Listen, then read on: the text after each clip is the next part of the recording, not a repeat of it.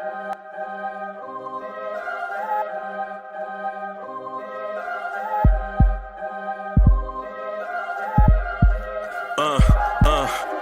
rank where the view is nothing less than phenomenal. For how I express and project from my abdominal. The only view better, both my daddy and my mama know.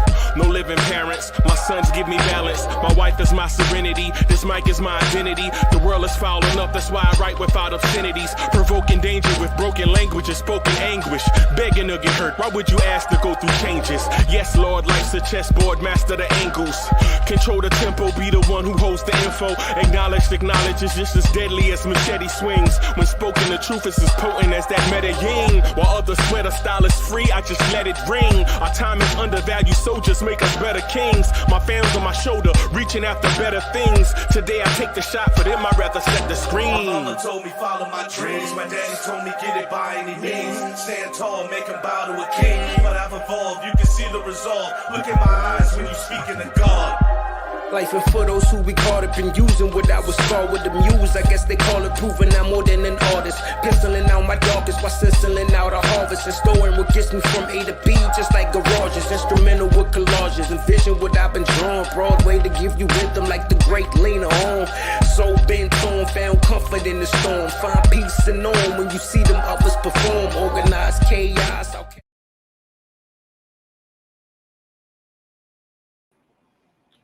Oh, he got that hat on. Oh, he got that hat on. Welcome to the Next Night Podcast. I'm your man, Uncle Freezy. It's good to see you. Good to be with you. No, I'm not feeling good at all. And my energy is way up. Let's go. Let me put this thing in here for my guy real quick.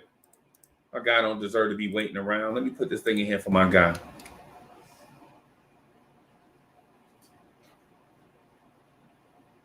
Bro, yo, Frederick is like, the draft got you that mad, bro?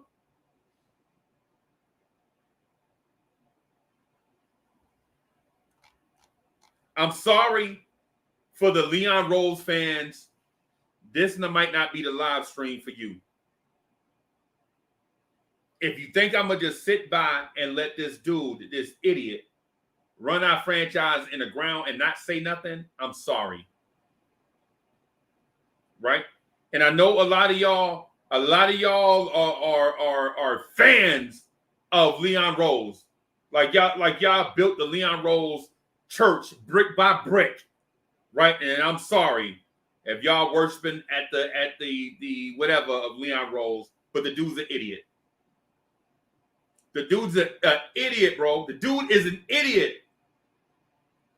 Right? Y'all got, man, listen. Hey, Foy Trade, what's good? Black Mamba's in the building. Frederick, what's good? Devon Fisher, what's good? Fish, what's happening? Not Zay, what's happening, bro? Black Mamba's in the building. C-Mac is like, Uncle Freezy, it's too early for this question. The last front office has been trash for decades. This front office is nah, bro. The other front office was trash for 2 years, and this front office is trash for a year and a half, and then we suggest there's a difference.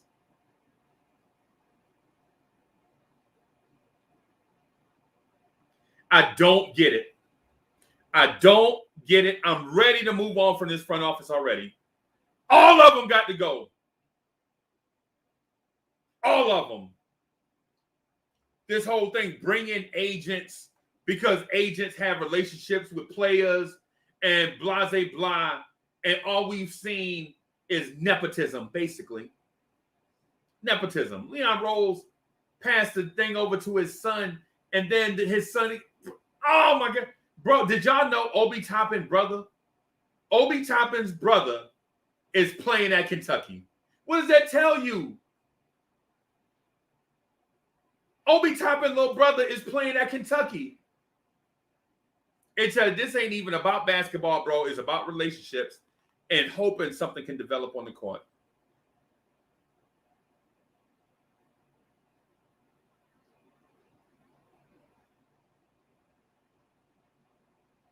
I mean, what are we talking about?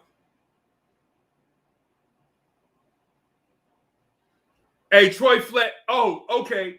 Troy Flett says, "Hey, but we got good players." But the thing is this: you got a good player in Quentin Grimes. You got a good player in Javon Carter, whatever McBride, whatever his name is, right? You got a good player, but you didn't get impact players, man. So you get rid of. So basically, what Quentin Grimes is Damian Dotson. Why not just keep Dot if that's what you wanted? Quentin Grimes is not an impact player. Quentin Grimes is a rotational piece that's going to play his part and be professional. He's going to play decent defense. He's going to knock down the three at probably average or above average rate. But, bro, he's the same thing as Damian Dotson. What are we doing? We traded out of a position to get high upside star caliber players for a role player. We traded. Oh my God, my head hurting. My head hurting, bro. My head is hurting.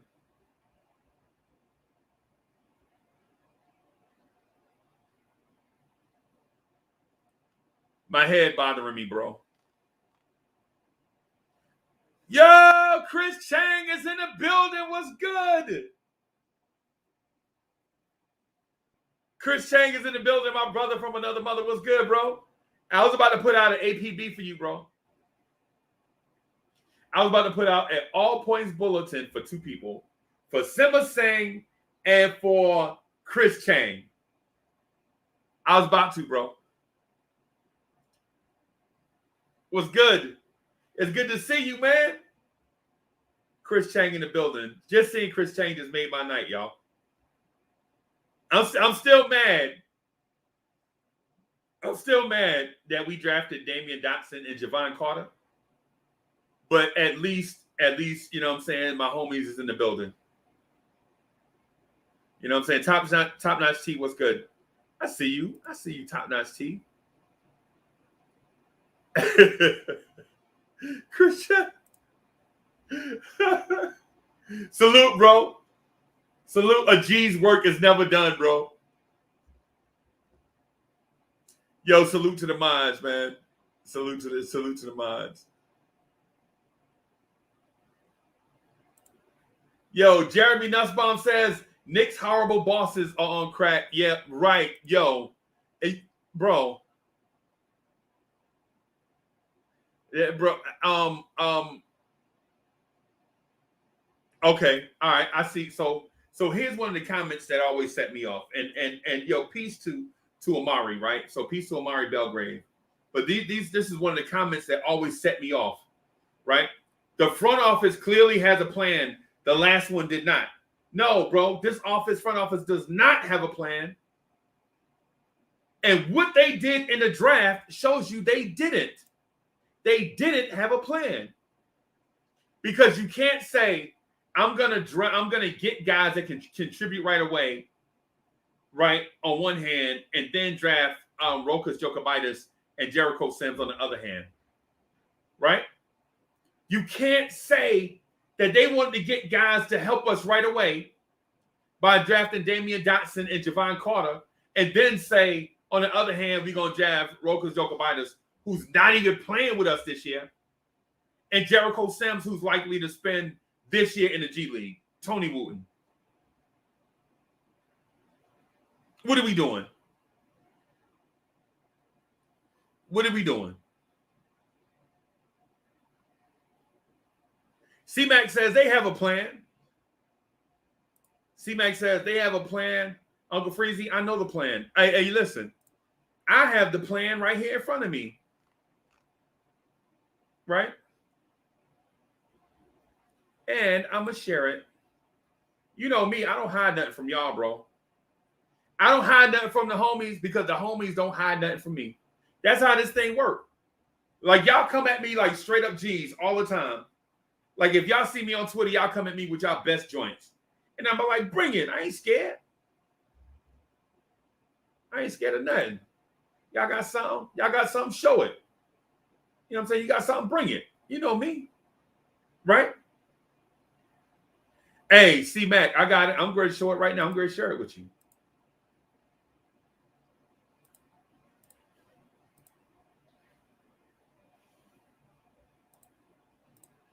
Come on, bro. You think I ain't prepared? Come on, I do this. You think I ain't prepared, bro? I do this, bro. Come on. Come on, I do this. This is what I do. Man, come on, bro. You think I'm just gonna step up here and just start talking? Nah, bro, I do this. That's what I do. So what we thought we were getting with Leon Rose, right? This is what we thought we were getting with Leon Rose. And I got it right here on the screen. No, I didn't just type this up. You know me. I do this. Right? The first, as soon as we got Leon Rose, the first thing we thought was gonna happen was, yo, we getting Chris Paul from OKC. And for those of y'all that say anything different, y'all lying. Y'all lying, bro. Come on, bro. Don't tell me that you didn't think Leon Rose was gonna try to bring. Yo, this city calling me, yo. Let me do something with City real quick. Hold on. Yo, City, I'm live right now, bro.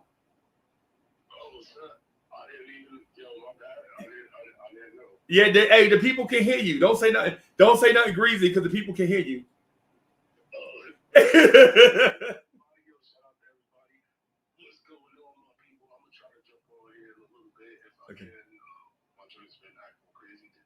Okay. We got thunderstorms going on right now, but it's so good. I'll try to jump in a minute. Okay. All right. All right. Later. Yo. So this is what we thought we were getting with Leon Rose. Don't sit here after the season is over and after he failed and say you didn't believe this was going to happen. Don't say you didn't think Chris Paul was coming. So thing number one, as soon as we got Leon Rose, we was like, yo, Chris Paul is in the bag. And Leon Rose failed. He didn't get us Chris Paul. Why else would he be here?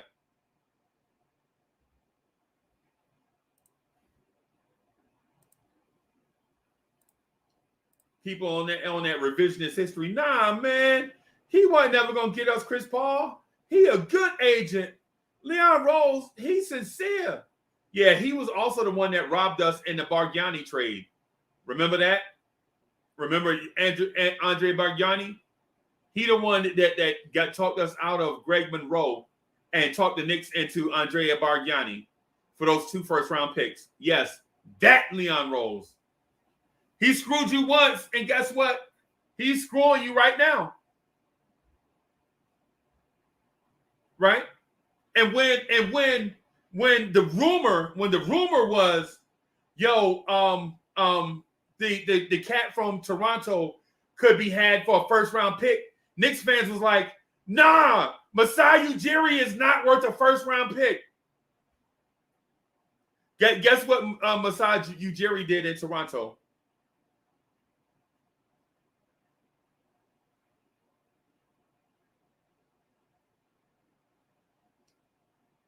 Right?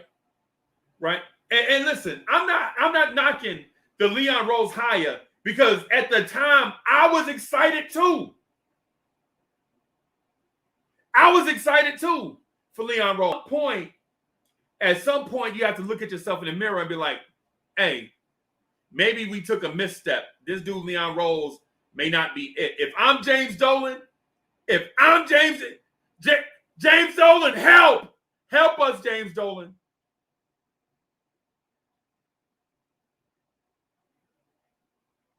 James Dolan, please come to our help. Because this dude you hired is an idiot.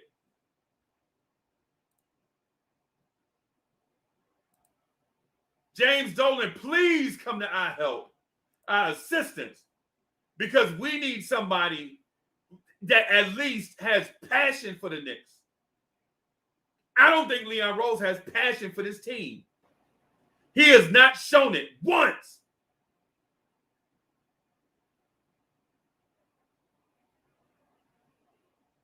Come on, bro. And I know what y'all saying. Y'all like, Uncle Freezy, calm down, man. It's only been a year and some change. Nah, no. No, you ain't fooling me by drafting Damian Dotson and Javon Carter and be like, yo, yeah, these are really good points. I'm not hyping up these cats.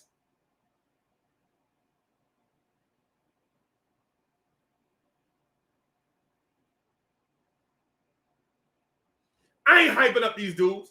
You know what I'm saying? I'm not overrating cats no more just because they're associated with the Knicks. That's what we've been doing. As soon as a cat be associated with the Knicks, we hype them up.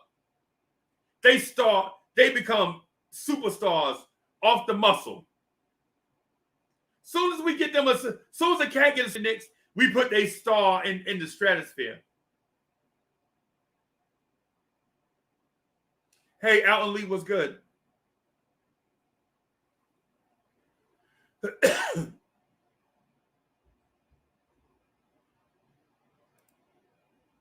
Jeremy Nussbaum says Roku Jokovitis' new COVID variant. The Knicks will sign Justice Winslow to a crazy contract. Trash front office coaching staff. James knows worth. Oh, bro, hey James Dolan, please come help us, James Dolan. James Dolan, put that guitar down and pay attention to what Leon Rose is doing. Leon Rose is an idiot. Leon Rose, you're an idiot. I can't believe what you did to us at the draft.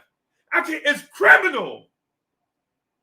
You're gonna trade out of 19 where talent is there. Talent is there. Yo, my God. Bim.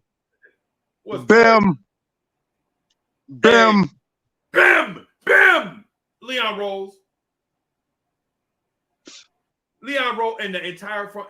If I'm Scott Perry and I'm co-signing for this, bro, Scott, and y'all know how I love Scott Perry, right? But if Scott Perry is sitting there letting Leon Rose run our organization in the ground, then Scott Perry got to go too. And the thing with love is if you love something, let it go. And if it come back to you, you know it's real. That's what they say. Right?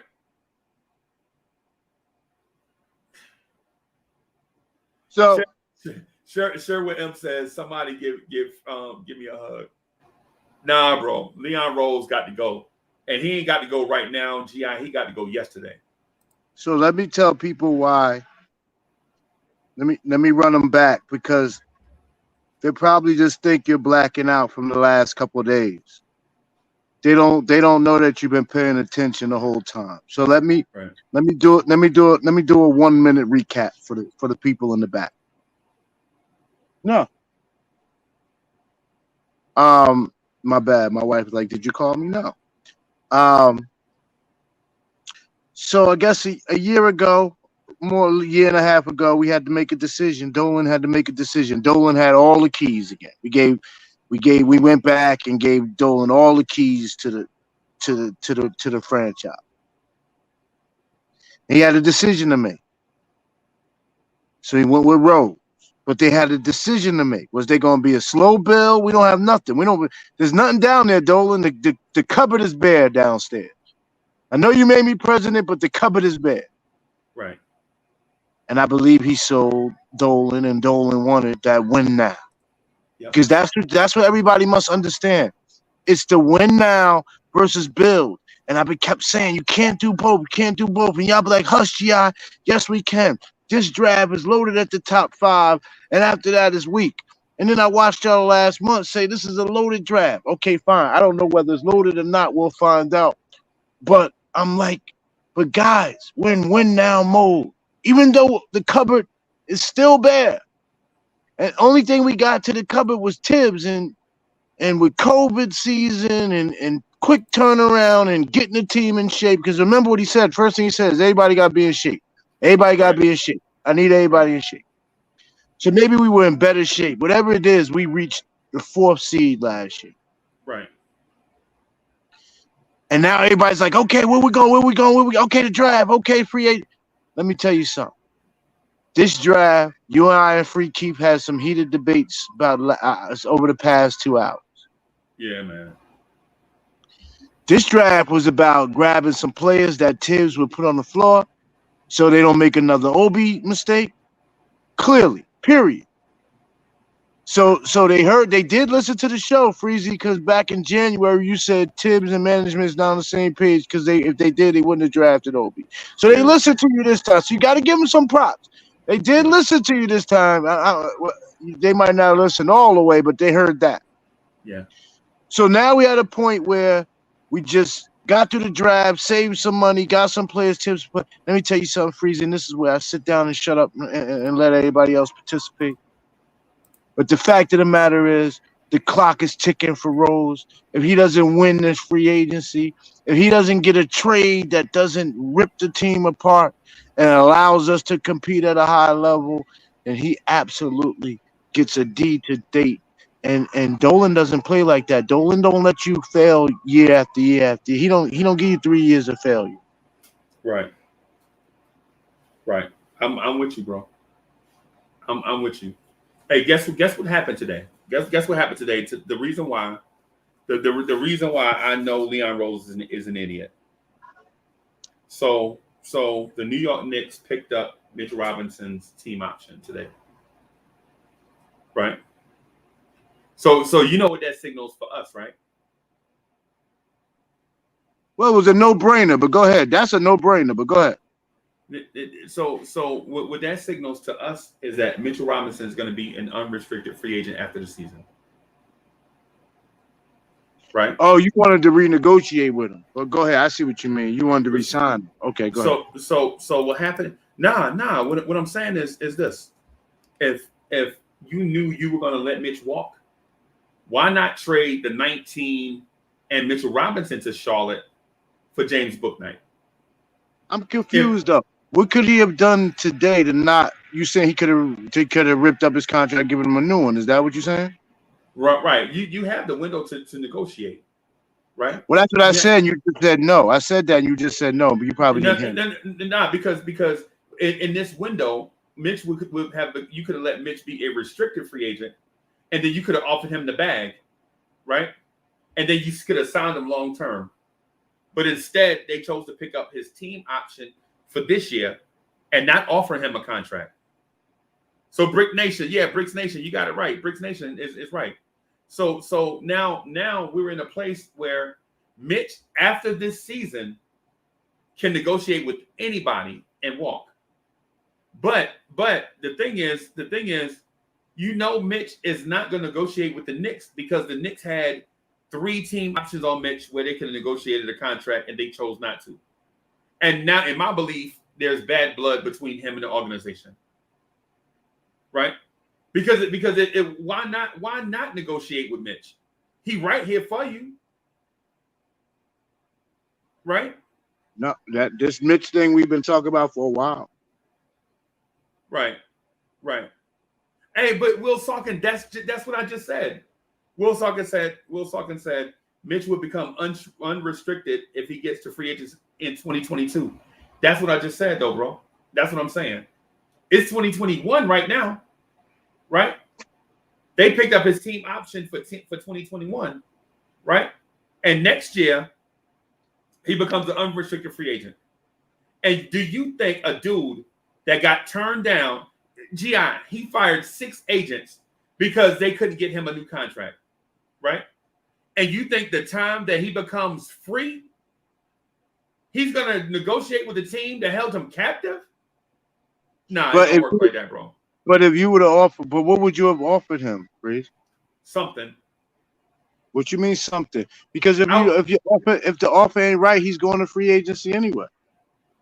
Nah. What I'm saying Gi is this. I understand what you're saying, but I made a So point. if you understand, I don't think you do. I think what I'm saying is this, Gi.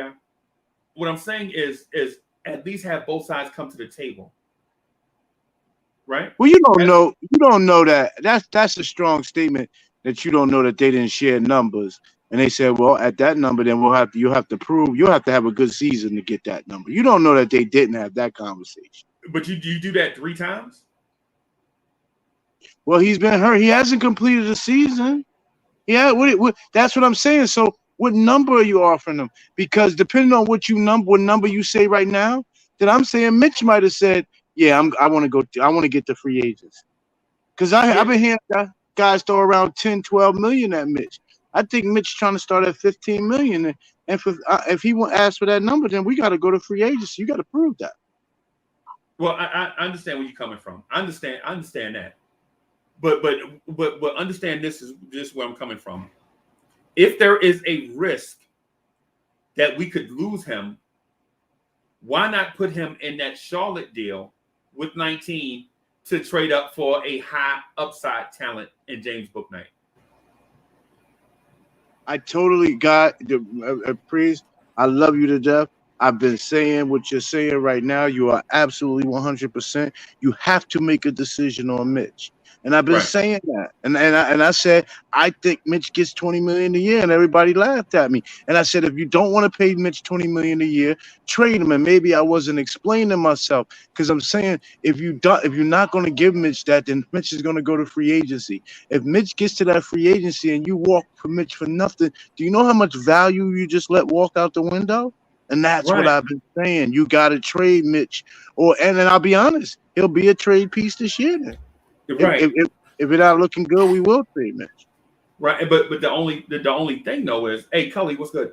The only thing though, Gi. The only thing though, Gi, because I understand what you're saying, because I think we're linear with this point that we're making. We in lockstep, right? But the thing is, the thing is though is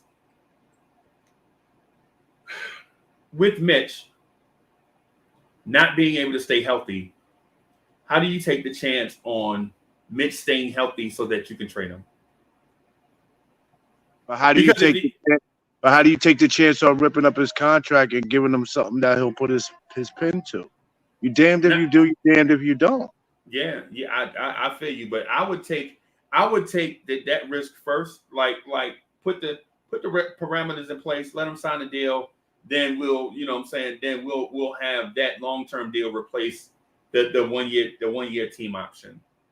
I don't think they value Mitch. I think Mitch is gone. But the thing is on the night where you have all 30 GMs at the table at once, all 30 front offices are at the table at one time, where you can showcase and trade certain pieces. You let that opportunity go by. Now you have to make singular phone calls to individuals and do a filling out process. To me, I think Leon Rose's front office are idiots. I think they have no idea what they're doing. They do not have a plan, because you can't tell me that they are looking to add pieces to a playoff contender so Tibbs can win, and then draft Jokic Jokovitis, who's a drafted stash, and Jericho Sims that's going to be in the G League. They have set it up for free agency. First of all, Cully, salute to you, Cully. But Freezy, you are. I mean, I don't want to go as far as to say he's an idiot. I don't want, because I have to give him 2 or 3 more weeks, and that's not a lot of time. So I just got to stand by my homie when you went crazy today. And I said, you know what? I got to listen to what my homie's saying. And I can't let my homie be called crazy today. I got to stand by people and say, if you saying he's jumping the gun and there's only 3 weeks left, this GM got 3 weeks to a month to make this work, when he had the last year and a half. None of his clout, we got him for his name and his clout. None of his name and his clout has gotten us anything. The GM's gonna have to, if you're hiring an agent and he doesn't bring name and clout and relationships, then I'm not really sure what you're getting in this guy. And so he better pull a rabbit out of his hat. I just want to stand next to Freezy and say that he's not crazy, but I'm not ready to call him an idiot. Hey, bro, I appreciate you, bro. And the reason why the reason why you and I get along is because you are the voice of reason. You know what I'm saying? You being the voice, or you being the analytical guy, are the voice of reason. And me, I am the dude that's like, I'm like the dude that's like, if it don't make dollars, it don't make sense right now. You a bull in a china shop, bro. Literally, bro. All I'm saying is this, like what I have on the screen. What we thought we were getting with Leon Rose, we thought we were getting Chris Paul, we didn't. We thought free agents would be lining up to get here because of Rose's relationships. They not. We thought disgruntled stars would be trying to get here if the Knicks started winning. Guess what? They not lining up to get here. We thought Walt Perrin was going to draft us a Donovan Mitchell type young star, and we got Damian Dotson and Javon Carter, right? And we also thought that we was going to get the point guard of the future. Instead, we watched Chris Paul, Dennis Schroeder, John Wall, Russell Westbrook, Rajon Rondo, Ricky Rubio. 3 times Ricky Rubio has been traded in front of our face. Jeff Teague and DJ Augustine all move in front of our eyes, and yet our point guard of the future is not. Can I keep it honest with y'all? Because listen, it's not just I'm not just doing this because it's Freezy's show. The man got the floor. It looks like Lonzo Ball and Spencer Dinwiddie gonna land quick. And once that does, once again, we're gonna see the point guards dwindle, and then we're gonna start being like, okay, looking for plan B early. This could get really, really ugly. And I don't want it to, but if we strike out here in free agency, then we absolutely should have hired Atkinson. We absolutely should have tanked last year. We should be in the running for Cade. We should be talking about right now. We should be discussing how great it is. The guy we just drafted, his upside. Does he have star potential? And now we got players that are role players. We like them in how they fit under Tibbs. We're talking about them playing under Tibbs, and this is dangerous territory. When this has to work. Or we're gonna be set back. Bro, we're gonna be set back many years like Knox and Ntilikina. Yep. We jump in the gun. Like, first of all, let's just say this, right? This is Leon Rose's first year being head in charge, right? Doing what he needed to do. Second year. It's his first year. It's his first year. Right? It's the second draft, second free agent. Yeah, it's the second year, bro. So, well, listen, we still jumping the gun. All right, we got him for 5 years, right? When the term is over, then we can gauge what he really did. But as of right now, I feel like we jumping the gun because we don't even know what we're gonna do in free agency right now. We're not sure who we're gonna get or whatever. So that's what we can. That's what we can speculate. We could speculate, right? We could speculate, but at the end of the day, we do not know what is going to go down, right? So next year would be a prime year to gauge and see what he really done, because now he's been in office for 3 years, right? If things ain't going the way everybody would like, or the way fans want it, the way front office wanted, now we can say, all right, get this dude out of here. But I think it's too early to really jump on the wagon and be like, he hasn't done much, because he's done a couple of things that put us in good position with money. But then again, we talking about, like we was talking about the other day, who are we spending this money on? Like, you know what I'm saying? Like, we got the bread, but who are we spending the money on? For me, this is the number one question. Who are we spending the money on? We got it, but who are we gonna get? That's the thing that's lingering over my head like the cloud. You know, ain't nothing out there besides being C-level talent in free agency this year. So let's see what we get, man. But we can. So, right, let's just say this, right? If we get the B and C level talent, right? Is there such a thing as saying that although we got the best talent available, do we give him a pass for getting the best talent available, or do we what do we do? You get what I'm saying? No. No? We No, don't I give him a mean, let me not pass? say that. Let me be objective, because I would say no, because you could have got the best talent available in the draft.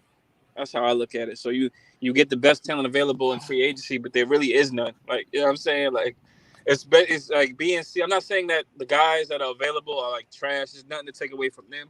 Good players, but it's really a role players market. Like, outside of Lowry, Chris Paul, Kawhi, and who else is up there? Outside of them, DeRozan. Outside of them is like it's role players, yo. Like, we got to sign, like I said, B-level, C-level talent. That's what we're That's getting, is what like we've been mid-tier. doing. That's what we've been doing. We've been picking That's role what we've been player doing, right? talent. Grabbing role player talent, I should say, for what? How many years now? For a hot minute, yo. And Like, that, you know what I'm saying? City. When is this gonna? All right, see, because I'm ready to go through. No, bro, the City, make up your mind. Are you patient or are you about to go crazy? Which is it? Because you're about to get hype, Listen, and if all you we're know, saying is you got. If you said something else too, City, you said you got to give them 5 years, and I just asked you one question: name the last Knicks GM that lasted 5 years. Scott bro, Mills. like, Wait, so let me ask. How much yeah, did you that's say exactly? Mills was president. Mills was Mills president? wasn't just GM; he was president. He got Yeah, but moved around. he played a part in Yeah, the but he move. didn't. He only lasted because his relationship. He had other people coming in. Name somebody who lasted What about one Walsh decision. and Grumwald? How long did they last Exactly. each? And they lasted 4. And Four? once they was ready to get rolling, they got clipped. That's our problem. We don't have no consistency in the management. We don't got no leader. We just got a committee. But what I want to ask, how much did we save in the cap space by trading back? What did we say? 2.5? $2.5 million. That's That's all a we lot of got. money. So was that worth it? Let me ask you. Was that worth trading back? No. For that No. extra, We'll for that find extra out. We'll find out in 3 weeks. in 3 weeks. And I understand what Gion's saying, but what I'm saying is no, because of the level of talent you passed up in the draft in order to save money for free agency. Right. You know what I'm saying? You could have drafted high upside talent in the draft and then wouldn't have to worry about replacing them with guys in free agency, because a bird in the hand is worth 2 in the bush. In the draft, you get the talent, and then in free agency, you supplement the talent. Right. As opposed to saying, I'm gonna get all these supplements. It's like, I'm gonna take all these pills that's gonna make me stronger, but I'm gonna lift weights later. Right. It don't make sense. And you know what, Freezy? You know what they could have did? I'm just saying, hypothetically, like the Knicks could have drafted 19 and then in 21, and then get on the phone with Charlotte, like, yo, you want these 2 picks for book night? You could have did that. You could have at least tried or asked them, like, yo, you want these 2 picks, and then got book night. You know what I'm saying? I'm just saying they could have. And you know how you could have sweetened it? You could have threw Mitch in there. Because you picked up Mitch's option. Now when this year is over, Mitch can walk out the door a free man. He ain't got to worry about the Knicks picking up no stupid team option for 300% lower than what like Novell Pell signed a contract, right? Novell Pell got picked up off the scrap heap and made the same amount of money that Mitchell Robinson made. And Mitchell Robinson has been with us 3 or 4 years. Tell me where that's fair. The problem you have, Freezy, is this, and it goes back to where GI hopped in his bag for you, and that is, we didn't draft Kenny Atkinson. If we drafted Kenny Atkinson, we would have been. I mean, if we hired Kenny Atkinson, we would have been drafting our tail off yesterday. We would have been. We would have been our second rounders. We would have been. Somebody would have said, "You want to trade down?" We'd have been like, "Trade down. If you don't get away from us, we got our guy falling to us that we done analyzed and put stock into." Yesterday this draft was about saving money and getting guys that could play for Tibbs. Period. That's only when you go back and look at these guys and think about them playing for Tibbs, you get it. Other than that, nobody else. Because then next year you would have been screaming, "We drafted a great player. He has great potential. Look what he did in college, but Tibbs won't play him." and Rose would have got killed for that. So Rose was damned if he did. He was smart for drafting who he drafted. The problem is he better win in free agency. If not, I might be with Freezy. Bro, I'm with Freezy. What's a win in free agency? Yeah, what's a win with C level, B level talent? What's a win? Let me ask y'all this: what's a win in free agency? He has to get DeRozan. First of all, here's the win. I mean, not DeRozan. Kyle Lowry. But first of all, let me say this. Here's the win. Everybody needs to be knocking on his door saying they want to play for him. This is what when is already Lonzo said he wanted to go to Chicago. Already the Wiz is trading for Dinwiddie and giving the Nets more assets. Why isn't anybody saying I need to do business with Rose? We live on the endless chasing. Well, could it be a matter of the fact that the Rose and the higher people, they feel like they believe in the young guys that we got already, and that's probably the reason why we not moving none of them? They would have drafted their tail off. They would have drafted their tail off. If what you say is true, they would have drafted more young guys to sit with these young guys. You can't have it both ways. You can't. Yeah, we don't have a direction. We don't have a direction. I don't know the direction of this team. Thank you, Fish. No direction. Fish just said he just hit the nail on the head. You can tell by the moves that we make and the players that we drafted. Like, you can tell that we don't really have a direction on which way we want to go. Thank you, Fish. No, I agree, but I agree too, because if we had all these names linked to us and we want Terrence Ross, then there really is no plan, yo. So I want to ask City this. Fish, I'm gonna ask City this, and I promise I'll get out of the way. Right? Yeah.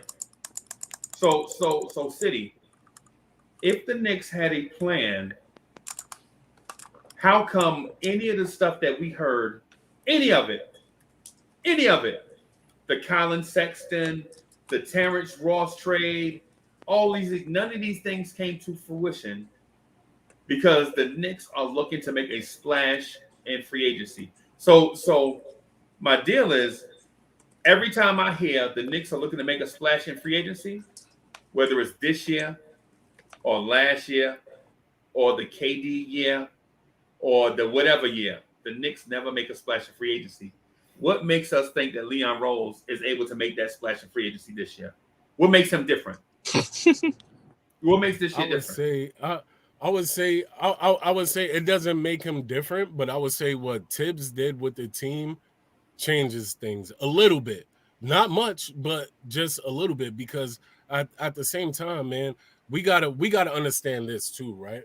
Although we are, let's just say this, right? We're always in the top topics of getting this player, getting that player, getting this, getting that. Most of that is smoke up the yin yang, if you get what I'm saying. Like, you know what I mean? And we can't fall into that. And I don't try to look into any of that. Like, you know what I'm saying? Because we always in the mix when it comes to, such and such is a disgruntled player. He's gonna join the Knicks. We've heard that for like the past 20 years, bro. Like, you know, but I would say right now the difference might be right now with how we was and what Tibbs is doing with the team.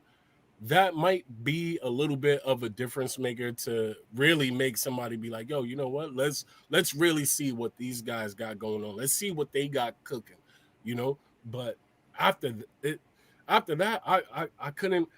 Y'all already know how I felt about the draft because we was on night before last. And I don't even want to get back in the draft talk because I had to put my mad face on. I had to bring Dark City out. Didn't want to do it, but I had to do it because I was like, no, bro, like this. I didn't understand what was going on with the draft. I still don't understand what went on with the draft. I still don't even know if that was even a draft. I don't to me, it was just like, yo, what did we do? And then don't make me get back into the bag of talking about now. All right.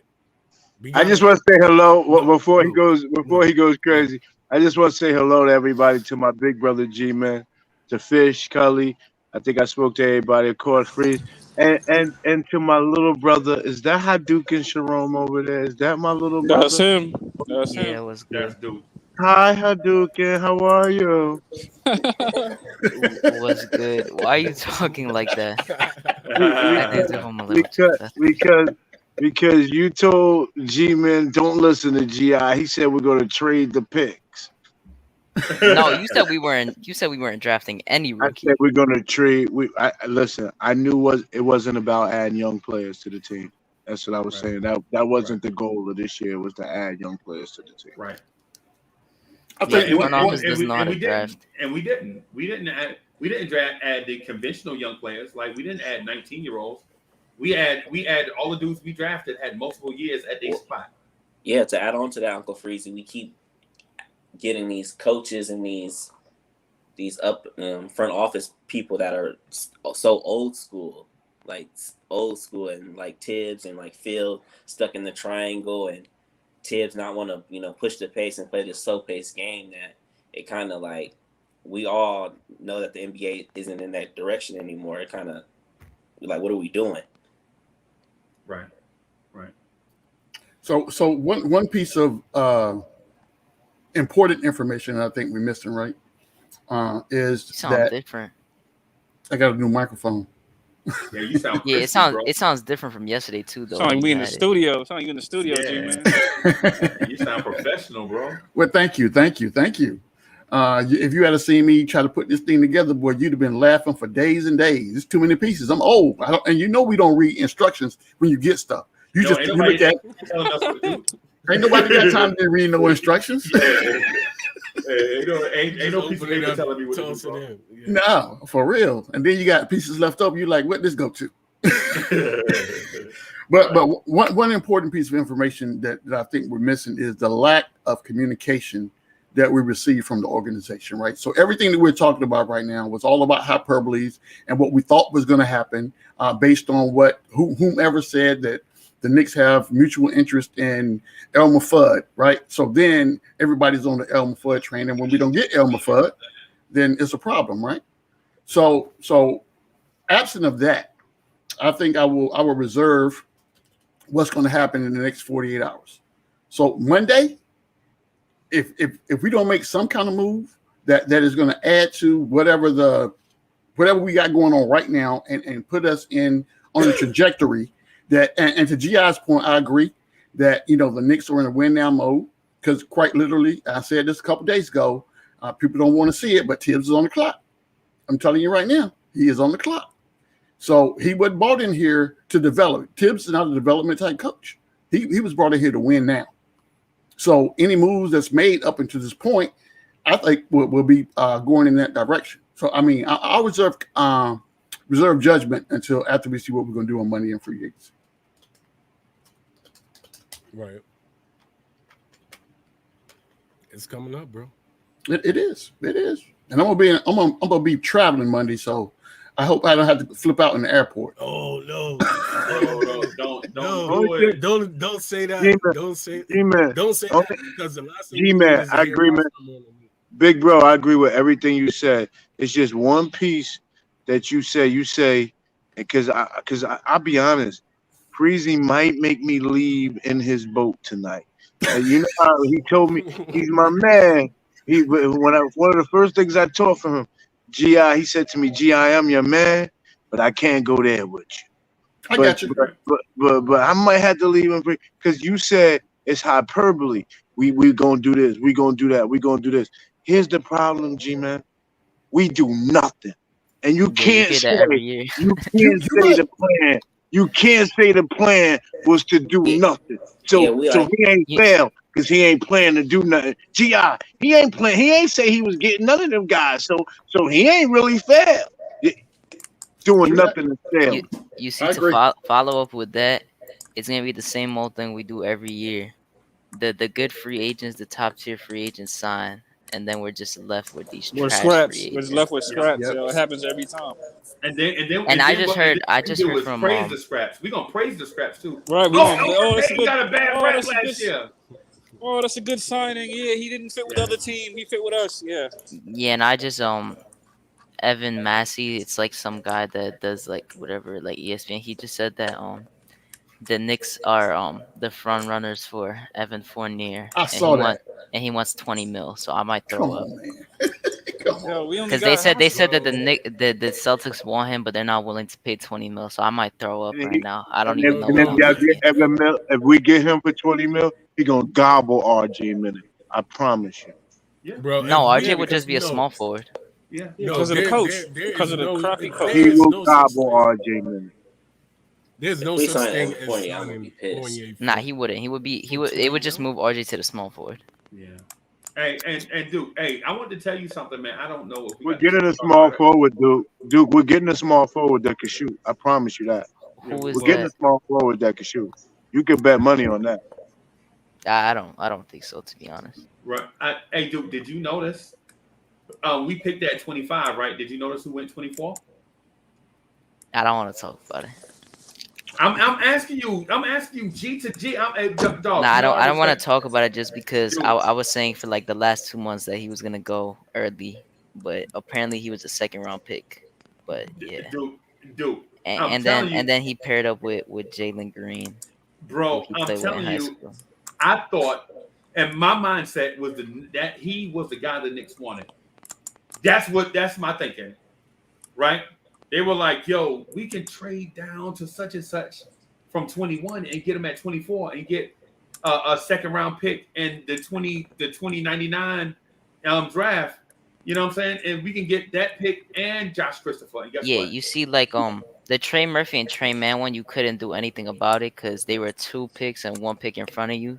Yeah. But then Josh Christopher was literally right in front of you, and you traded back when you could have picked them. So I just know he's gonna be good, and he's gonna be one of those players. The Knicks fans are gonna be like, "Oh, we should sign him. Oh, we should wait until he's disgruntled." Yeah. Like I'm done, bro. I wanted Josh Christopher, and I said it. I don't know how many. Yeah, I've been said it too. I know what mattered this year.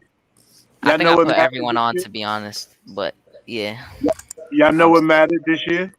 What's that? The only and it mattered big time, especially for the back end of the draft.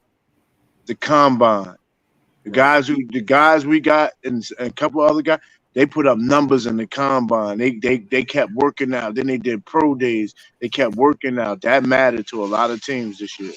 Right, and you know the last time a personal workout affected a draft pick, it was Kevin Knox. How did that work out?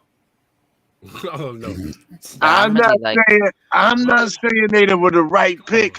I'm just telling you what, because Hadouken was like a guy I thought would go early, didn't, and I'm saying a lot of the guys who didn't work out didn't go where they thought, because other guys who worked out worked their way into there was really a lot of movement from guys who went and worked out. That's all I was saying. I'm not saying that was right. I'm just saying. Okay. No, G, I know. I respect what you said. As a matter of fact, it might have been the best point that we made all night. I respect what you said just now. Matter of fact, it was sobering to hear you say it in real time. I was like, oh my God, this right here. But then when I thought about the last time the Knicks were swayed, instead of watching tape from 2 or 3 years, like 2 or 3 years of tape, you look at a guy, you're like, oh, I don't know if he's ready. And then you watch him in person, and you're like, oh man, he looked like Tarzan.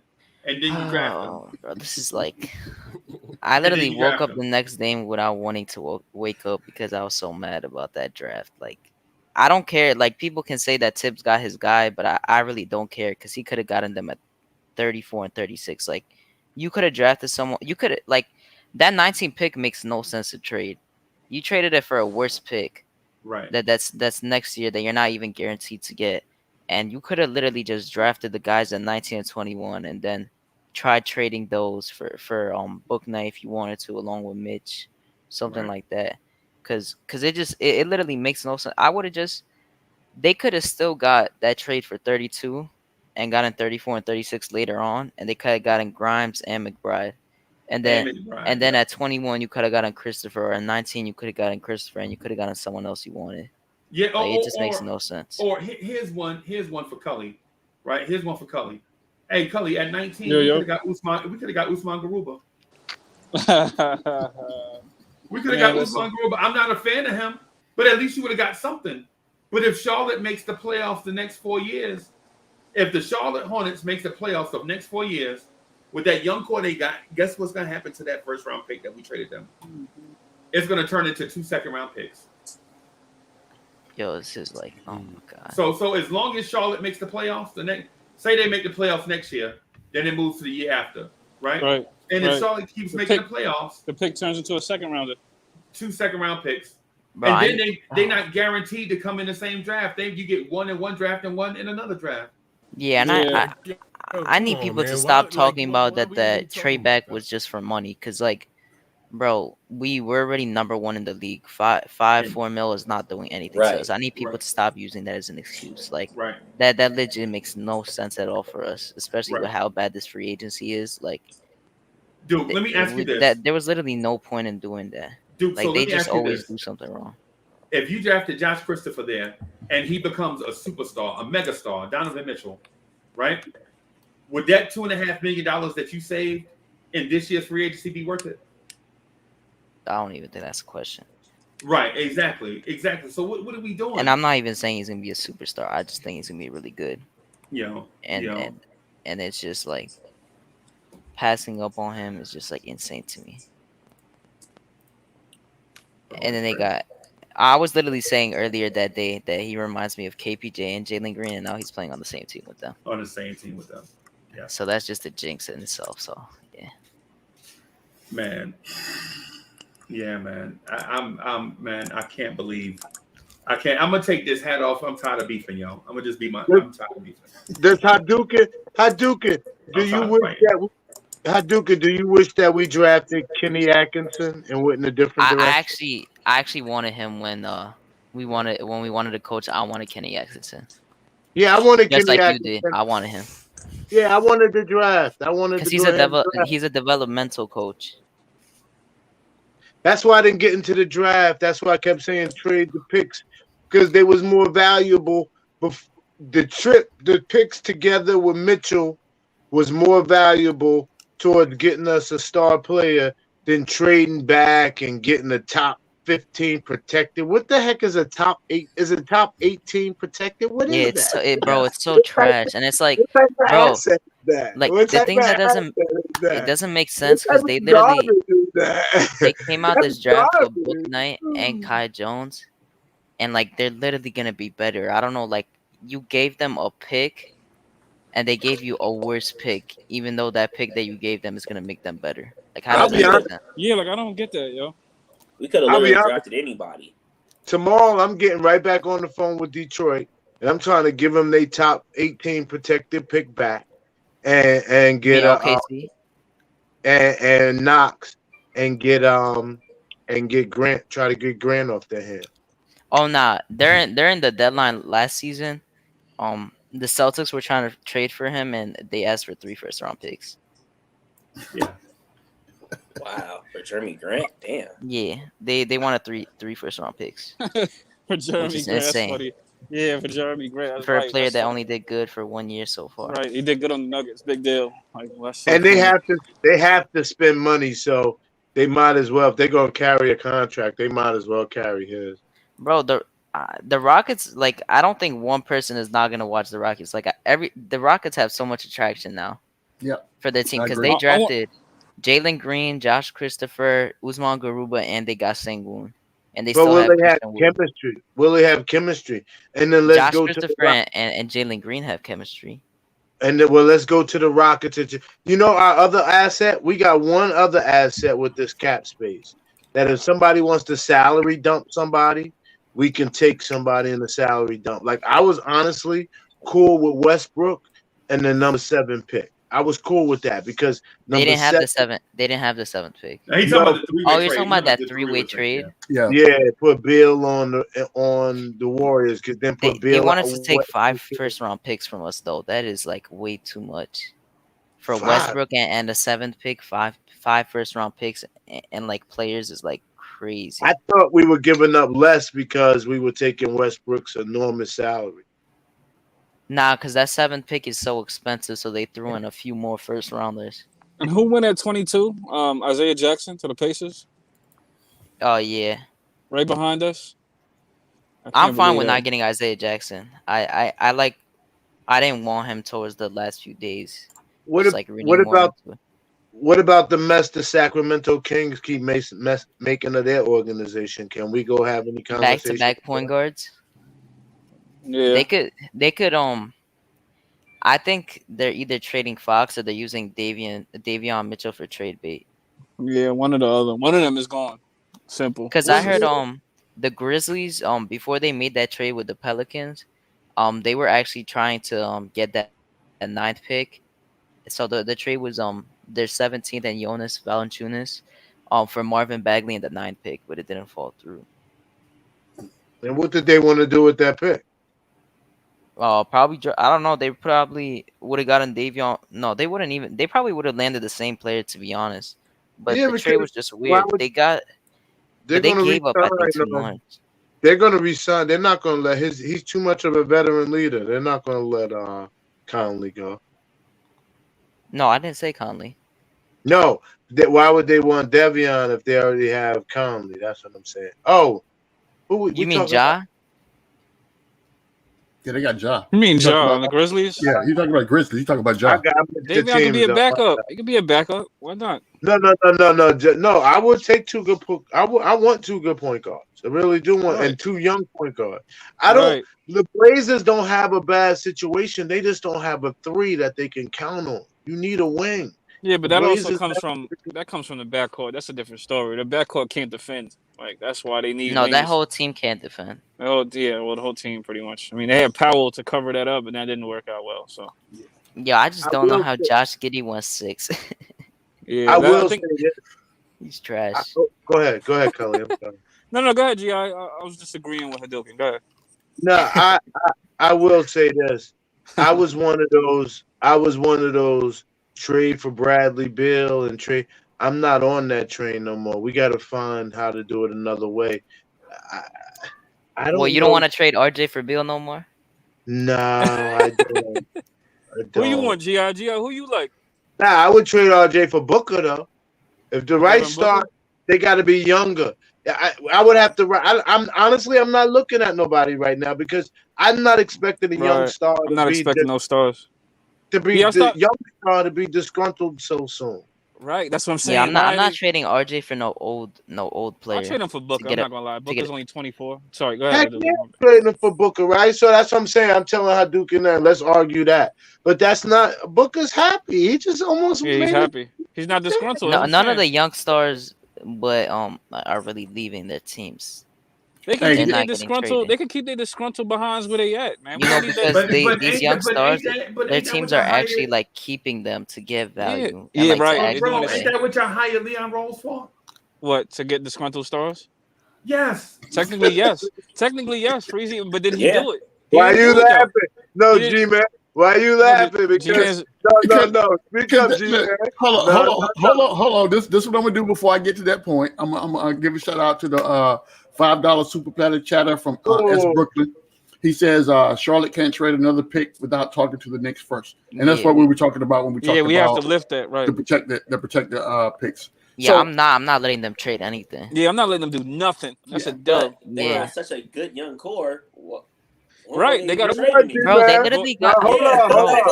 They don't need that. Why you was laughing? Gordon Hayward. They need.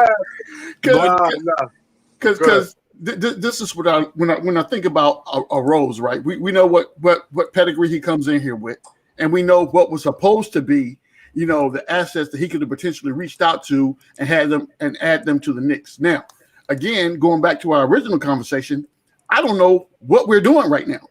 So whatever pick we make, it could be good, it could be bad. I don't know where we are right now. So that comment about Rose was hired to bring in bad talent, then. Yeah. No, you don't know. No, not bad talent. I don't. So you're being a little wishy-washy in the sense that you don't want to take a position because you don't know what Rose is hired for. You don't know what he's capable of, so you're not gonna give him a grade. That's not how business works. Listen, I just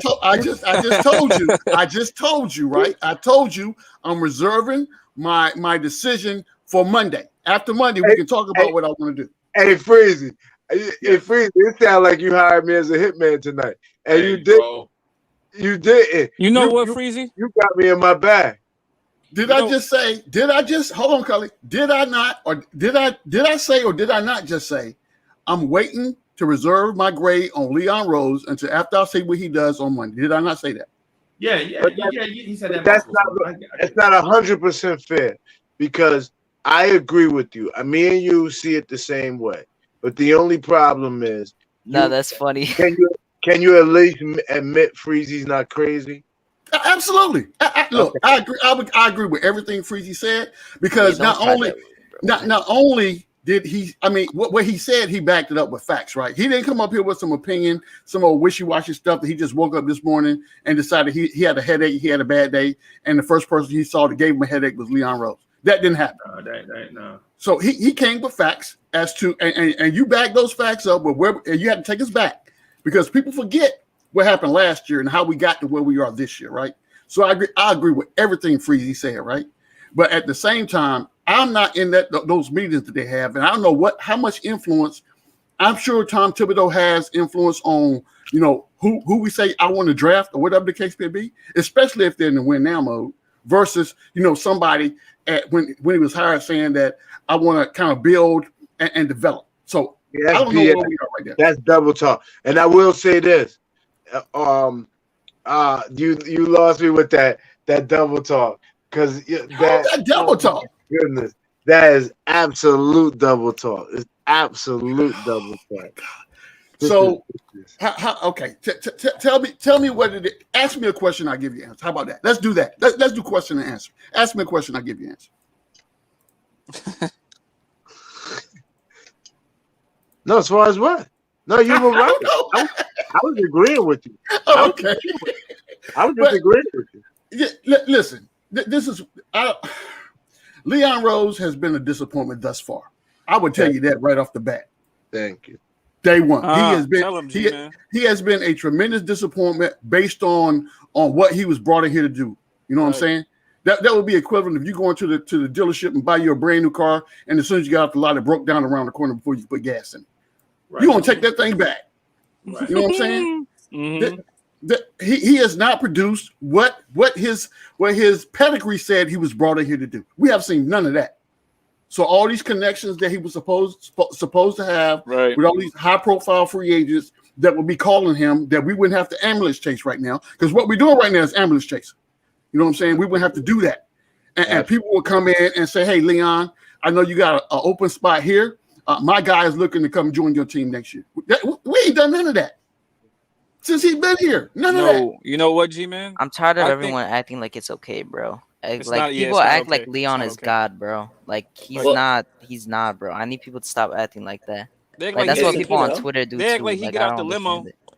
Yeah, they act like he got out the limo. It's different, different levels of Knicks fans. It's Knicks fans that's gonna go with whatever the blue and orange do, and they gonna respect whatever they do. And it's fans like us here on the panel who are really analytical and really gonna deep dive and look at every move that the team does, for what they truly do. And not we got something to say. Right. Like the people who say like, oh, we picked a point guard, like, okay, like that is true. Like, we did pick a point guard. We did need a point guard, but there's other directions that we could have went that would have been better for the team at that moment. Right. And we could have still picked a point guard and the point guard that we got. So, we picked the point guard. I'm okay with Deuce McBride. Like quickly. I'm okay. Deuce McBride plays nothing like quickly. I say he's built just like Quickly. No. He holds his base. In fact, hopefully Quickly will learn how to hold his base the way this kid holds his base. He gonna give it to Quickly in practice. I'll tell you that. But that's another story. Bro, nah, man.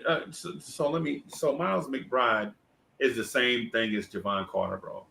I'm not about to hype the Miles McBride up to be a Deuce McBride he's gonna be a legend. Watch.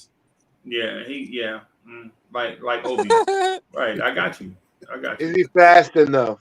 Was the only thing I saw. It will be my question. He got a wingspan. Hey, G.I. So the thing is this, and since we got so many people up here, I'm gonna slide up the screen. I hate to do this, man. Yeah, but give my you ain't gotta go, Freezy. What's up, man? Stay. Nah, Eddie C, man. I gotta let y'all talk, bro. Y'all gotta get y'all opinions in, man. I've been talking like crazy too. Yeah, I'm gonna move out the way, but I'm here. I think that what the Knicks did was get everybody's replacements. But I think the whole NBA did that. I think they just got their disgruntled stars replacements. That's what it looked like. Kings, Warriors got Wiggins replacement, Wiggins and Oubre's replacement. I just think certain teams just because there's a lot of disgruntled stars in the league Can right now. Can I come in and say hello to everybody first of all? Yes, sir. Yes, sir. Yes, sir. What up, baby? Can I say G-Man? What's up, Go big ahead. dog? Go ahead. Yeah, what's G.I. good? What's good? What's up, big dog? Cully, Dukin, Fisher, what's happening? So what's going on, brother? Salute. C-Mac, Kevin Knox is trash. What are you asking me? Yeah, what's Kevin Knox wingspan? He's trash. Kevin Knox. Now we ain't talking about no Kevin Knox. We're not talking about Kevin Knox. We're not talking about Kevin Knox right now, man. C-Mac. What I do want to say is, man, you know, I feel you guys in the sense of, you know, everybody takes their own opinions and everybody chooses, I guess, which side they want to be on. If they want to be on the side of I want to be patient, or they want to be on the side of this guy ain't doing nothing, right? So Eddie C, but I hate to interrupt you, but I'm gonna say this. I think what people want to be on the side of, they want to be on the side of popular opinion, or they want to go against the grain. I think those are the two categories. No, we got some facts. That's not fair to us. We laid out facts, but go ahead. Right, exactly. But go ahead. That's go not ahead. that's not really what I wanted to say. What I wanted to say is that I feel y'all. I feel y'all in the sense that, you know, you guys have been waiting for 2 years to see something, you know, that's concrete, to see something that you can go, a product that you can see on the floor that you can be happy about. Right. And not to say that we shouldn't be happy that last year we did well. I think that was a step in the good direction. You know what I'm saying? We did well last year with spare parts. Some players outperformed their you know what I'm saying, outperformed their values and all this and all that, right? Facts. So in that sense, we should probably be happier than we are at this moment, because we did pretty well, man. Like, you know, we did better than I thought we would have done, than a lot of people's opinion thought we would have done. So I can't come in here and be like, yo, man, no, y'all wrong. This and that, you got to stay patient. We got to save this money, because in a sense, I feel y'all. Like, you guys want to see it happen. Like, you guys want to see, you know, Woj or Shams or whoever it is on Twitch say New York Knicks inked so-and-so to a 4-year deal. This changes the direction of a franchise. Mm-hmm. So in that sense, you know, I feel you guys, man. I feel your pain when you guys are talking about this, when you guys are talking about, I'm not ready to anoint this guy the king, I'm not ready to do this, and I'm not ready to do that. I get it. You know what I'm saying? I get it, man. I'm a cheap dude. Like, I'll tell you right now, and my life has been better ever since I let myself know that I'm a cheap dude. You know what I'm saying? Like, you're not in denial anymore. I'm not in denial anymore, G-man. You know what I'm saying? I felt so much better. I've been more at peace when I finally told myself, no, you know what, Eddie? You cheap.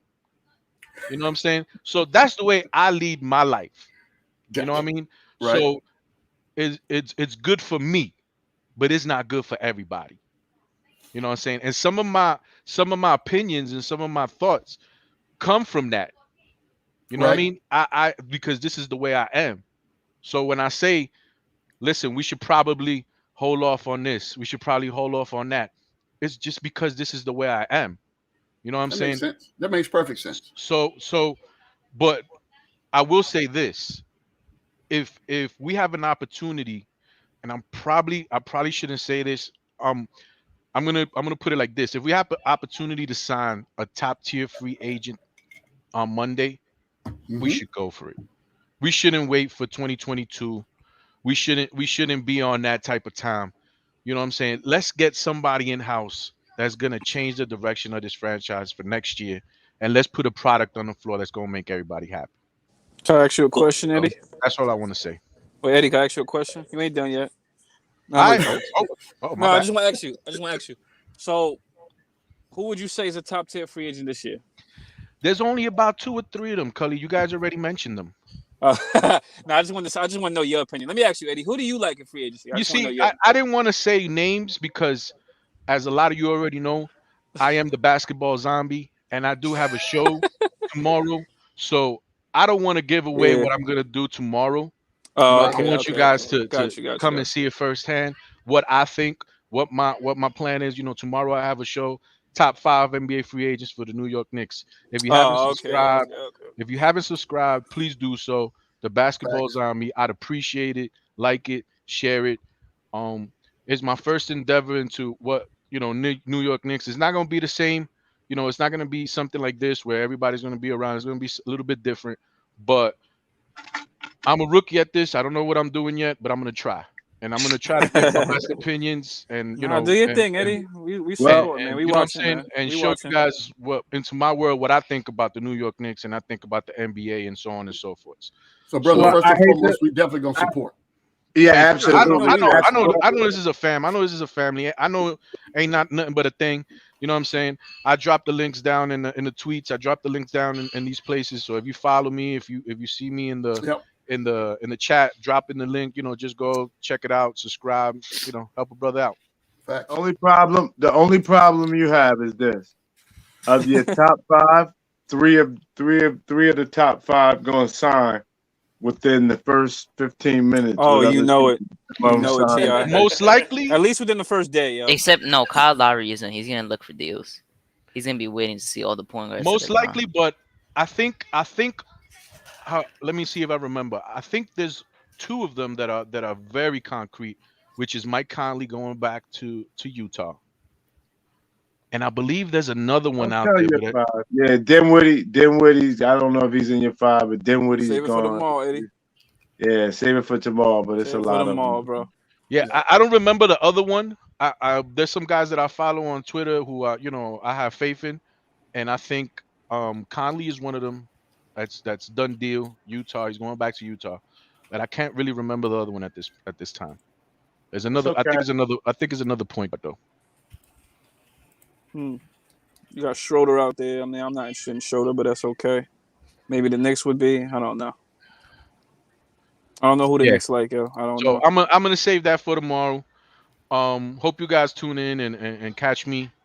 What time you on again? What time you on again? I'm gonna be on tomorrow at 3:00 Eastern. 3 o'clock. Okay, all right. At 3 Eastern, I'll be on. That's a good time. I'll be up by then. You know what I'm saying? Because Freeze have me mad up late at night, right? Yeah, man. But like I say, man, it's not gonna be. It's not something like what Uncle Freezy got or Legion of Knicks or, you know, it's kind of more like Pod Couple. It's gonna be kind of more like the Pod Couple. I got you. So you know, doing some different things. You know, I don't want to step on nobody's toes. I want to be a little bit different. Have my own little corner, you know, and do my own little thing. You know. I'm with you. We definitely come through and support, brother. We definitely come through and support. You know it, bro. So yeah, going back to this Knicks talk, man, it's like okay, this is the question that I did really want to ask you guys. Does anybody remember what the top tier free agents were last year? Was Hayward one of them? He probably was. Bogey? So I say that to say this, right? Now that you mentioned one of them.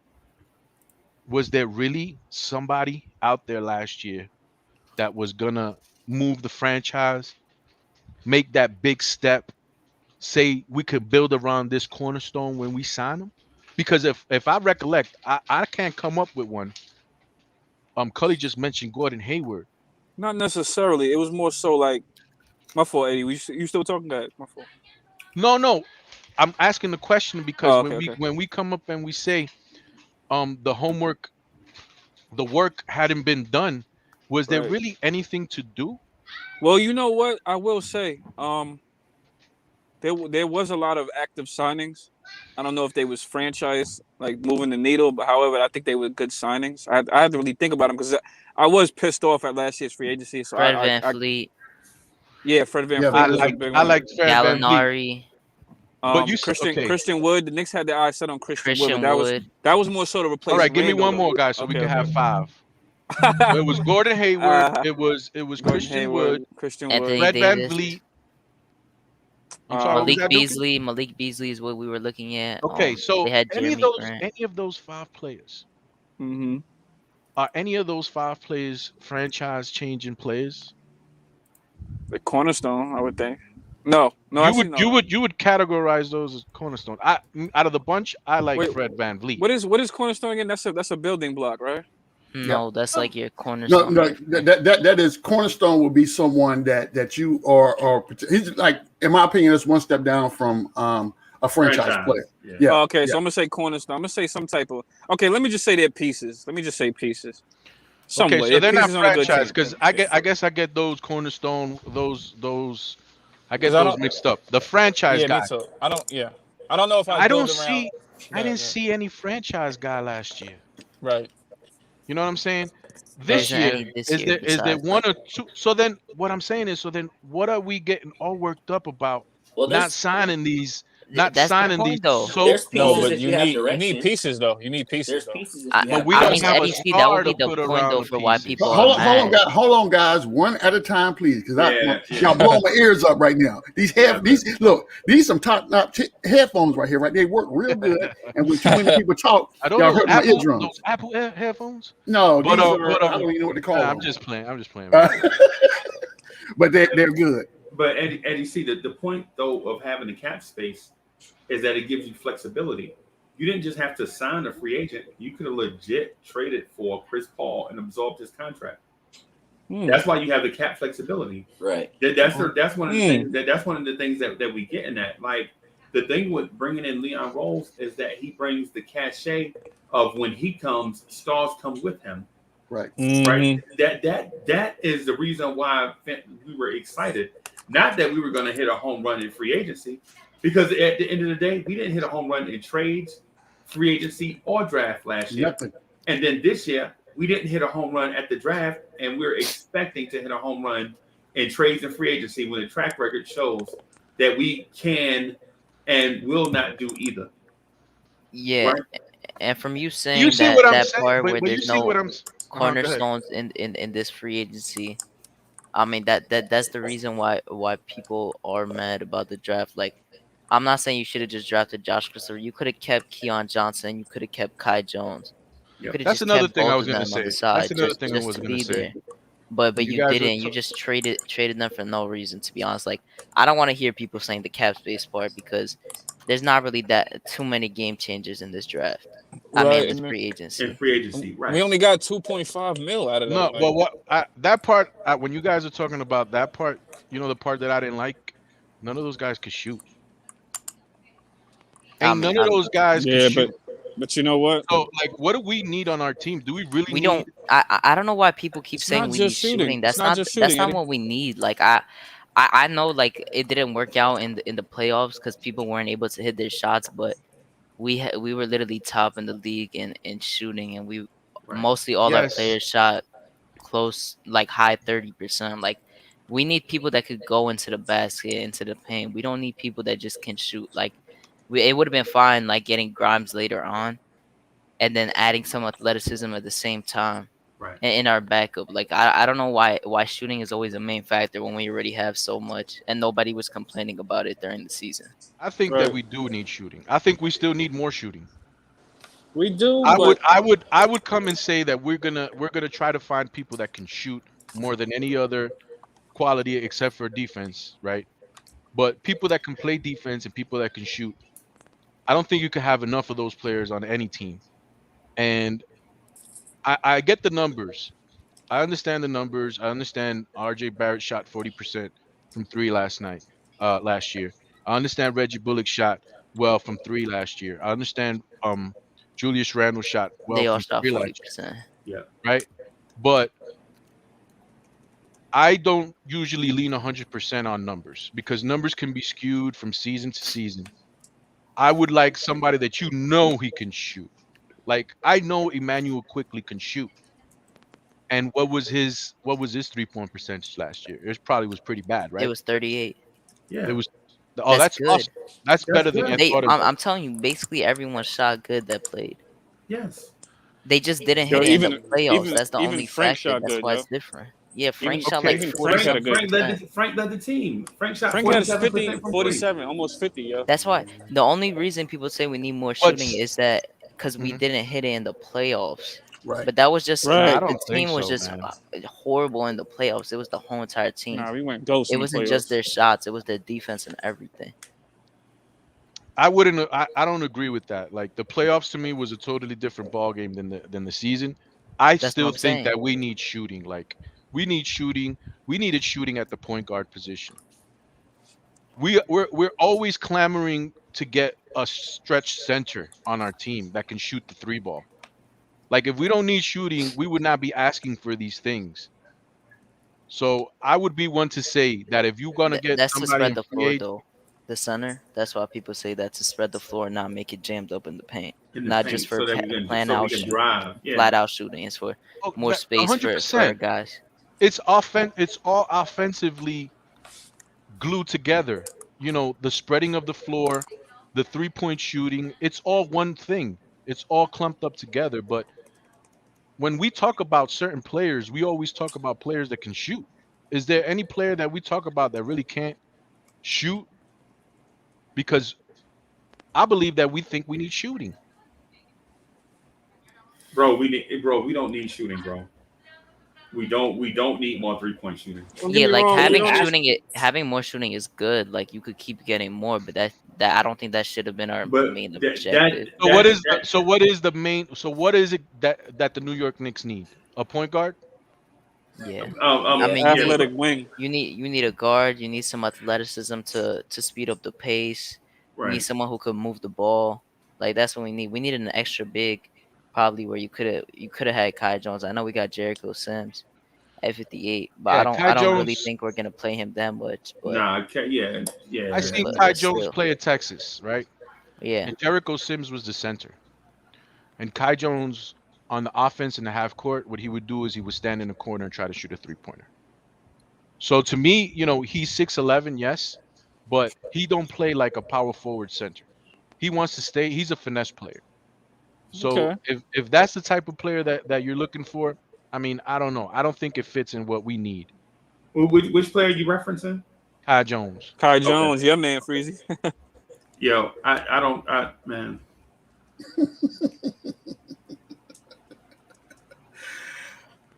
Listen, I would say. All this, I'm right? saying is somebody say one more thing about Kai Jones. Oh no, the Polaroid hat came on. No, He did. I just mess around. Is that a thing? Is that a thing now, Freezy? The Polaroid hat? No, Yeah, man, no, You get in your trucker. You get in your trucker listen, mode. Check this out. If y'all go back and watch the tape, right? Whenever Freezer got that Polaroid hat on here in his bag, I'm telling you. Right, it looks like it, right? It's like it's his persona. It changes his whole persona. Right, and oh boy, this is the last thing we need right now. Somebody woke up, State. No, State State been in here. Let him in. Let him in, Freezy. Yeah, let him up, Freezy. You can just. Nah, man. Yo, we gonna beef all Freezy. night, bro. Freezy gonna have to jump off the chat again. Today was look. The draft night was bad. Unless he's going against you, we need that right now. We angry. I'm angry, yo. Man, State. All right, I'm And sorry. State gonna You gotta make it worse. come in I'm sorry. right after I gave everybody props for thinking how they thinking. Right after I came in and was like, yo, I feel y'all. You know what I'm saying? I'm with y'all. You know what I mean? We about to go down the rabbit hole now. What are you talking about, Eddie C? It's funny because I'm far from angry. He's a far from it. Kai Jones, his shot is broken, and he's a finesse perimeter wing that Texas started winning more when they played him less. So whoa. He said it himself. He likes to play. He would like to play some 3. Oh, 6'11", like to play 3. He would like to play some 3. So I don't know. I'm not a big. I think I remember that too. And then the thing with what's the other kid that we drafted? Keon Johnson. He's athletic, like he can jump out the gym. I would have took him, man. I don't know what's he played defense too. Can't shoot. Can't he shoot. Play But D. you could play work D on too. that though. Hey, Cully, you know what he is? Who, You know Johnson? what Keon Johnson is? Shooting guard? Tony Allen? No, he's Latrell Sprewell at 19 years old. Oh no. Yeah. Okay. I was gonna say Tony Allen. Yeah, he's Latrell Sprewell at 19 years old. Oh, okay. Before the jump shot. shot. Yeah. So you was gonna say John Starks. No.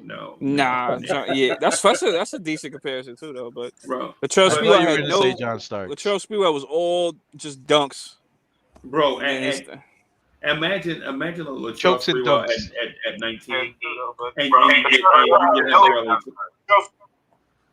Fish. Everything all right? What just happened? That hurt. What just happened? Fish had something going on with his audio. But Oh man. yeah, man. So what I'm saying, man, is this draft? We come out of the draft with Damian Dotson and Javon Carter, right? And cats are like, oh my God, man, Leon you Rose wrong, is a Freezy. genius. You wrong, man. We come out the draft with Damian Dotson and Javon Carter, and cats are light like, skinned Damian Dotson. yeah, oh my God, Leon Rose is so smart. You know, there's a tidbit that I liked about Grimes, that he has a brother. I don't know if it's on father's side or whatever the case is, but Frank plays hockey. Grimes. Oh, He Rick plays Grimes? hockey. Frank Grimes. He plays hockey, man, and I like hockey players. How man. y'all Them not dudes happy? are tough. Right. So he probably got smacked around a lot when he was a kid, because there's been rumors saying around that when he plays, he gets in people's faces, like he be screaming like, "Yo, like you a scrub," like he be getting mad. Quentin Grimes. Yeah, like he's mad Yeah, feisty. he do got that. You know what I'm in him. saying? Yeah, Like he'll want to fight you on the court, man, and he does it to everybody all game all the time. So we getting this type of dude, like. I'm This is the okay with type it. of dude we getting. It's just that what we did, and yeah, it's just And what then we did. and then McBride is the same way. Love it. McBride is I a love it. football player who said it himself, like, "Yo, I'm gonna hold people accountable." He's a second round rookie, Love it, man. because I would love to see him calling out He Randall. shouldn't have been in the second round. I would love to see him calling out Randall up at night, like, "Yo, you don't bring up the ball."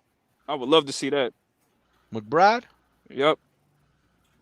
Hey man, I like love McBride. I would love to see him Colden telling yo, what's up, man? Why you call out the screens? I would love to see that. Pick and roll. And Randall will tell Tibbs that he don't him. like playing with him. Right. Exactly. And Miles McBride will not get off the bench again. Well, then we'll know who the problem is then of this team. That's all. We'll know who the problem is. We know it's McBride, because a rookie should know his place. Exactly. Exactly. You're not. Look, this is what I've been telling y'all. You can draft whoever you want at point guard coming out of college. I don't care who it is. I wanted Cooper. We didn't get Cooper. Fine. I'm okay. Whoever we got that they want to label as a point guard, I'm great with that, right? But if you don't have a veteran point guard that can come in and take the ball out of Julius Randle's hands, we're gonna have a problem. I'm telling you. Look, the last dude that I heard did that got 3 rings, and that was Draymond Green, as a rookie, talking about he wanted to go upside dudes' heads in his rookie year. So I mean, it is what it is. I don't know what happened to Cooper, but it had to be something non-basketball related. Nah, I don't think it was. For that kid to be picked at 40, 48. He said, excuse me, 48. Yeah, that's crazy. The draft guy said me, before the draft about that's crazy. Careful, you To me, pissing that's on crazy. You pissing on G-Man. Be careful. He said that he could fall into the second round before the draft started. But we were Jonathan talking Wiseman. Listen, all the mocks, all of us podcasting here, panelists, all thought he was a first round talent. And there was no doubt about it. He wouldn't have slipped past the Houston Rockets. Okay.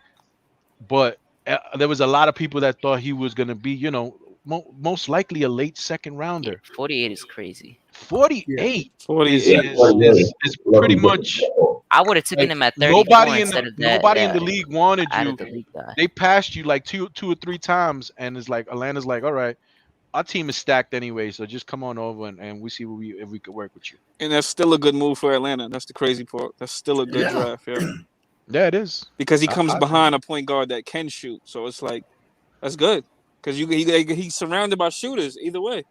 And the wings, he's surrounded by shooters. That's actually one of the better teams that he probably could have went to. He's a team that's surrounded by shooters. You're right. It's sad, yo. He has a rim running center, and everybody else on the court shoots besides him. Bro, I'm still frustrated, bro. I just can't. I should be able to move on. I'm a big boy, man. I'm a man, right? Yeah, man. But I can't. I think the one chance that Leon Rose's front office had to get it right, they botched it. Right? Yeah, right. Right. And then now we expect them to make up for it by hitting a home run in free agency and trades. And historically, based on last year, they are not the front office that works well in trades or free agency. Yeah, Chris Haynes just said Alonzo. He said Unless there's a Oh, major hiccup, Lonzo. sources tell him Lonzo was the Lonzo other Ball. point guard. He said unless there's a major hiccup, sources tell him Lonzo Ball intends to work out a contract with the Bulls, and the Right. Pelicans are going after PG. Kyle Lowry. Lonzo was the guy. What do you guys think of Taylor Horton Tucker? Wait, before we answer that, wait, Yeah. Hadouken, who they said the Pelicans are going for who? Kyle Kyle Lowry. Lowry. Kyle Lowry. Okay. The Mavs just made space for Kyle Lowry. The Pelicans just made space for Kyle Lowry. The Heat are trying to get Kyle Lowry. We're trying to get Kyle Lowry. Every single team is trying to get him. Man, Kyle Lowry's a sexy mother. Shut your mouth. Yo, Eddie. So to answer your, I want him. I don't know why you said it like that. Everybody in the league want Kyle Lowry. Kyle Lowry, yeah. Well, he's a champ. That's why he's gonna wait until he gets the best contract. Give him his pride. He's a champ. You know what I mean? He's not coming here. Yeah, No. everybody else want him. Nah. You know how the Knicks do against bids when we bid with other teams. You know how Yeah, that and goes. Dinwiddie is definitely going to Washington. Well, buy Dinwiddie. Yeah, he's good for Bradley Beal. So let him go. They need He a point thinks that guard. they can make the playoffs with him, Beal, and Kuzma. got a nice- I'll let him keep thinking. They got a nice little surrounding squad though. They No, they should make the playoffs though.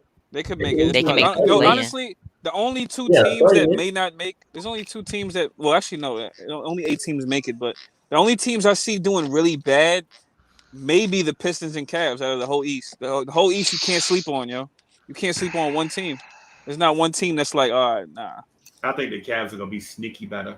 Cavs could be sneaky. Detroit could be sneaky, yo. Yeah. I don't even know if they're gonna trade Collins. Like I don't know what they're doing, bro. And They look at got us. Ricky Rubio. Now he's probably gonna come off the bench for them. So what's the Sexy. worst team in the East? I do not projected. I do Let not me know see. yet. I New York already Knicks. forgot. Let me see. Might be I us. Let me actually check it see. out too, man. Let me get on my don't even know. Google over Now, here. Grimes being a dog, that does matter though. If he gets in people's faces, I'm cool with that. As a New Yorker, I'm cool with that. I actually don't know who's gonna be the worst team on the East, to be honest. The Pistons, the Pistons have a nice young. Magic? core. It ain't gonna be us. You Magic. know why? Yo, Yeah, Duke. it will Yo, probably Duke. be. What did I tell you? What did I tell you about Scotty Barnes? Huh? No, I mocked him going forward though. I mean, I mocked him going forward in my mock draft, but because you I was saw him talking on smack Instagram. about Scotty Barnes. What up, Boost Mobile? I mean, I said that he has You the was most talking buzz potential out smack of all of about. them. You was talking smack, and he went 4th over Jalen Suggs. I mean, I'm bro. not taking it back. And they think he can be a point too, man. I said that I said that I don't think any of them are gonna be a bust, but out of everyone, it could be him. But Nah, I had he's him a going. stud, man. I had him going forward because I saw him on Instagram post like a workout thing He's a with the stud. Raptors. Yo, who you went to the Raptors? Yeah, the Raptors gonna be all right. I'll wait till you're 30, and I ask you again about Scotty Barnes. Nah, you could ask me after the season and see how he does. Nah. So what at least position give is me he- at least give me 2. At least give me 2 seasons. What's he Nah, playing? because you could just like you could look at it after a little bit. We're about to verse him in the summer league. Let's see how he does. I mean, I'll take that bet because Toronto has one of the best development organizations. They're gonna what trade position- Siakam. What position is Scotty Barnes playing? The one? They Small want him forward, to top look. forward. No, he But they plays got on OG. everything, They got man. OG He play Akanubi. everything. They got OG Akanubi over there. So They just said Siakam exercised his contract option to stay with the Clippers. Siakam. Clippers. No, Ibaka. You mean Ibaka? Oh, you mean Ibaka? Serge Yeah, Ibaka, Ibaka. not Yes, Siakam. But Ibaka. Siakam is Oh, on the hot seat. right Knicks now. might make. I can see Knicks making a run at Ibaka. I could just see it. No, No, he's he's gonna staying with stay. the No, Siakam. Oh, Siakam? Ibaka is staying with the Clippers. Are you saying okay? Yeah, he's staying with the Clippers. Oh, okay. Bro, I'm so Damn, frustrated. Reggie man. Jackson's available. Come on, give us a topic, Freeze. I'm gonna have to talk Freezy down off the ledge, right? Because we've been on here for an hour and some change, and he still ain't out. I mean, he ain't out of that place in his head right now. So Freezy, I'm not gonna be over it either, bro. I mean, Every single time I see the you have to- Rockets, I'm not gonna be over. G-Man, the team has no 100%. direction right now, so Breezy don't got no direction. Hey, and so I'm trying to tell G-Man this. G-Man, the team don't have direction. The leadership don't have a plan, right? And we have all been in situations where some type of leadership in certain situations have been ate up. True that. And you like, yo, why you ate up right now? It's the wrong time. Yeah, this is the wrong time to be It's the ate wrong up. time. Yes. You know what I'm saying? Like they gotta I don't know how a team I'll be could be right more back. Okay, bro. misdirectional. Like we didn't know what they were doing before, and then after the draft, you We don't still know don't know. more. Like there's got to be like a trade or Right. something. Like they're So thinking. does that part It makes does no that sense. part of the organization piss you off or Yeah. makes you Yes. feel? Hold on. Let me finish the thought. Does that part piss you off or make you feel like your organization runs a tight ship when they don't tell us anything of what's going on compared So to Well, compared to the last office where right, they would get on the podium every month and start and talk it's about running it. their chops? for me, So NC, it's like it makes me mad because even with the moves that we make, you can't tell it. You can't tell a direction. Like for instance, like the Kings, they drafted Davion Mitchell at 9. So even as a fan, even if the Kings organization or beat writers or nothing have said this, as a Kings fan, we can say like, well, we got a lot of point guards. We're probably gonna make a move at point guard. We're probably gonna trade De'Aaron Fox or Buddy Hield is probably on the move because And then Howard Bergen can play the 2 and things like that. With not our only that, we can't. You don't know what's going on. Like you feel where I'm coming from. and then but you forgot one thing, D Fish, and I'm gonna let you finish. As the Kings fan, you can also say if we trade Fox, at least we got Halliburton to look forward to. At least we got Mitchell Right. to look forward to. We can't say Right. that about. We only got 6 guys. We can't say that about none of our guys right now. Like we are what we are right now. We don't know. So- We don't even know the direction. Go ahead. I would say this, right? I'm okay with the front office not sharing, with whomever they're going after, because I also understand that affects, contract talks or whatever deals you're trying to make. When people know that you're clamoring for this person, and you may have a third party come in and jump into negotiations and just jack up everything you've been talking about, been trying to work out for the last 3-4 months. I get that. My problem is I don't see any results on the back end, right? So you don't have to tell me who you're looking to draft. I mean, I'm okay with that too. But draft, I'm gonna leave the draft alone. Let's talk about free agency, right? We're not talking about. They're not going to tell you who they're targeting in free agency. But at the end of the day, give me something. You know what I'm saying? Don't let me come out of this free agency and we're still looking like we're looking now, if not worse. So that's when I have a problem with the front office. If you're doing something that's going to put us in a better spot to be able to win games, I'm all about that. And you don't have to tell me that. But if you're not going to tell me anything, at least show me some results. And right now, I have not seen results. That's all I'm saying. Yeah, man. Like Nah, I agree. I agree, yo. Like we It doesn't bother me none actually, that they don't say anything because I kind of thought like the other way they were doing it was like They some talk too clown. much. It Yeah. was like some clown, like some goofy stuff, Yeah, clown show. So like, work in silence. I mean, that's cool with me. I like that style better than to come out and blab out your mind for all the time and then all of a sudden when you come out and you go and you sign Tim Hardaway Jr. to a lucrative contract, you know what I'm saying? Do real goofy type stuff. So that doesn't bother me. But again, man, I go back to what my first point was. I get how you guys can get frustrated at not knowing what's gonna happen. You know what I'm saying? I get it, but I guess I just think a little bit different. I don't really mind it. I don't really mind it at all. As long as the product is when it's put on the floor, the execution was what it was, and we ended up in a better spot. Like last year, we didn't sign anybody. We didn't really trade for anybody. We didn't do anything that us as fans wanted the Knicks to do, and we ended up 4th and in the playoff Fourth seed in game. the playoffs, yep. And we played as well as we could play. So I give my props to the team with that aspect. So I expect the same this year. I expect if we're not able to get the players that everybody wants, we play well and we go and again put a good product on the floor and just be happy at what we did. So this is where I would respectfully disagree, ADC. And I say I respectfully disagree from this standpoint, right? For years and years and years, Knicks fans have had to be okay with mediocre play, right? We have to be able to be okay with just getting by. I'm tired of just getting by, bro. I want us to go out and do something dynamic. And it was a start last year. We made the 4th seed to playoffs. Great. You know what? That's a great start. But what I'm looking at right now, today, at 11:45 Eastern Standard Time on the 31st of July, nothing tells me that we're moving forward from what we did last year.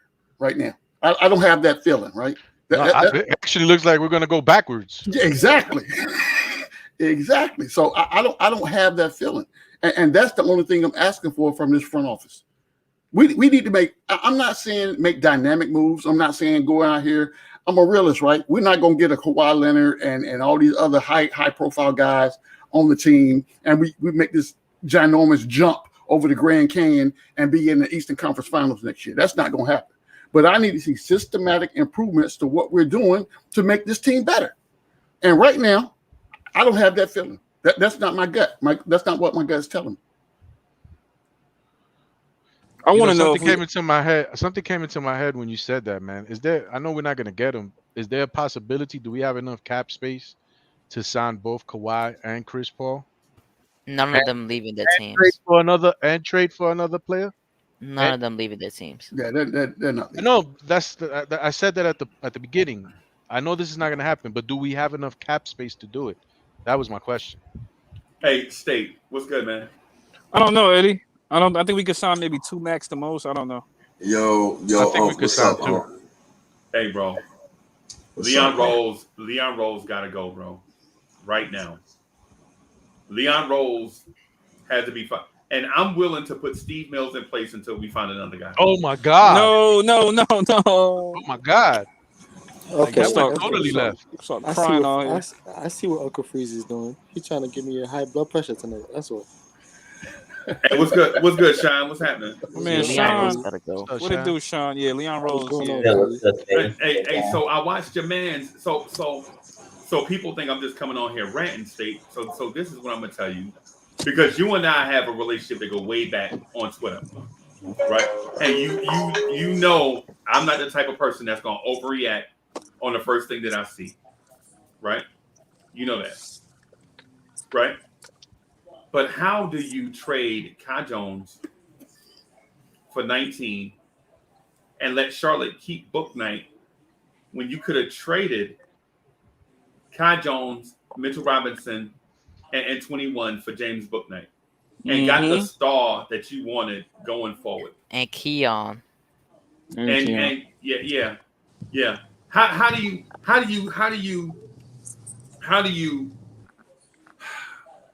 you keep Mitchell Robinson until the trade deadline, right? You ain't gonna get nothing for him, right? In a trade by himself. Last year you had the opportunity to trade 8 and Mitchell Robinson to 2 to Golden State for LaMelo Ball, but we didn't, right? We didn't do it, right? With Leon Rose, we didn't do it, right? This year you had Book Night. Hit Book Night face on draft night told the whole story. Book Night drafted by Charlotte, think he coming to the Knicks. Come to find out he's staying in Charlotte. Right? He looked like he was going to cry the whole night. Right. Yeah, he wasn't happy. Right. And Knicks fans are like, but Uncle Freezy, Leon Rose is a genius. You wait till free agency. Well, last year in free agency, he got you Alfred Payton, Reggie Bullock. That's what he got you last year. And then you telling me to wait till Monday when it's his turn again so that he can get you similar. Right? All I'm saying to my man State is, State, if these dudes don't make a move, the next time I come on, I'm wearing a I Hate Leon Rose shirt. Yeah, please do. Please do, Freezy. And it's gonna be a medium. Yo, this Wojnarowski burner account is crazy, yo.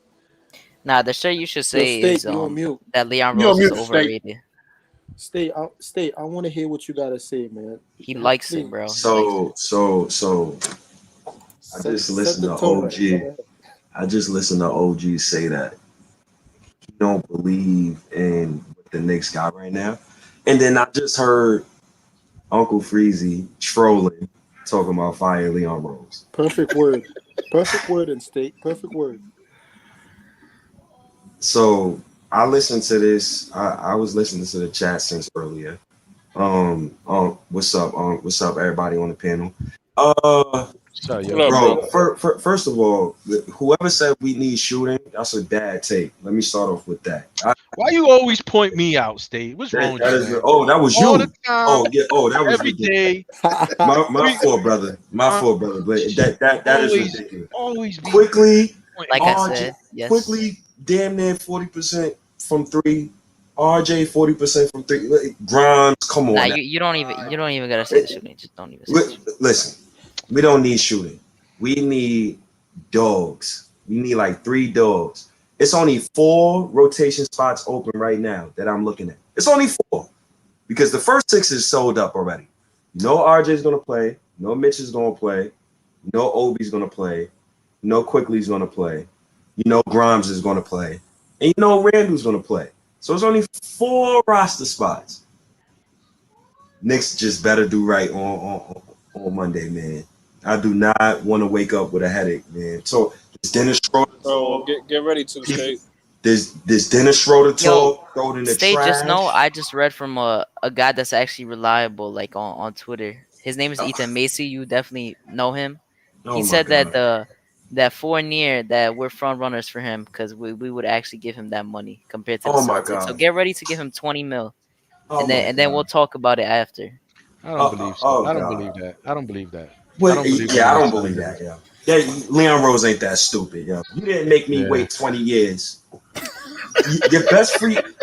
I've been watching the Knicks for 20 years. Yes, sir. The You should best be right. free You should be agent writing in them the back, Duke, and and say, "What are your sources?" the best free agent in the last 20 years is Julius Randle. And people still don't like Julius Randle.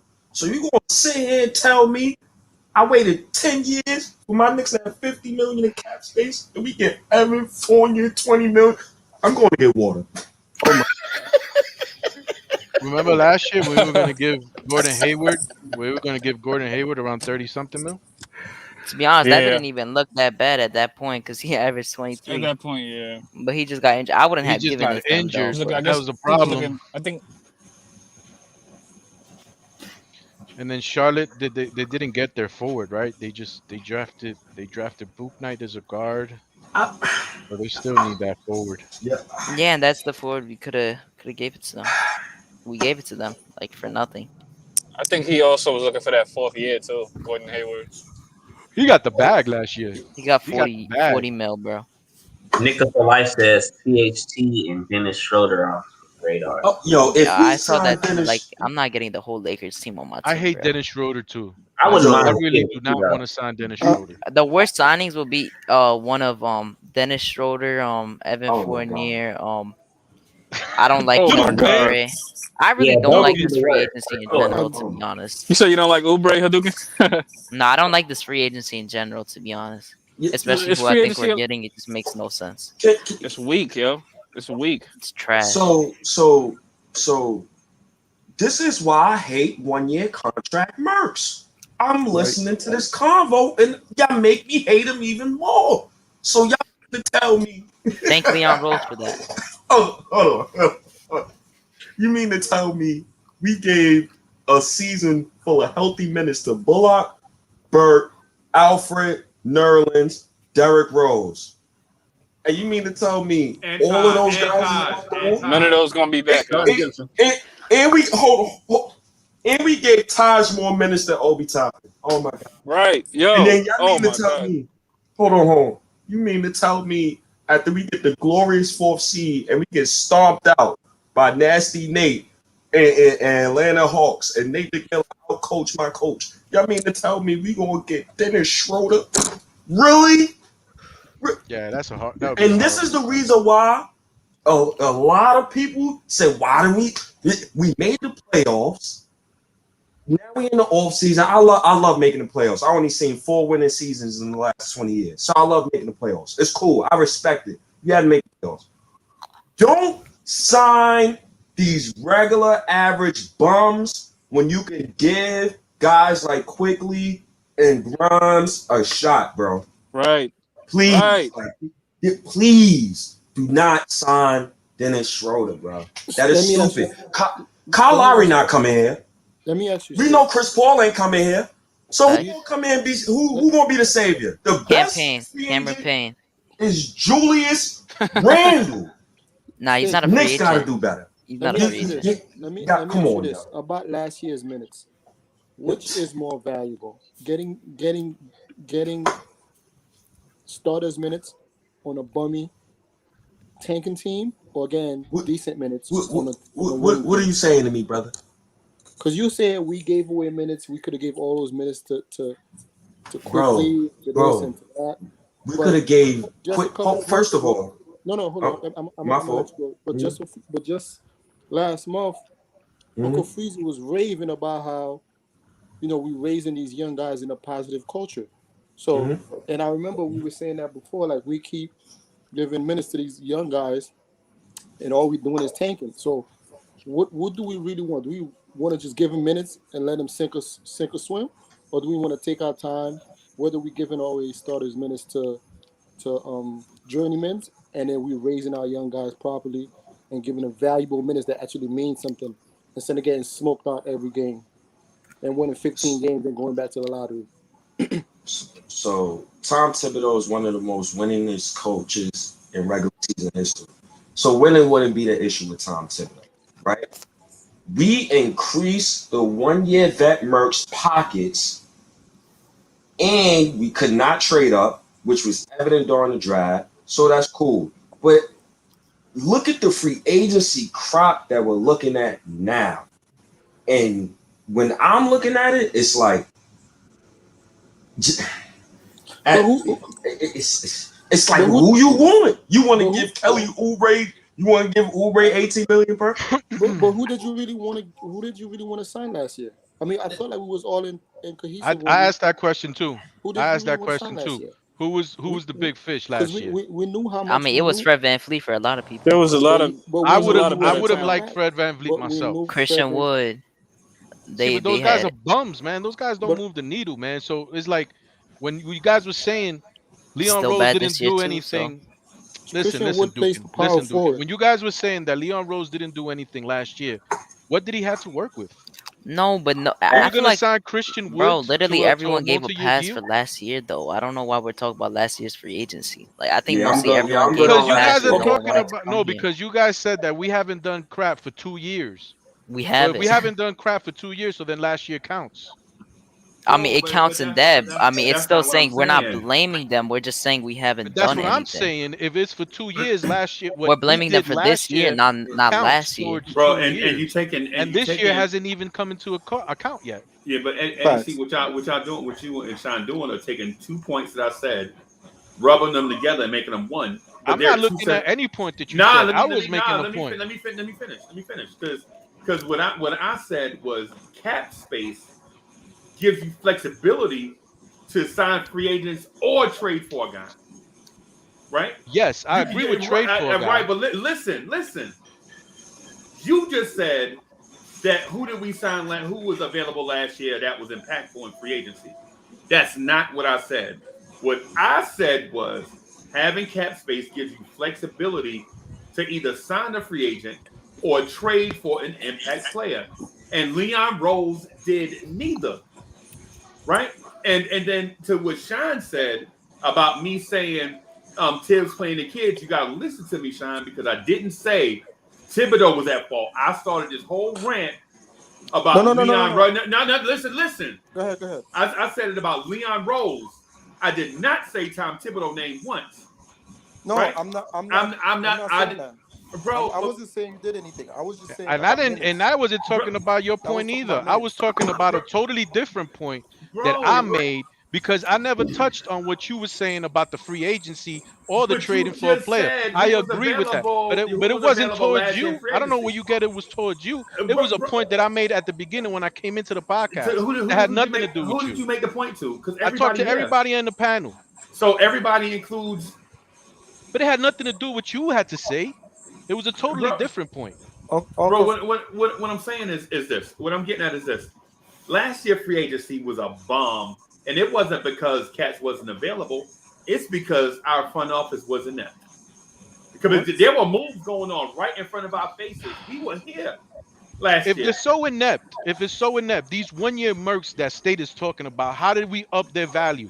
We sign these players at Is it- 6 million a year, Oh and my God. and those guys outproduce their contract two That's or still three agreeing. times. You're agreeing. So those are smart signings, State. No, Those aren't dumb no, signings. Those you're are not smart getting signings. it. If you're why signing a player for 6 million Bro, and this point now is so you want to get crazy. the signing for 3 Yeah. years, 24 or 30 million, you got a player at 6 million last year. Leon Rose signed them.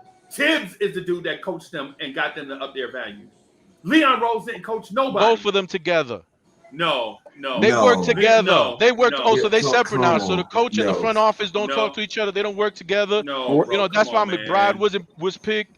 That's Come It on, definitely bro. was Come on. separated in the on, beginning yo. of the season. You can't Bro. say that. We're assuming that. You can't say that. Bro, how No, you can't say that because they drafted OB. What does that mean? What do you mean? Bro. Everyone has been saying the whole. Oh no, I'm not. I can't. Yeah, right. I What does just that I don't mean? know what the What do you mean? What does that mean? Everyone wanted Leon to Rose trade can Randall, do- and they thought Randall was gone. That's why they traded OB. The That's what they. Last front year, office- Halliburton, he didn't Okay. even play his whole second half in college. Right? He had a wrist injury. He broke his wrist in college. And then last year, he played great for about 40 games. And he got hurt So? again. He couldn't finish the season. So Right? What's to say he's not going to get hurt next year, too? Did Hey, Obi Dude is a $160. He's 6'6", a $160. Time out. Right. So, gentlemen, it's past my bewitching hour. I got some things I got to do in real life coming up. I got to travel next week, but I love the energy. It's always a pleasure chopping it up with you guys. Salute to the chat and salute to the panel. And I'll be back on soon, brother. Take it easy. Have a good flight, G-Man. All right. Thanks. Peace. Peace out. Good luck, bro. So, hey, Gregory Castillo, thank you for the super chat platter. He says, and Leon Rose hired Tibbs. Right, but that's the obvious move. That was the obvious move. That's like saying you playing chess and you push the pawn forward. Really? That's not that difficult, bro. You know what I'm saying? What I'm getting at is Hiring the right coach is not that difficult. Right.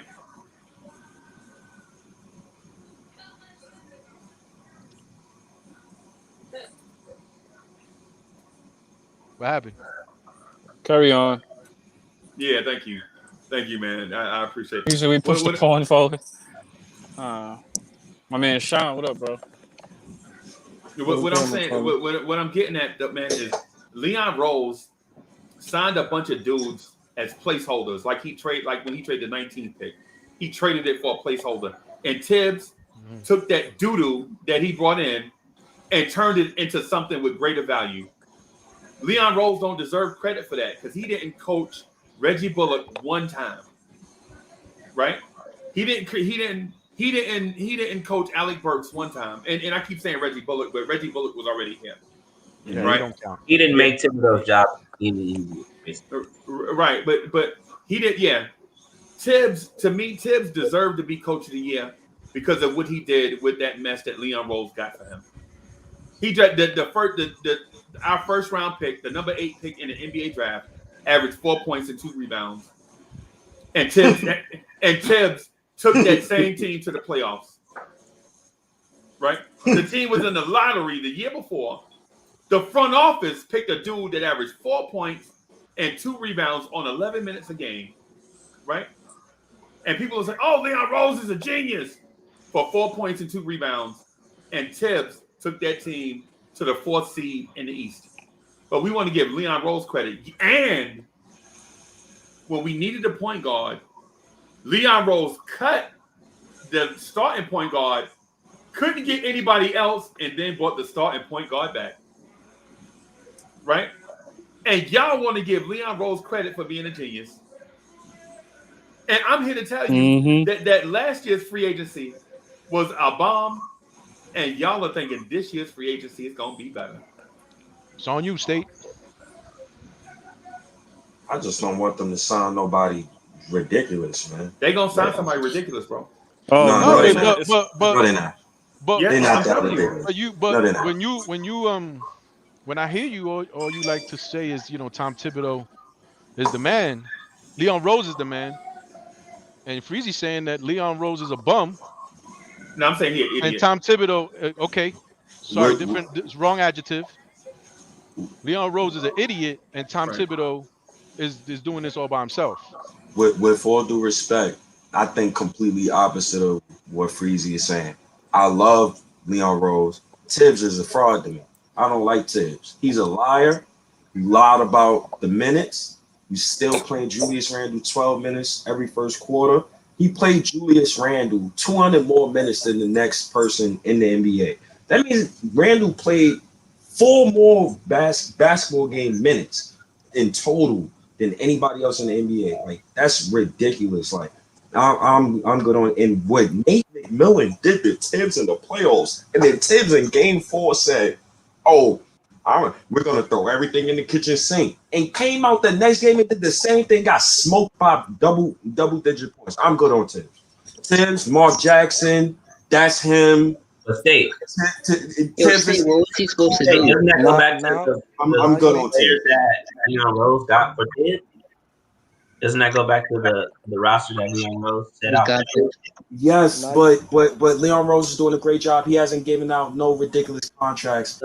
Every move he's made, he always got an asset back in every move he's made. Hold on, State. You realize what we traded the 19th pick for, right? A top 18 protected first round pick.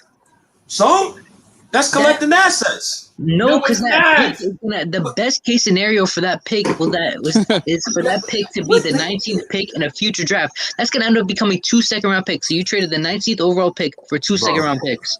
Bro, you're telling me that's a good move? So who you wanted at 19? Because I can hear it in your voice that you wanted them to draft somebody at 19. Answer his question. What? Why was trading 19th pick a good deal? Because I know how you really dodged that question. Why is that a good? You get future assets. You don't. They didn't want to have get a future first. Because this is why you don't want two rookies on your team having to pay rookie contracts. Hold on. I believe in LaMelo Ball, so we know that basically what y'all banking on is for the Hornets to not make the playoffs within the next 3-4 years. I'm banking on them making the playoffs. That pick is going to convey. Yeah. I'm not worried about that pick. That's an extra asset. Yet anybody who's complaining to me feels like you wanted them to select somebody at 19. He got Quentin Grimes. He got Miles McBride. 2 guys that I know for a fact that this regime is going to play. He got a future first, and he got a future second. He got a draft and stash. We know 4 rookies wasn't going to come into the building. So why are we complaining? And we got 2.7 million extra cap space. Why are we complaining? You talk about a future first, but that's going to end up becoming a second because just like you said, Charlotte's going to be good. Exactly. When that's when the pick top 17 it's top 17 protected, Ethan. Oh my God! I just yeah. So if it's in the top, okay, if it's in the top 17, right, it will not be our pick. But do you think Charlotte's going to be a top 4 team in the East? Or they going to make LaMelo Ball is hopefully they make the playoff. I know he's good. He's nice. I wanted him State, but I do not think that they're going to end up being on the 8 from. Bro, I don't think that they're going to be from 18 to 32. Y'all gotta stop. Do you think that pick is going to end up becoming from 18 to 32? All he has to do is make the playoff. If you think the Hornets won't be a top 7 seed with LaMelo Ball on that roster within these next 2-3 years, probably next year, you never know. That's on you. I'm not. They also made a trade, and they got Miles Plumlee to start at center for the team. They badly needed a center, and they also got somebody else who I don't remember right now. So they got 2 centers on the team. They got Kai Jones. No, there was somebody else. It was somebody else. They traded for another center too. So they got 2 centers. If he never broke his wrist, they would have made the playoff this year. Who? LaMelo Ball. If he never got hurt, they would have made the playoffs. Yeah, that boy is. They were in the play-in. They just didn't get it done. Like they lost the game. Yeah, but that's another false narrative because Charlotte. Anyway, okay, all right, go ahead, man. Go ahead. We just saying random stuff, bro. We just saying random stuff right now. Like, come on, man. I mean, we saying that man. I don't know. I'm just sick. Yeah. Let it out. I'm just saying that's an extra asset for me. I don't know about y'all. Y'all can say Leon Rose. You know what? I'm gonna say this though. I think the Knicks did scramble a little bit when Oklahoma City took Trey Mann? Because I think they were looking at Trey Mann. Yep. So when Oklahoma City took Trey Mann one pick before they did, they scrambled and they like, okay, there's nobody else here that we want. Right. Who offered us what? Let's take that pick because we're not going to take this pick, and let's just use the other pick to go down even more and take Grimes. So I do think that it was kind of like, you know, a quick decision that needed to be made because I don't think anybody had Oklahoma City. I think them dudes try to stick it to us actually by taking Trey Mann because they knew that we wanted him. And just reported. This is why I get annoyed with the 1 year contract merch stuff. So just reported, right? It says Lonzo Ball intends to work out a contract deal with the Bulls, and Kyle Lowry is going to be going to the Pelicans. Yeah, we saw that already. Yeah.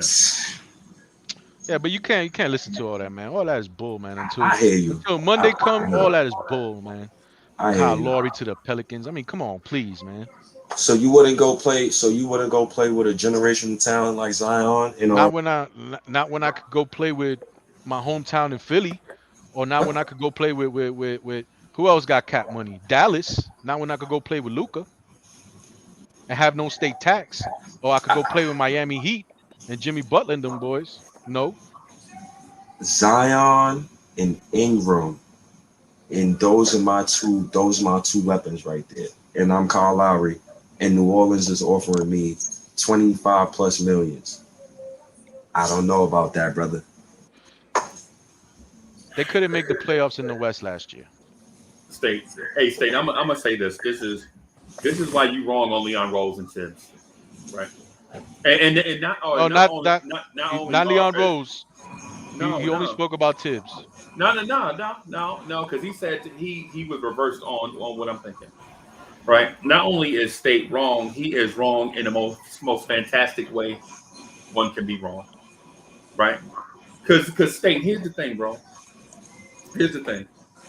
You have to be in talent acquisition mode in every aspect of the process. In the draft, in free agency, in trades. I mean, you even have to have scouting in foreign lands to find deep talent, right?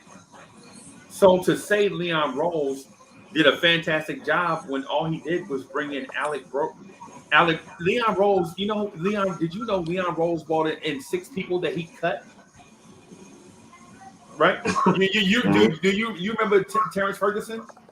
Yeah. Vincent Poirier, Amari Spellman, Jacob Evans, yep. Michael Kidd Gilchrist, Skylar BCA. You remember all of those moves Leon Rose did?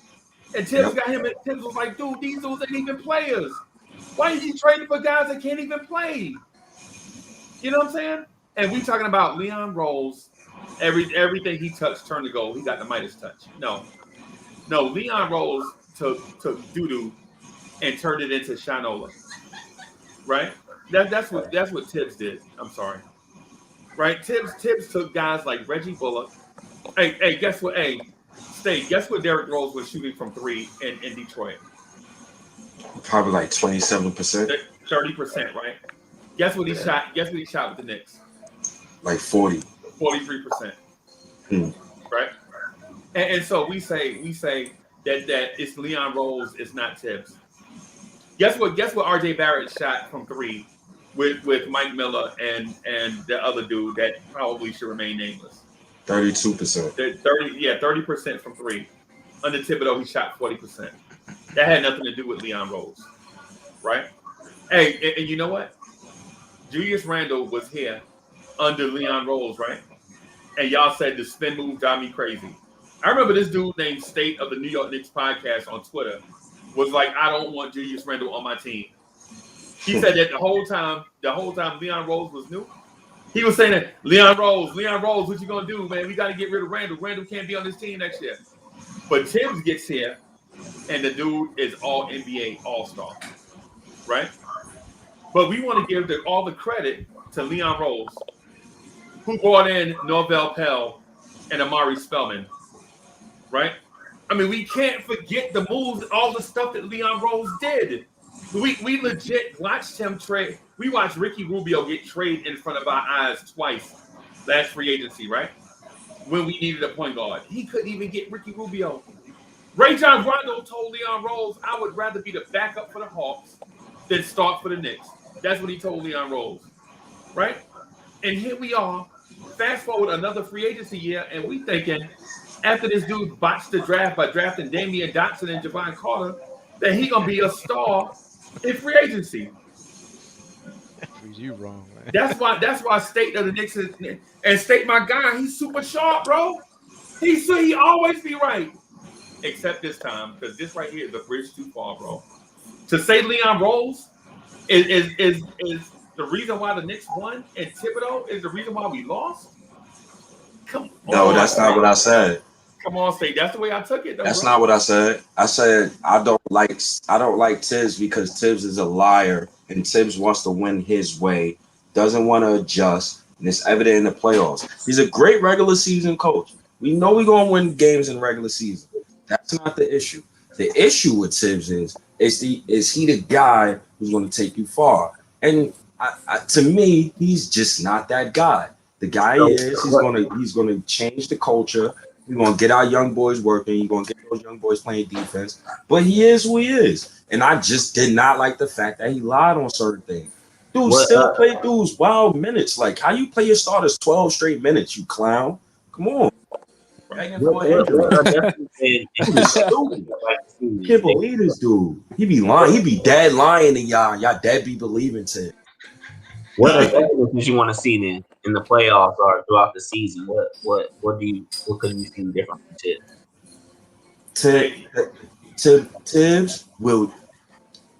Tibbs will never go small. He will never ever. I agree. Put Randall at the 5. I agree. Right. We're never He should have done that. He should have put Randall at the 5. Quit asking. Because Capella would have had a guard on the perimeter for a bit.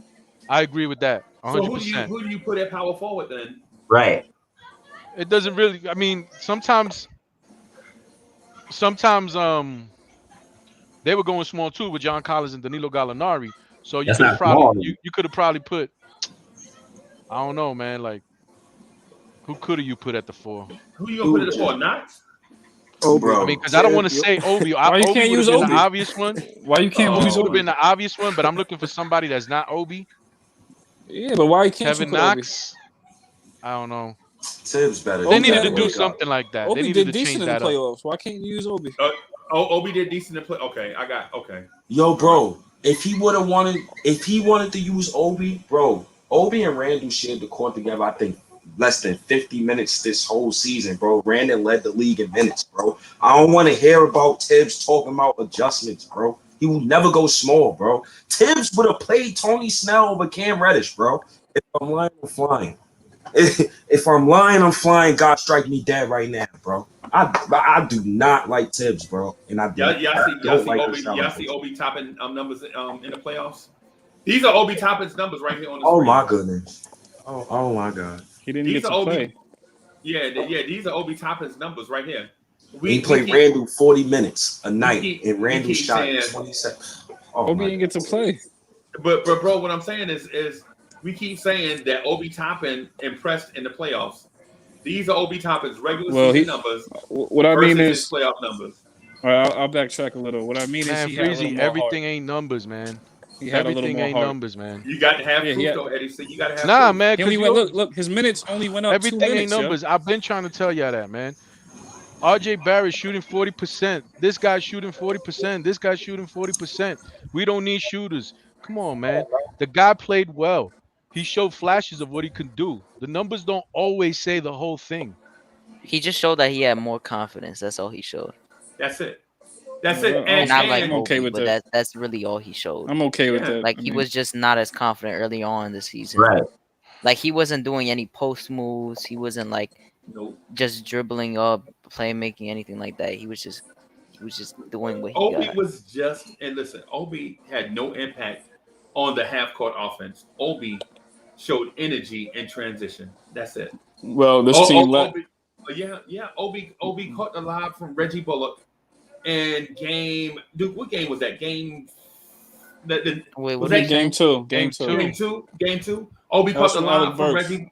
Yeah, he caught the Yeah. lob, and people act like he hit a 4-point play, bro. It was just a dunk. Said the energy. What did Randall? Nah, he had more than good that. for He the had a playoff, couple of good 3-pointers in that game. He played good defense. I think that was the game that he took Gallinari to the rack too. So yeah, something Randall wouldn't even do, man. Bro, Randall couldn't blow by Gallinari. Go ahead, Freedom.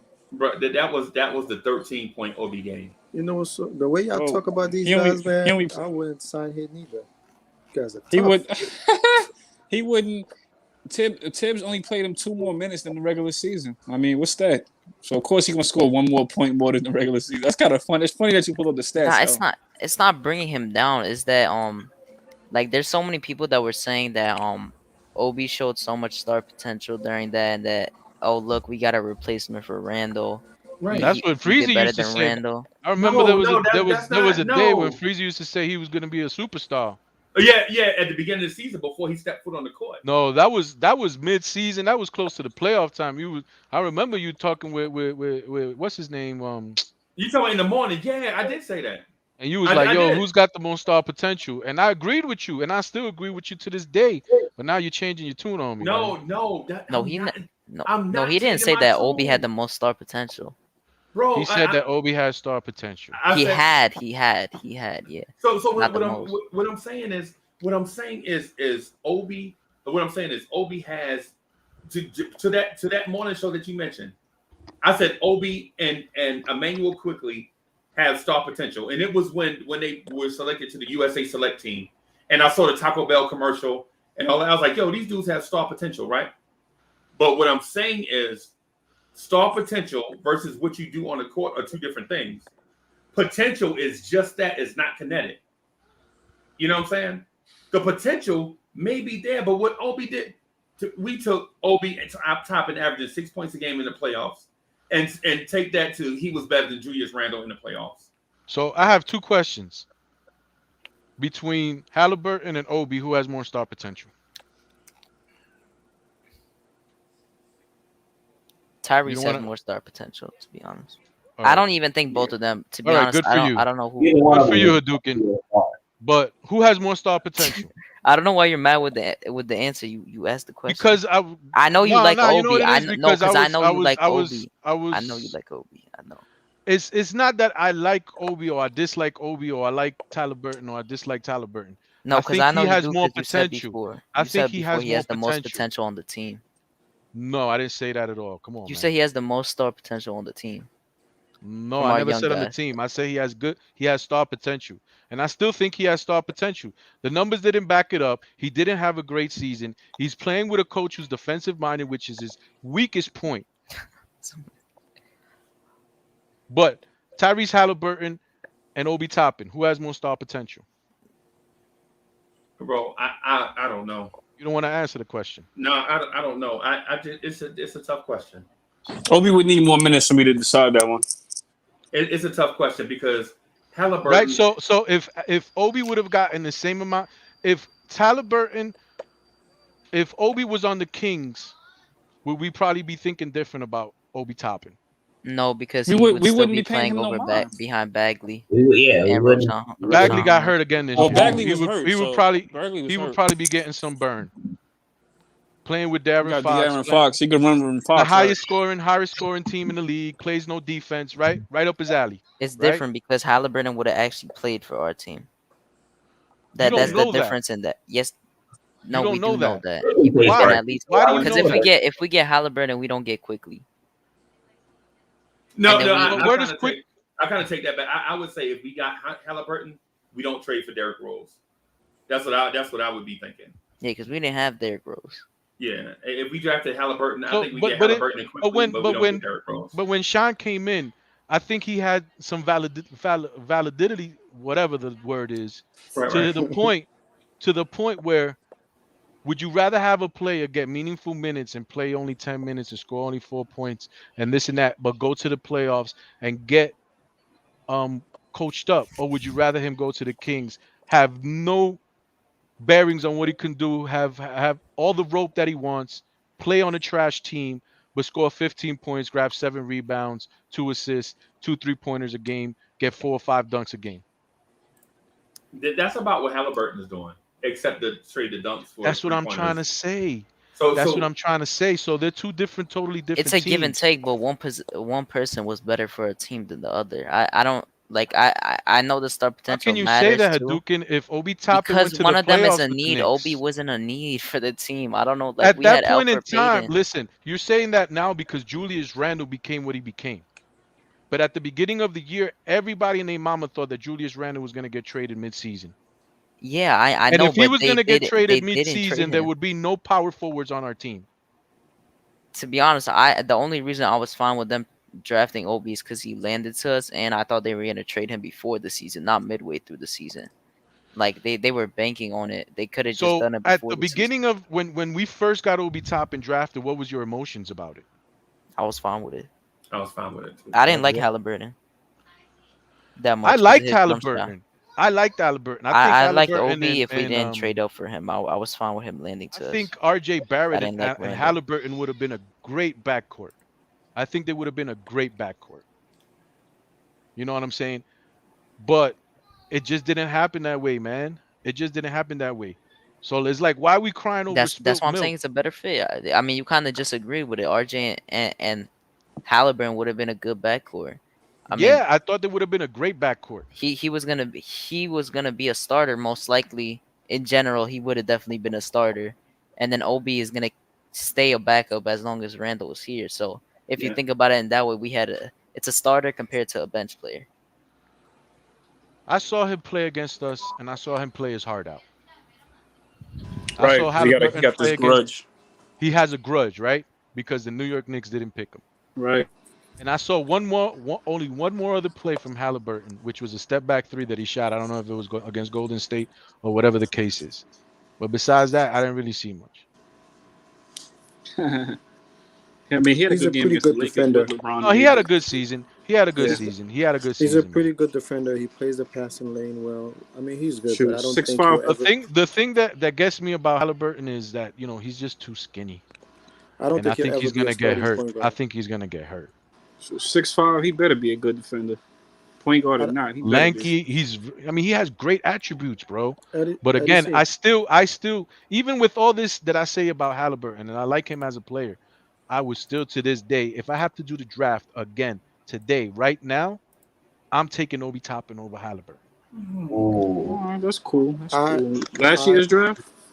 I don't see. Yeah, if I had to Halliburton do it be- today, knowing everything that I know right now, I would still I don't- take Obi Toppin over Halliburton. Even maybe I would've Julius took- Randle playing like an all-star, even though we still need a point guard, I would still take Obi Toppin over Halliburton. For me, maybe Yeah, Devin Vassell, maybe. I don't know. I don't know don't see about him- that one, to be honest. I I don't mean, see I know that's your Halliburton. opinion because you. Oh got a yeah, lot of yeah, potential in him. that's totally opinion. Yeah, but like better for the Halliburton. team. Better for the team is Halliburton. What'd you say, But- Sean? I don't see Halliburton becoming a starting point guard. I don't see him as that. Honestly. And then He's already a starter, though. and then add this a point guard, one last point. like a elite guard.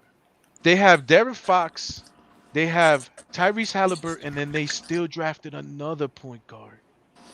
Well, Halliburton is a combo guard, so he can definitely slide over and get minutes after two if they decide to get rid But of him. you see what I'm saying? So if it's like, yo, those dudes are set, like De'Aaron Yeah, but I Fox, don't know if Tyrese you Halliburton watch- is set. Like, let's go for another position. You know, it was a 9 pick. They were still. That's on their front office. That's because he's not that It's guy. not like I can't sit here and say that, yo, these guys got to be the dumbest people on earth, and they just picked another point guard just to pick another point guard. Yeah, they make no sense because Halliburton when Fox was out, Halliburton was going off, and he was actually getting crazy amount of assists, and he was actually scoring Let me really just well. go and check and see who else What you is consider available. for Dugan? I think they might trade Halliburton. Like, So Davion. So he went. Okay, this was one bad game, but he went 7. And why 9 do you think? assists, Why 7 would you points, say that? 9 assists, 16 points, 6 assists, 24 points, 8 assists, 14 points, 10 assists, 13 points, 8 assists, 23 points, 10 assists, 11 points, 5 assists. That's going off for a rookie. After De'Aaron Fox is off. Yeah, man, Sacramento, where they don't play no D and they just running up and down. But still, now I'm saying like for him, that's going off. They could have You're had getting James a lot of assists Bouknight, too at the right? same They could have time. had James Bouknight, They could have. right? They didn't need him They're though. probably They could have gonna had, trade Fox. they could have had Moses Moody, They should have went for Moses. who they could have put at the wing. right? They could have had even Corey Kispert, you know, somebody at the 3 who could shoot the ball, right? And they didn't do that. They went for Davion Mitchell. Ethan said that he thinks that they're trading him. Why would you No, come up with that assumption? I think it's Fox or D Mitchell. I think it's Buddy Hield being traded. It's Hield, yeah. No. Buddy Hield is probably going to get traded, but they still have 3. They're not. There's no point for them to run a 3-guard lineup. I don't know if it makes sense. Yeah, like you don't draft a number 9 pick to back up, right? I think. But I just want to know what's the thinking behind Ethan saying that he thinks Halliburton. There's some. I'm issues. intrigued. I'm there's intrigued as to why he thinks that Halliburton might be There's some issues with Fox. No, not Halliburton. I think Fox might be packaged. Oh, you said Yeah. Fox. I thought you said Halliburton. Because I think that if you watch Halliburton and if you watch Davion, they're both really good complementary guards. Like Davion was the perfect complement for Jared Butler. Halliburton doesn't need to play on the ball all the time, so you could have 2 main ball handlers, and they complement each other really well because they're both really good defenders, in my opinion. So they'll complement each other on offense and on defense. So you just trade Fox and get the best assets that you can and restart. Yeah, I mean, that was my thinking. I was thinking that either Fox was gone, and if it wasn't that, I don't know what they thinking. So right now, is he one of the players that they think that is disgruntled?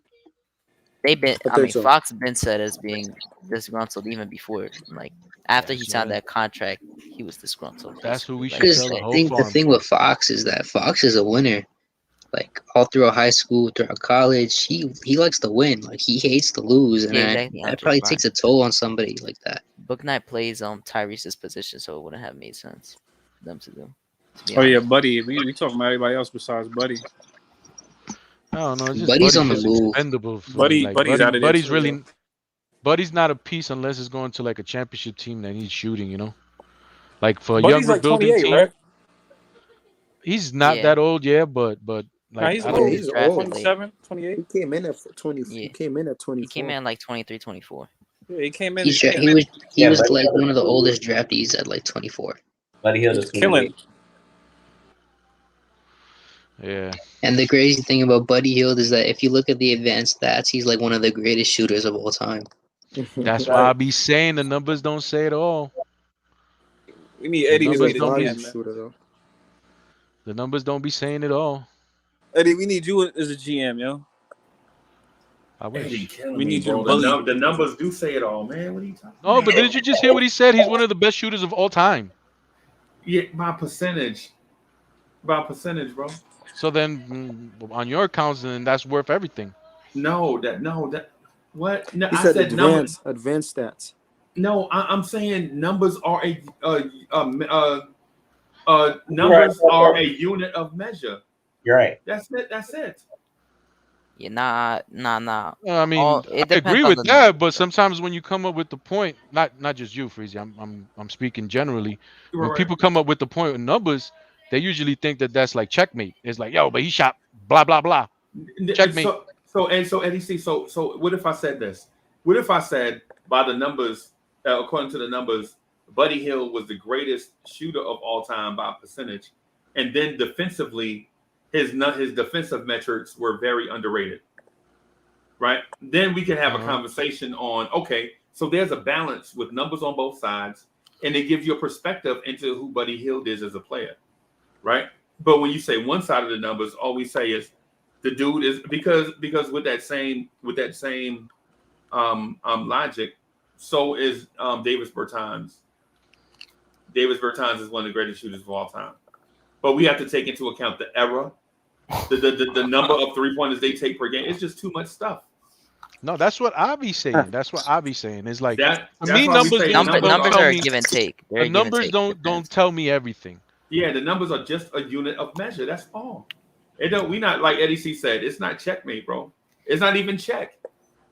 You're not even putting the king in check. It's not check or check. That's what I be trying to say sometimes. Yeah, but it's like sometimes when I say an example, whatever, we need shooters.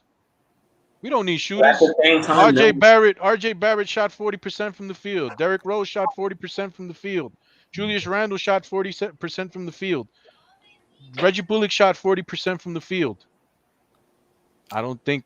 To me, I don't think. Frank Ntilikina shot 40% from the field.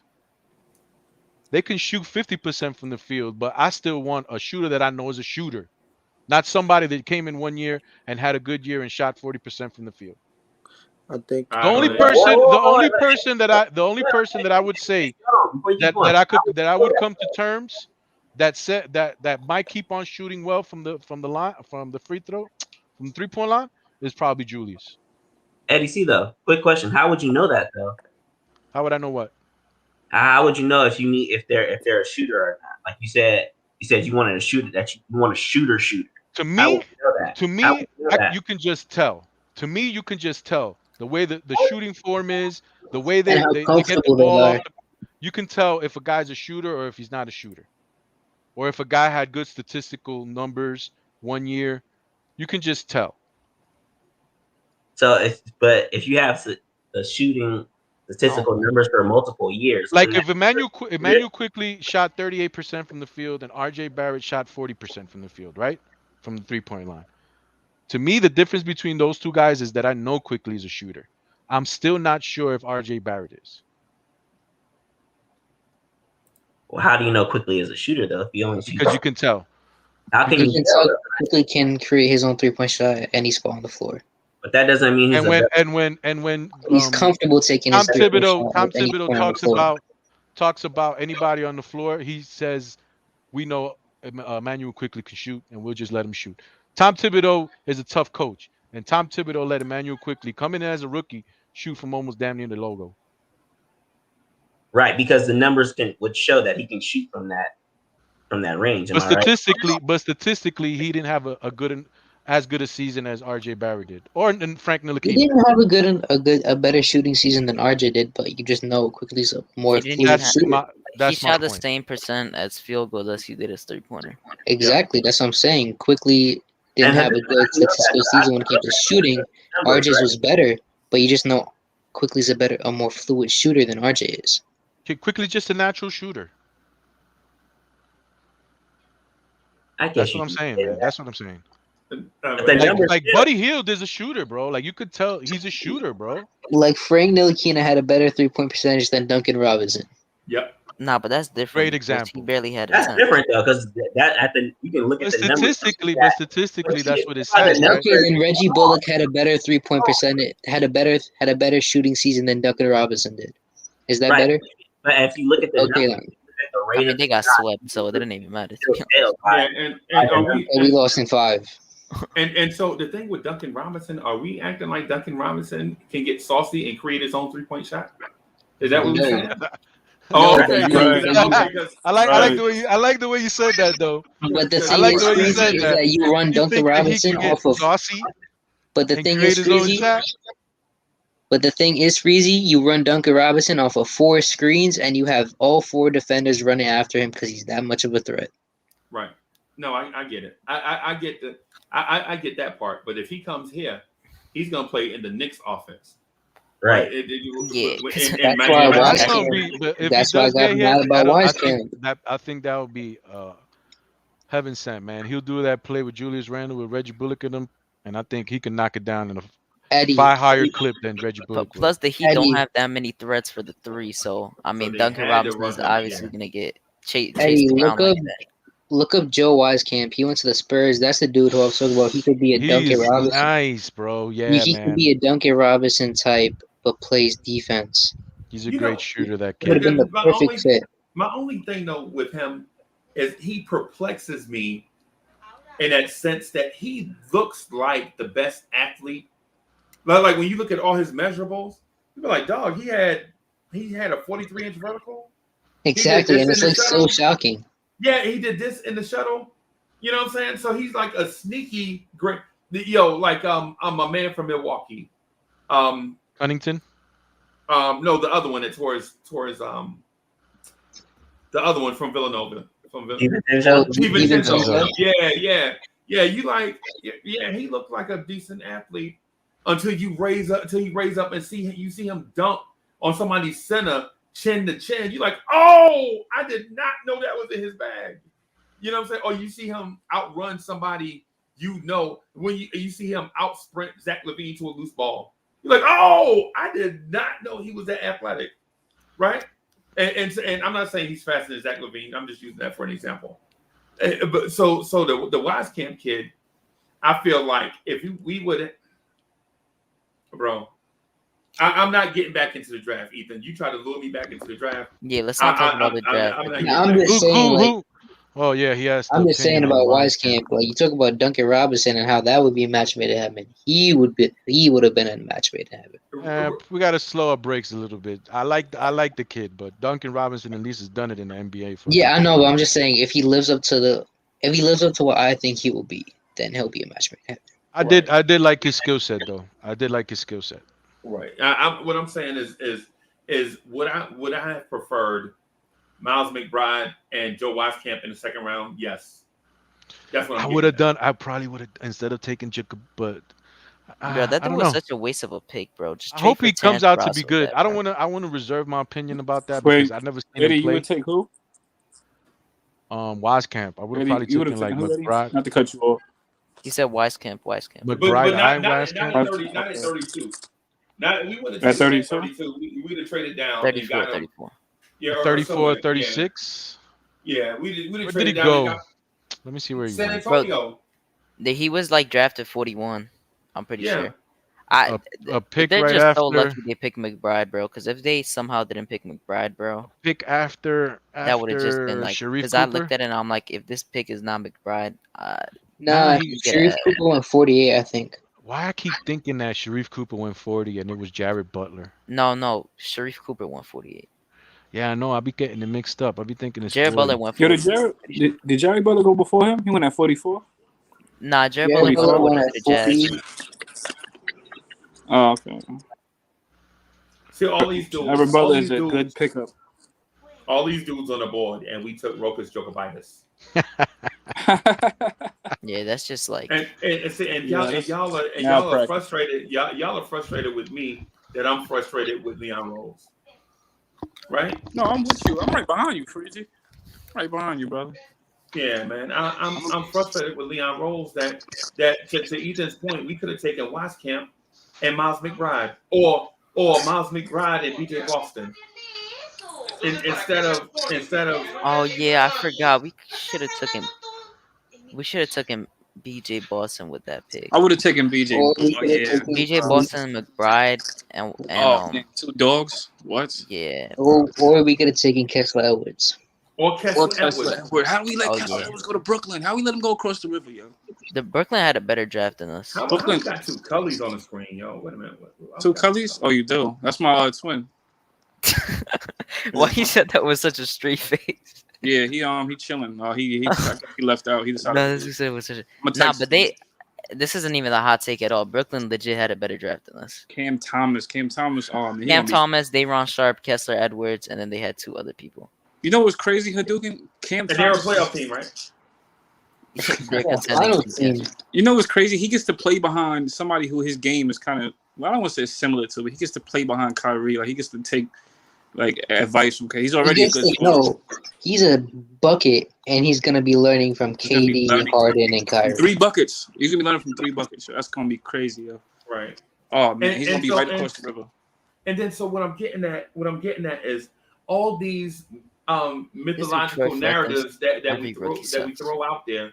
None of them are true. Like, a playoff team will never draft 4 rookies. And I was like, yo, this draft is deep. I promise you teams are going to do that.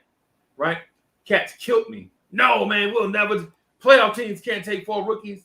Yo, what did Nuggets do? Nuggets got everything they could. Didn't they? Got Bones and who else?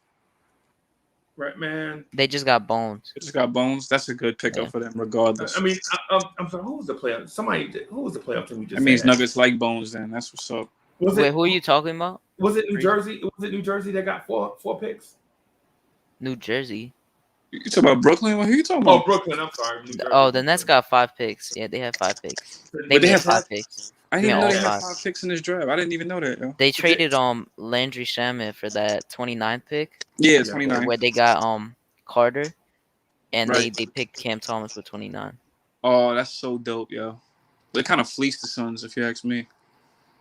Bro, come on, They gave man. them a need and got just a pick back that they thought was gonna help. They're low key rebuilding at the same time as like they have a backup plan because Who, those are Brooklyn? three solid. Yeah, they got three solid players, and then they got like two randoms. I don't really know too much about that. I'm not gonna comment on. I'm gonna look them up. Like That's like crazy. 50 and 50. How did a team that's better than they better than us? I would say right now. How did they get 5 picks? Like The Nets got J-Ron Shaw, right? So they oh, got J-Ron Shaw. that's They good. got, That's a good move. they got Kessler Edwards. Good move. Cam. They got this Marcus kid. I don't even know who that is. Marcus. Oh, forget it. And they got Raekwon Gray out of G League. Raekwon Gray is I'm solid. sorry, out of Florida State. I'm sorry. Raekwon Gray is solid. That's solid. Oh man. Yet the Knicks took Rokas Jokibitis. That guy, he can't play for us until what, 5 years, or we have to buy him out. Yeah. I can't believe that. We need somebody. We need somebody now. You know what I mean? Not tomorrow, not yesterday, not to. You know what I mean? Now. Right. Damn, Right. Eddie. Man, what happened to Sean? Man, so be it. They probably coming back, bro. We need somebody now. Yeah, we need some. Wait, let me see. Let me read a comment. Tibbs would rather draft a ready-made instead of investing in a product and develop. I get that, Real King. I get that. And that's what's sad. That's what I don't like with this. What did he say? He said, I don't know what. Yo, Yeah. Yeah, Troy Flood doesn't like any rookies, so I can't. Troy Flood? No, I didn't want Cam Thomas, Troy Flood, but he's solid. Cause we like people that remind me of IQ. I didn't really want. So yeah, because they're like ball dominant, like chuckers types. Yeah. Yeah, man. Only guy I'm okay with jacking them threes would have been Bones, but he's too much like IQ. Where did Bones go? He went to the Nuggets. 26. Yeah, I really didn't want to see Bones and IQ next to each other because it would be too much of a replica. Except one has more defense and one has better defense and the wingspan. Yeah. That would have been like a weird backcourt in the. It would have been. That would have been weird. That's a 2K backcourt. Yeah, that would have been like an annoying backcourt in the bench, to be honest. Blacktop. I would have been running cats out the gym with IQ and Bones. No, it would be either they both do really bad, like they just start chucking, or they do good, which I didn't want to have. Well, one thing I will say, Bones is an underrated passer too. He's not a bad passer. Yeah, he's a decent passer. One thing, he's decent. You know what I'm saying? He probably would have did some playmaking here and there. McBride was just a better fit next to, I'm tired of people saying that, like, okay, Bodega said all the players you wanted are project players. None of them would have started or made the rotation. You don't know that. Like, I don't know why.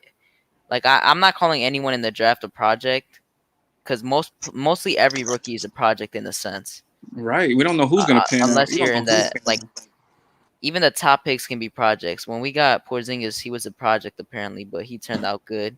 Obi wasn't considered a project. He was NBA ready, but then look at him now. Look at him, right. So you can't even call. I mean, you could call them a project. It is what it is. Like, if teams take time on them, I mean, they turn out pretty decent. You just got to see what you got. You can't just give them away.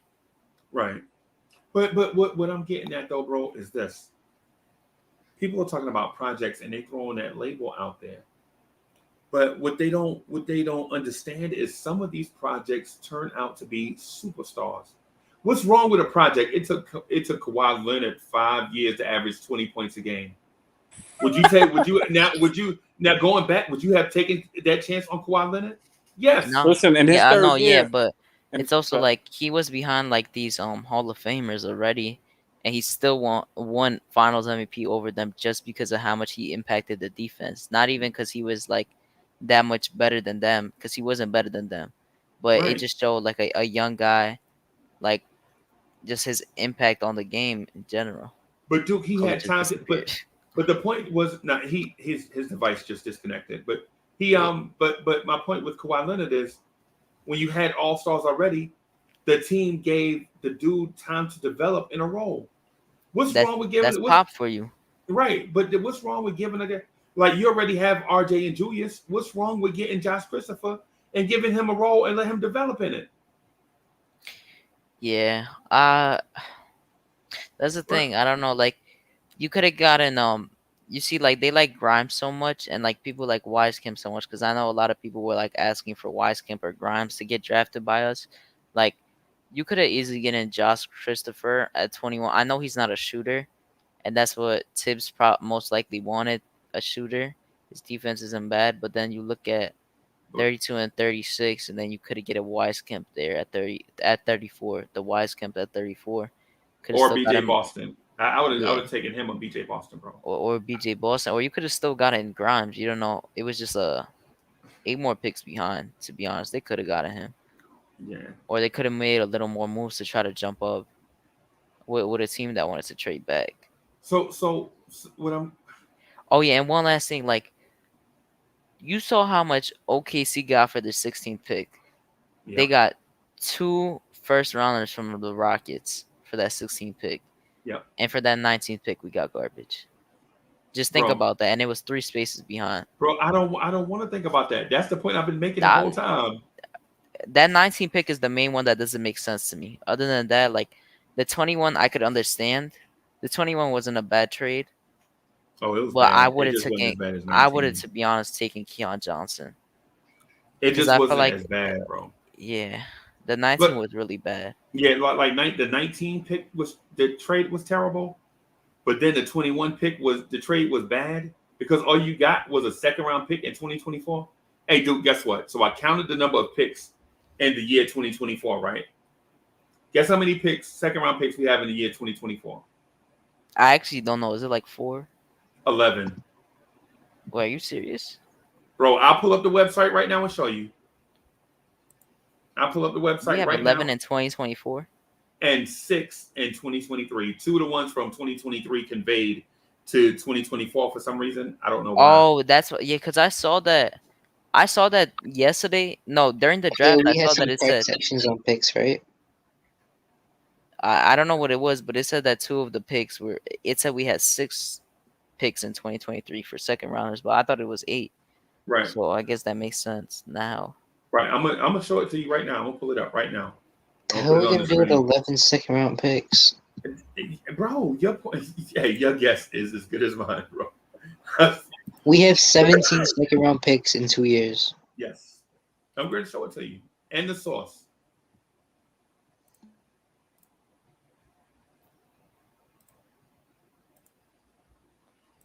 Can y'all see that? Mm-hmm. So look at 2024, right? Where is it? And 2024. And so round 1, we have 1 pick, right? And then we have, in round 2, we have Philly, Cavs, Knicks. That's 3, right? Heat, Cavs protected, Pistons, 76ers, Knicks, Jazz, Knicks. What's going on? Yeah, I don't even know what's going on. And the thing is that the Charlotte pick will probably end up being 2 more seconds. So you're saying we're going to have 13 second round picks in 2024? There it is on the screen, bro. There it is on the screen. Y'all are looking at it. That's proof. I'm not just making this stuff up, bro. Oh no. Mark Stein just tweeted Dwight Howard back to the Lakers ? Oh no. Bro, I wanted Dwight Howard. Yeah, I wanted Dwight Howard too, man. They said Clippers or Lakers, most likely. What's good, Andy? Andy, What's good, what's our good? future gaming? Oh yeah, let me drop the link because some people dropped out. What's good, Chris? Kicks and Knicks. So what I'm trying to do is figure out why are we collecting so many second round picks? Unless you got to move. It's forcing them. They're gonna have to move them. Man. This is the most ridiculous thing, and people are saying Leon Rose is a genius, bro. Right, and then look at 2023. So you got 1, 2, 3. Yo, this is mad frustrating, bro. This is mad frustrating. I ain't gonna lie to you. It's kind of funny. I'm starting to think this is all Tibbs, man. I'm starting to think it. Let me be quiet on the aspect. I got second round picks. Gotta be right. No, Tibbs. It gotta be Tibbs, yo. Second Not round. a second round pick, but That's just a yesterday Tibbs. got to be Tibbs. That's just a Tibbs type of thing, yo. He don't care. He just don't care about them. He don't care for no draft, and it's like he thinks winning is based. I mean, but winning is based out of free agency, but it's who you get. Like we don't, you know what I mean? Like we just want to build a team the right way. Like that's all. We trying to steer away from that. He wants to rush the process. Like I'd rather them just say we're rebuilding, and if we, you know what I'm saying, just so it doesn't put too much pressure on the Knicks. Don't say we're a win now, and then you do things like IQ can come in the game, hit three straight threes, and then you take him out. That's not a win now coaching move. You know what I'm saying? I just feel like that's not a win now coaching move. And then you put in a vet who goes 0 for 3. But then you take out the guy who goes 3 for 3. Like even if he's younger, like put your pride to the side. Yeah, and now then we when you understand develop, trade assets. No, people in the chat are saying trade assets for the second round picks. They saying those 19 what is it? Trade assets. No, it's the second round picks are obviously supposed to 17 be trade seconds assets. in 2 years. Yeah, those got to be trade assets, or you got to trade up. Yo, the 2 picks that we got. Yo, don't worry, Go Freeze is gonna be one of those really deep classes, and we're gonna trade 11 second round picks for the number 1 overall pick. Yeah, and I'm not gonna lie. One of those second round picks are gonna hit as one good player. So either way, we lose in that draft somehow. Exactly. Nah, it's gonna be like a future all-star or something. Yeah. What's good, Nick? G was good. Man. Especially the high school What players. up, That's Nick? 2023 and 2024. What's up, guys? What up, Without bet, Joe Wisekamp becomes the next Kyle Korver. Joe Wisecamp's a good shooter. He remind me of Doug McDermott more so. You know who? I'll tell you who he remind me of, and y'all gonna laugh. But Joe Wisekamp reminds me of, and just bear with me on it, a very, very young Wally Zerbiak. Right? Nah, that's not. He does. He's a shooter. On his swag, his demeanor is kind of like Wally Zerbiak-ish. Yeah, hey, Wally was one of the worst all-stars of all time, but at least he was an all-star. Well, that is true. But Wally was sneaky athletic, right?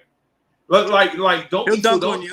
Yeah, don't think Wally ain't gonna try to yam at the rim, right? He will try, yeah. Yeah. But you know, it's one of them things, bro. What up, Justin L? What up, brother? Nick G, why do the Knicks have 18 second round picks in a 2-year stretch? Nick G supports the Leon move, so we got to hear from Nick G. Okay.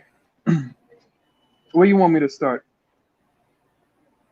Why we traded the 19th pick for a top 18 protected pick? Yeah, start with the Kai Jones move, please. Okay, first, let's do the Kai Jones move. That's a bet. Number 1, they're betting on that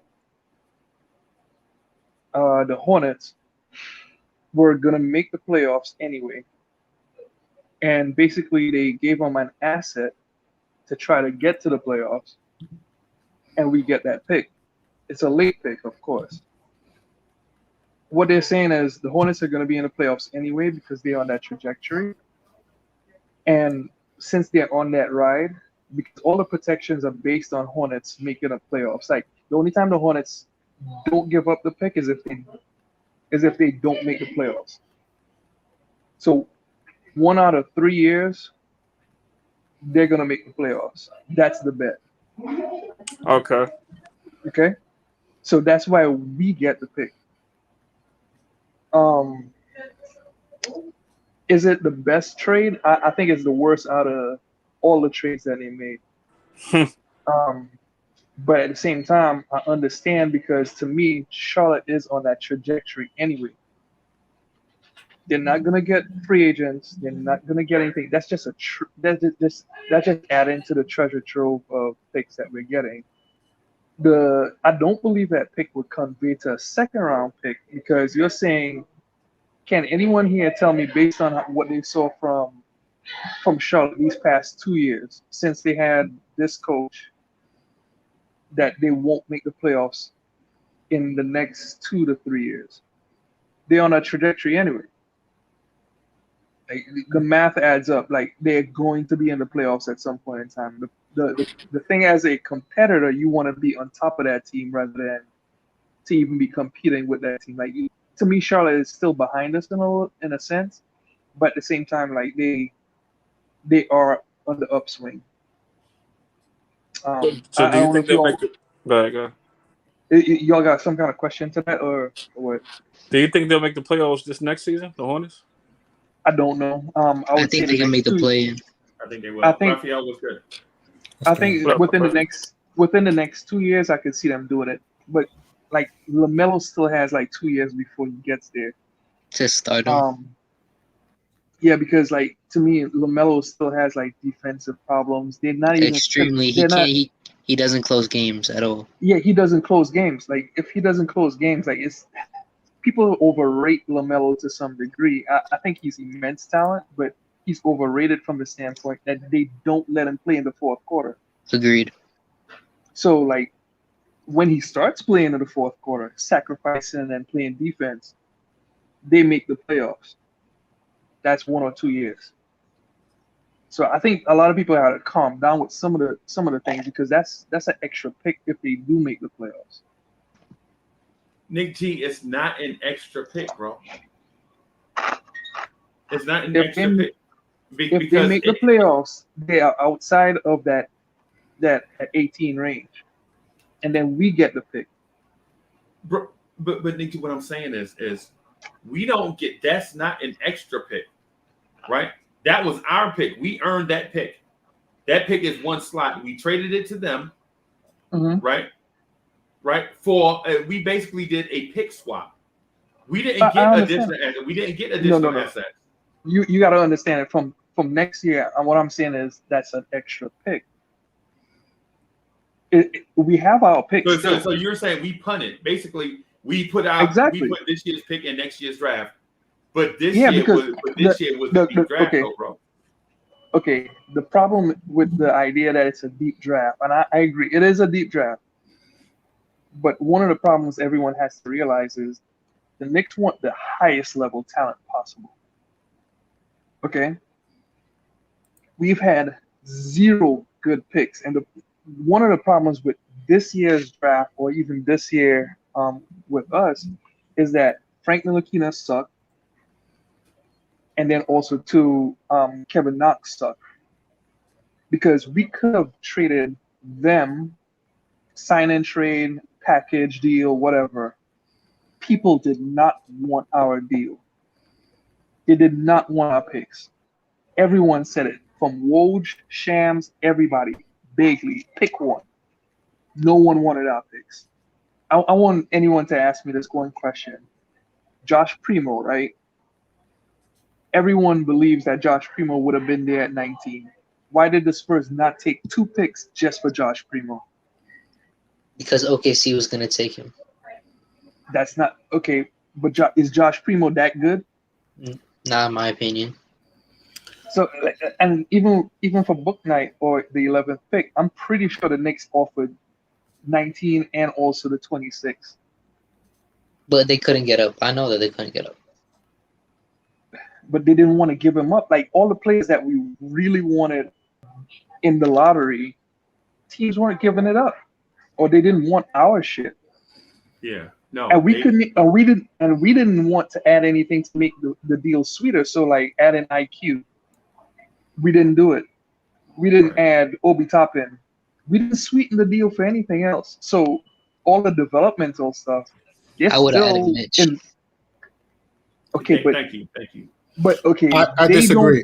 I disagree on that.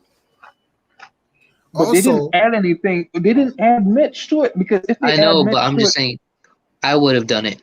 I know that they didn't. They didn't give up. They were stingy on everything. They probably only offered 19, 21, and 32. The next right now, the front office drafting Jericho Sims, who in my eyes I see very similar to Mitchell Robinson. In my eyes, let me know. I interpreted that as they're high on Mitch too. So I feel like I'm separating myself from the group. I believe the front office is high on Mitch. So I believe that too, Raph. I believe they're going to invest in Mitch to some degree. But I don't. Also, think so. Okay, cool. That's fine. I could see that, but I don't think Jericho Sims is like a Mitch product. I don't know. People comparing them, they're not even close. Well, I seen his jump. Him being a it's just people just compare their vertical and like their lob threats, but I don't think well said. Jericho Sims is Tony Wooten, bro. That's it. But Jericho Sims is no shooter. He don't have no offense either. So the Knicks don't care about an offensive center is what I'm trying to say. That's where the comparison comes from because Mitchell Robinson has no offense. And I hear that every morning, and I never disagree with you on that, Freezy. So Jericho Sims, I see sort of similarities. I don't think the Knicks want offense from a center. I think they deaded that. That's the way I look at it. Now, if you want to say argue different, that's fair. You have your argument. All I'm saying, all I can do is judge what the front office is giving me. The front office drafted a player who has no offense and can jump really high. At 58, though, he's a project player. No, it's no. They could have had other. I'm not going to act like they don't have other options. So my whole thing is, they went for somebody who can jump high, can't shoot free throw, no offense. Sounds like a similar player we have in our roster. Another center. But Jericho Sims isn't exactly a defensive beast. Hang on. What I'm trying to say is, but he has no offense on the center position either. I think, and he has nothing except for his vertical. But go, Nick. Let me just chime in. I'm about to get off. So, real simple. I think Tibbs is saying, I could teach defense so good that I could take a backup or a guy that's pretty much undrafted and make him good enough on defense. That's your starting point. So all the ideas of paying Mitch top dollar, top money, Mitch got to bring it this year. And the one thing that everyone has to realize too, Randall's in a contract year. Mitch is in a contract year. If you want to say it, Kevin Knox is in a contract year. Like, there's a number of contract year guys. So guys got to show out and ball to get the second contract. Because, like, for Jericho Sims, yes, you could say that he's a Mitch replacement. I think he's more of a Noel's replacement. And then that puts him in a backup $5 million role. But now he's going to be just making 1 point something mil. So that's advantage us. The real question to me out of all this is, what are we going to do from the wing position? When it comes to the wings, like, we need a true three. I believe Grimes is going to play point guard. I'm just put that out there. No, he ain't playing point guard. No, I'm ready to talk about that. I want to respond to that too. Let me chime in on that, because to me, I think they're gonna just say Randall, keep making plays, be the pseudo point guard, so to speak. Grimes has played point guard. Do not look at his Houston numbers. Go back and look at before he left high school. He was a point guard. He was 6'5" point guard. He used to play a lot faster. He slowed his game down and adapted to a new role in Houston. And this guy, once upon a time, scored 16 points in 2 minutes. Like, he's a flamethrower. Like, this guy, he could shoot. And you're talking about someone from a catch and shoot standpoint. Can he bring the ball up? Look at our offense last year. Can he bring the ball up like Alfred Payton? Yes, he can. Can he get to spots like spot up corner and take shots like early offense? Look at the beginning of the season when they told Alfred Payton to shoot the ball. He could do the same thing, but he could hit those. He could play point for us. It's just, you got to look at the role. It's not the same. Like, point guard for us is not the same as point guard for the Phoenix Suns. For the NBA. You know what? You might be right. Yeah, they might make him a spot up and make him play the one. You know, they might just do that. Make Randall the primary playmaker. Tibbs I said that we just need a scoring point guard who can shoot and handle sometimes when we need it, because we have Randall and RJ. Well, that would be McBride, though. And remember, just flipping back, like, Tibbs has always been a Phil Jackson triangle fan. And the triangle always used point guards to spot up and shoot. They believe in their wings and big men to create plays. That's the way the Knicks won the championship when they back in the day. So that's just their view. That it's just been in our DNA since the 60s. I'm not saying it's perfect. I'm not saying it's the most modern thing on the planet, but at the same time, I do believe it does work to some degree. And then the real question mark here is, RJ Barrett has to make the next step. Can RJ make the next step to complete the I have the theory of you need 3 people to be able to make plays on the team, dribble, pass, shoot. Yeah. RJ Barrett has to make the next step with his dribble game, his pass game. Randall's already made that step. The passing Grimes is could there. do it. Now RJ has to make the next step. Well said, Nick G. And this is why I struggle listening, and I respect Freezy and Hadouken Sharon, one of the biggest RJ Barrett fans. This has nothing to do with the draft. This has everything to do with RJ getting better. They are building on RJ Barrett, Randall. You don't need another shooter. So I feel, that's just my opinion, why you want somebody else to shoot the ball more than RJ next season is what I want to know. You already got Quickly. I heard Freezy talking about how the green light, Emmanuel Quickly had the green light. Probably Hadouken Sharon was agreeing. The next person next season I want shooting the ball more often is RJ Barrett. I don't want to draft somebody else who's going to take the ball out of RJ Barrett's hands. I want RJ Barrett on the offense more. You want more RJ next season. You bring in some defenders, and you let RJ shoot the ball and improve next season. That's what I'm saying. You need to spread the floor. I don't disagree with you. I don't want another shooter. You need to be able to spread the floor so RJ can operate and get to the paint, though. Bringing another player in, like you're saying right now. I mean, we're still doing the same exact thing right now. I just wanted to draft another player, other than the one we just got. But in general, though, yeah, I mean, I agree with you. I think that's more on.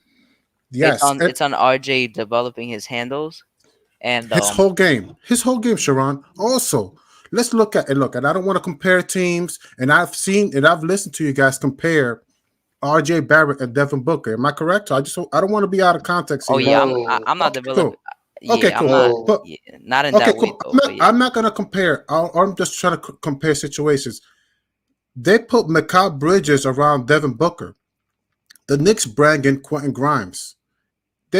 All Grimes is a hard-nosed defender, another Torrey Craig, another Mikal Bridges. That's what I'm anticipating. I don't know what you guys are anticipating. If you watch Quentin Grimes can't guard the threes, though, that would put RJ to have to guard the best wing on the team, though. Well, Mikal Bridges, they drafted him so he could spread the floor and he could play defense on the best wing, so Devin Booker would just carry the offense. It's two different situations. So say that again about RJ again. I said Quentin Grimes is 6'5" and he's a 2 guard, so RJ is bigger than him. RJ will have to guard the wings and the big threes. And Mikal Bridges, when they drafted him for Devin Booker, so he could spread the floor and he could guard the wings because he's an elite defender, perimeter defender. So it's two different situations. But here's the question though: like, I feel like they're pushing RJ to the 3. They are. Like they're so like if they push RJ to the 3 and you have Grimes starting at the 2, and he's a defender, because I don't see him shooting the ball. I don't know about this whole thing about Grimes' offense like that. All I see is hard-nosed defender, and can make occasional shots. That's all I anticipate from him. Quentin Grimes is a flamethrower. Okay, cool. Maybe he could knock down the 3. Great. I would have to see in the NBA season. But what I anticipate is more RJ next season, which is what I'm dying for. And I feel like Leon Rose and the front office basically said, we're banking on RJ next season to improve. And that's what I really want.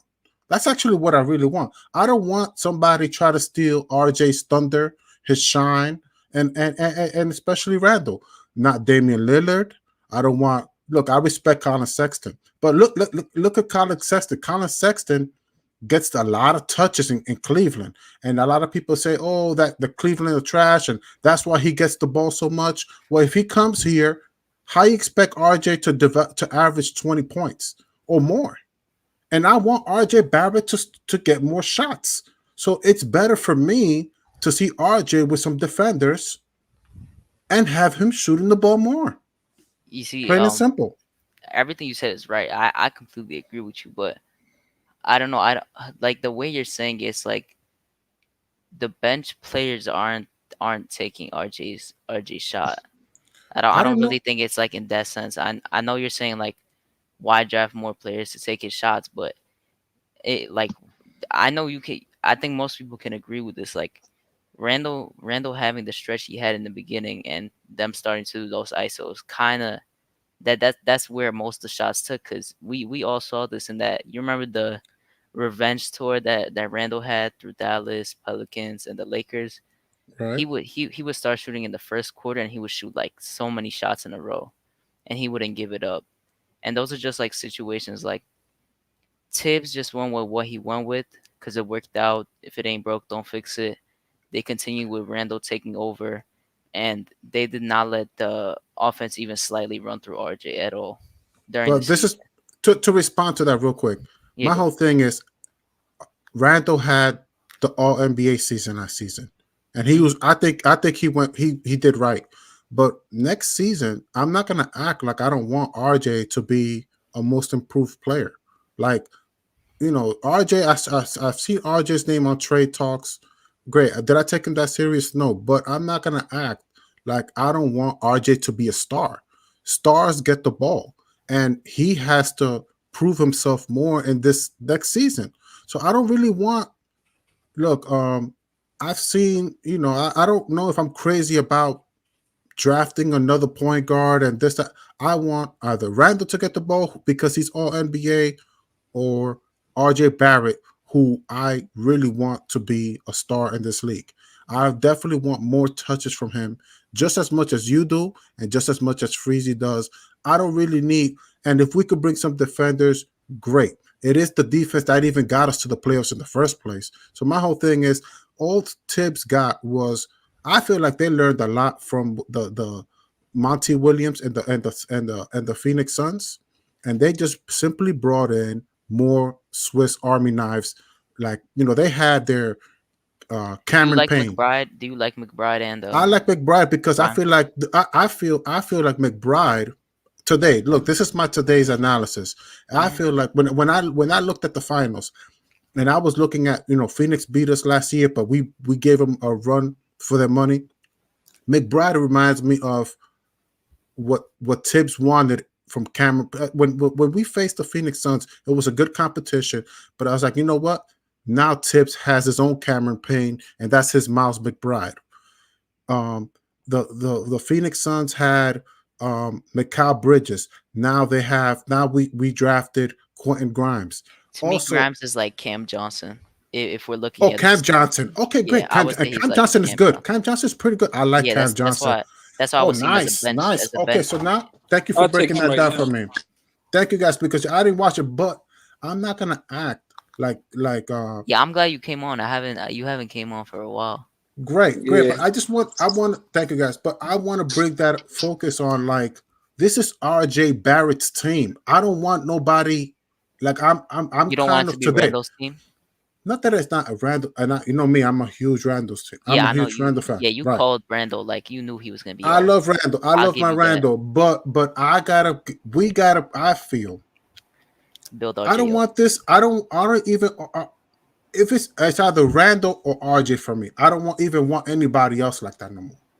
Like this year, this next season, I want a lot of RJ. I don't want no Sharif Cooper shooting shots, even if he's killing. Emmanuel Quickly, great. He can do his thing, but I definitely want more RJ. I'm not gonna lie to you guys. I'm like, yo, bro, like, I don't want nobody else to help out RJ no more. I want RJ to do it himself, which is something that Freezy makes me believe in him more. Right? I'm not gonna act like every morning Freezy doesn't make me believe in RJ Barrett no more, but I want him to do the work. I want the guy to do the work. I don't want somebody to fill that void. Whatever void we lack on offense, I want RJ Barrett to do it. And I know that Julius Randle could help out. Now, on the defensive side, we have Frank Ntilikina, but he's always hurt. He's always hurt all the time. Groin injuries, or he doesn't make that. But I was impressed with the defense, and I'm sure Tibbs was, about the Phoenix Suns. But I want when Freezy goes out of his way to compare RJ Barrett to Devin Booker because they want to trade RJ Barrett. You know, at heart, I kind of agree with him, but I want him to earn it. I don't want nobody to fill the void. RJ Barrett has to fill the void at some point. He has to fill that void. You can't bring somebody else to do that work for him. Yeah, I agree with you. And like, I know like the way like the comparisons, like the comparisons, like we never before like compared like RJ to like other players. Like we compared RJ to like Tatum's rookie season before and like his first 3 years, but it mainly started when people started saying to trade him for Bradley Beal. Like Right. they think that, like I said this last week, I'm pretty sure, like when we compare RJ to Bradley Beal, people are like, oh, he's never gonna score 32 points per game, but he doesn't have to. He could be a more impactful player, averaging like 24, let's say 6 and 4, and winning. Like it's not all about numbers. Like I, I have a question for you, Raphael. Does this sure, have to sure, do sure. with tips too about RJ shots and how he works with him running the offense next season, especially? Okay. I just wanted to let y'all know that I have RJ Barrett's comp numbers on standby, just in case somebody want to argue about RJ Barrett. Since But, I have the ages all the way out to age 22 season. Anybody want to trade RJ we Barrett? we know RJ. I I called you RJ. I know Freeze. We know Freezy. By his first year, he averaged as much as Bradley Beal. We know. I'm just saying, in his age 19 season, he averaged more than Bradley Beal, Zach LaVine, Devin Booker, Kawhi Leonard, and Paul George. And how Jaylen much? Brown. How much you think RJ Barrett is going to command by the end of his contract? Like, if we don't give him room to grow, and he starts to command all this money, the front office is going to be like, well, listen, you're only doing this much. We needed to draft another superstar next to you because, you know, this, that, and the third. Like, you got to give him 2 years. Yeah, he only has 2 years. He's on his third year. And in one more year after this one, contract. It's a contract conversation. That's why they gotta let him run the offense in general, because him becoming a spot up shooter makes no sense. Well, last year he did good. Last year he did good, but next season, whatever needs to be Expand his done. game. So whatever he needs to do to earn his contract, I want him to do it next season. I definitely do. I think he'll do it too.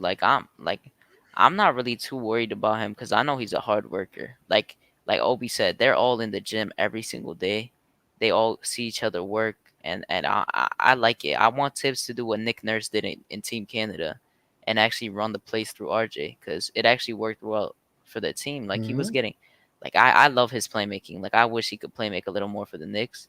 His playmaking is so like underrated to me. He got to I get hope that ball they more. let it happen. Yeah, they need to give him the ball more, and I think that's more on Tibbs and Randall to let that happen, not just him on his own. Right. Well, he needs to prove. The more you prove, the more that things go your way, if you ask me my opinion. I like what I saw in Team Canada. I did like that. So if he can do that, I think I trust Tibbs to give him. Handles are saucy. The handles are saucy. You saw the team. You saw the Team Canada games, right? Bro, Yeah, I don't know if it was bad defense or if RJ has improved handles. I think the thing that I noticed right away is that we all know how during the season, you see how he dribbles high. He actually kept it like more balanced during Team Canada. Like it wasn't as high. It was more stable, so people didn't get it. He barely got turnovers during Team Canada. A few games he had. Did But you, I'm did really you see looking the, at did that you see the size 11 sidestep step three? back. Did you see the Yeah. sidestep three he hit? Yeah, and Drew That might have Hanlon been my said, favorite one. yeah, someone added Drew Hanlon after the Canada games, and they were like, "Are we gonna see this from RJ more during the season?" He did the eyes emoji, like, so we're definitely gonna see it. I'm not gonna be surprised if we see it.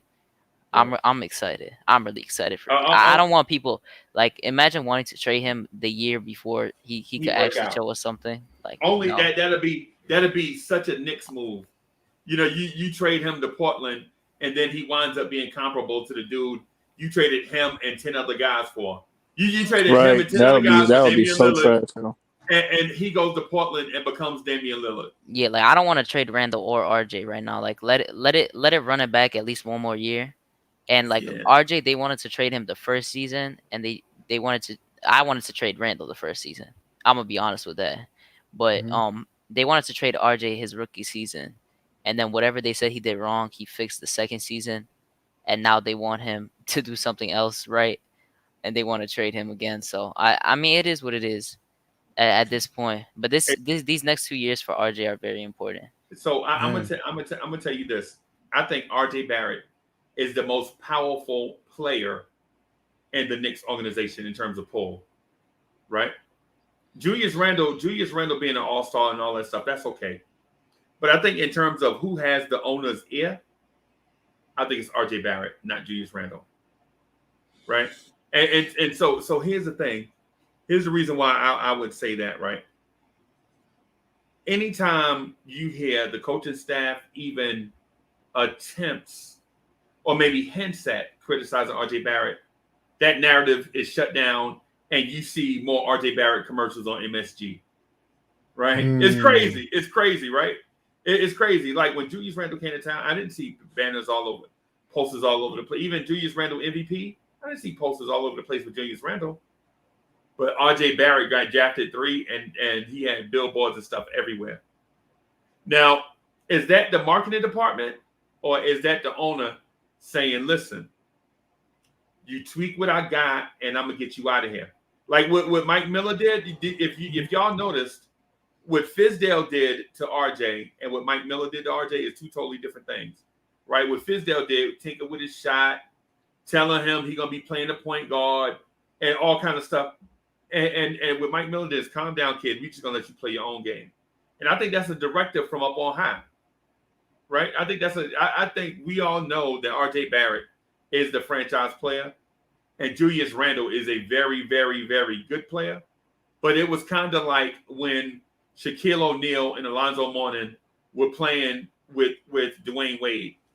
You know what I'm saying? Y'all remember that? With the Miami Heat had Gary Payton, Right. Jason Williams, and a very young Dwayne Wade, a third-year Dwayne Wade. And people Right. were like, but you got Shaq and Alonzo Mourning and Jawan, all these guys. We're like, yeah, we got all these guys, but you know who the man is? You know who the franchise is? RJ Barrett.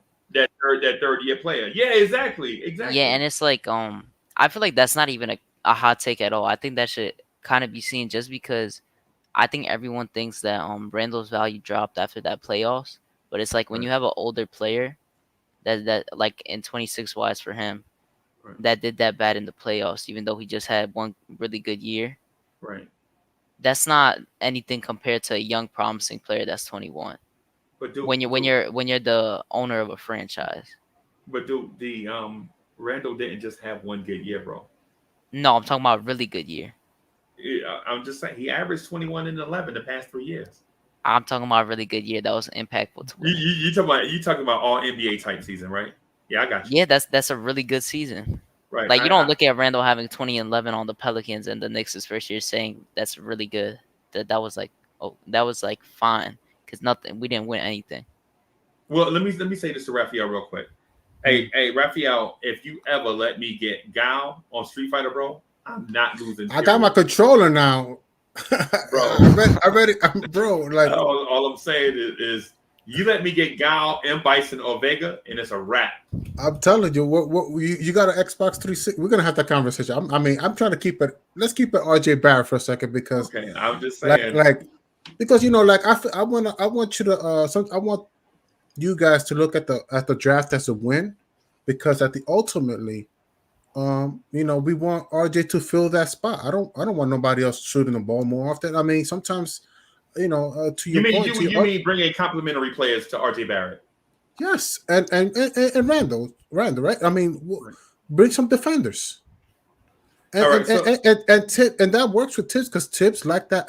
When we played the Phoenix Suns, I saw that Tibbs really liked their defense. That's my impression.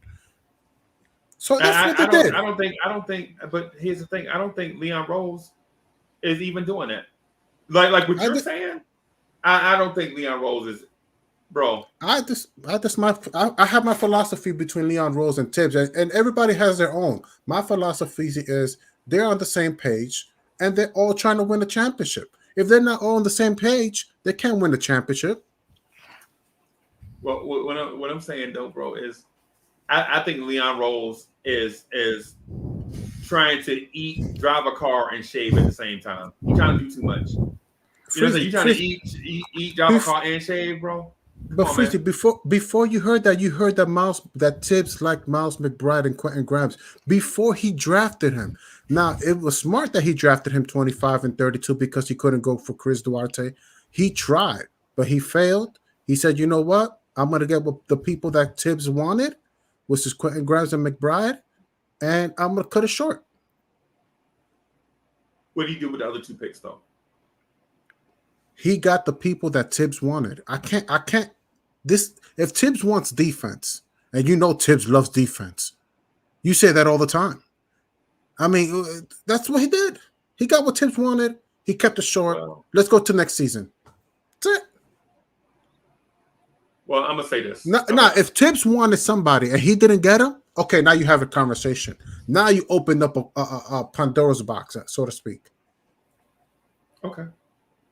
I can't believe I looked at it today because I completely forgot after the trade. I can't believe the Thunder picked the Giddey and Trey Man. Like, why do you need two? Like, that made no sense to me, to be honest. Because that was kind of just being greedy. Because we was right after them. That's just being greedy. Yeah. To keep us from getting That's them like bars. they sticking it. I'm telling you, they sticking it to dudes like Leon Rose. You ain't just gonna come in here and take over the game. You can't. No, you can't. Freezy, you can't stick it to Leon Rose when Tibbs did not want Trey Man. I don't think he even wanted Trey Man. But I think Leon Rose did. That's where Leon Rose maybe, but Leon Rose maybe was wrong about Obi, and look how that turned out. I mean, I don't know. Maybe yeah, maybe no. I don't know, but that might be the disconnect right there. You can't say that he went against what Tibbs wanted. Tibbs wanted his guys, and he got his guys.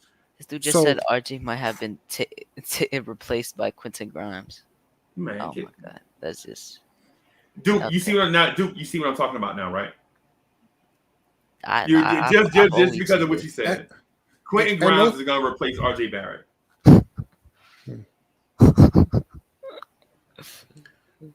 All I want to say, though, is I got to give props. When I was watching the finals and I was doing those watch-alongs, I paid attention to the Phoenix Suns, and I could see why Tibbs really liked the way they built that team of Cam Thomas, Cameron Payne, Mikal Bridges, Torrey Craig. Like, those guys, they're nightmare on defense. They're nightmare. Torrey Craig for cash considerations was the difference from the Bucks. Yeah. Right. So those Torrey Craig might be the guy that we go after, right? I hope so, bro. Those guys, if they see a bad play for me, forget about it. It's not going to happen. It's not going to happen. That's when I never seen such great defense in my eyes in a long time.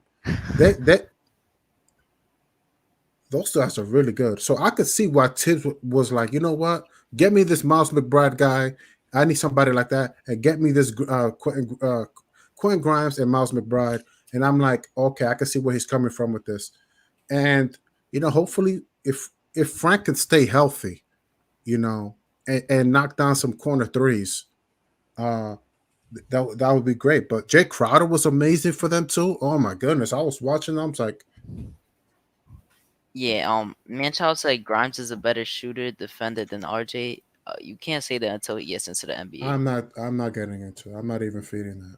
But what I want from RJ, though, what I really want from RJ is to really fill that void of scoring and to take over games. Because last season, let's talk about last season. Last season, there were some games he won and there were some games he lost where Tibbs gave him the opportunity to win the games. Now I want that role to expand more. I want RJ to be the closer of this team. That's what I really want. That's what I really want. That Memphis game, he closed it out, and then that whole 5-game stretch, he was closing out games really well, making clutch shots. But the thing is that I know you're saying to score, but when you look at scoring, you Randall. It was Randall. I don't know. I can't even say I'm not gonna say it was fully Randall. It was Randall and Tibbs, just because Tibbs doesn't know how to keep a person that's scorching hot in, because he did it with multiple players during the season. He got to get better at that. But yeah, he's pathetic with that. Yeah, exactly. That's more of RJ getting his shots up when he is hot, because he doesn't get the best opportunity to compared to the other players.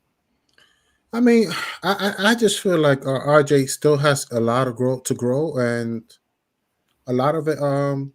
The more next season, I think his role was bigger last season. RJ's role was bigger. He got more minutes on top of that too, and I definitely want him to now that he knows his minutes and his roles with Tibbs. I feel like now next season, why can't he average 20 points? Why can't he average more? I agree. You know what I'm saying? I think he'll average at least 20. next He season. got. I mean, like we got to talk about how many minutes can we anticipate? Minutes, points. How many games can he win? He only won one. He helped us win one or two. Like in closing games, that's where I'm gonna be very big on RJ. Like that's what I care about. Like I don't need somebody else who's gonna argue with RJ about closing out the game like a Colin Sexton. I love Colin Sexton, but I know Colin Sexton. He's a killer. He's gonna try to win you the game. Like why would because I do Randall that? can't close. I'm sorry. Well, and that's fine. But the RJ, look, that's no. I'm just saying. Well, RJ's Randall role can't last close. season, right? RJ's role last season was to close games. Like Tibbs gave him minutes to close. Like that was a trial and error. Like listen, Well, did he really? There were some games that Tibbs was trying to trust. Against the Miami game, he did against Miami, and then some. And I feel like when he couldn't, then Julius Randle. He got mugged at the basket and they didn't call. You talking about the Miami game? But the Miami game, yes, he did. Yes, he did. I agree. I remember people trying to say that he could have dunked it over Butler and got an and-one. Like people were really trying to say that, but when I looked at the upper view of that layup and it was halfway in and halfway out. It was so like that was just tough. But I I'll tell you definitely what, want RJ. I want RJ to take over. This next season, he's making that. Yeah, he's making that. Yeah, his finishing got to get better. 100%. What up, Juju? What up, chat? That Nick Ewing, Eric Surreal. What's good, Juju? Man, child. So what do y'all think is the average points per game RJ should average next year? Don't just give me a random number like 21. 20. Yeah, I'm gonna say 19, 20ish. I'm gonna say 19. He's gonna start hitting that 20 range, I think. I say he can easily average that just because his finishing was so bad. It can't get worse than that. He's a bucket away. Like he's a layup away from averaging 20. So he just had. I think he's gonna get better at at finishing next season. Like he was really bad this season. Yeah. If he fixed that up a little, and I'm not worried about his 3-point shooting like as in percentage because all these good like players like when they shoot off the dribble and like step backs, their percentages are like at 34 and 35. Like if RJ can give me like a 36, 35 with shooting off the dribble, I'm happy with that. Oh, so let me just give y'all. I'm gonna throw a number out there, right? Bradley Beal, Zach LaVine, Devin Booker, Kawhi Leonard, and Paul George combined to average 17.9 points per game in their age 21 season. 17.9, and we're saying that RJ Barrett should average 20 or 21. All right, people in the chat are saying 21 and 22. What about the third season? What about their third season? How many points they average on the third season? Well, some of them, it is their third season, and for others, it's their second.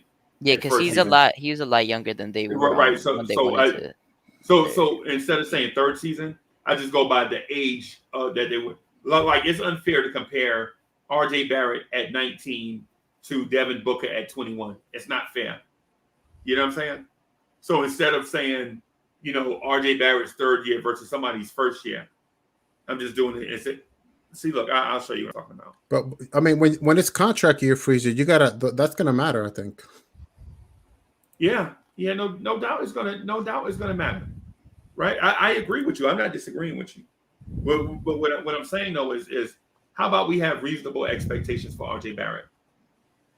So if say for instance, if RJ Barrett comes out next year and averages, I got you, SB. Say RJ Barrett comes out next year and averaging, say 20 points a game with about the same efficiencies. Would y'all say that RJ Barrett did not live up to expectations? If he didn't average, you said what? If he averaged 20 instead of 22. Oh no, he did. Right. I'll be happy. I think I just want him to get in the 20s. I don't want him to be below that. The 20s is the at least for me. Okay. So at age 21 season, right?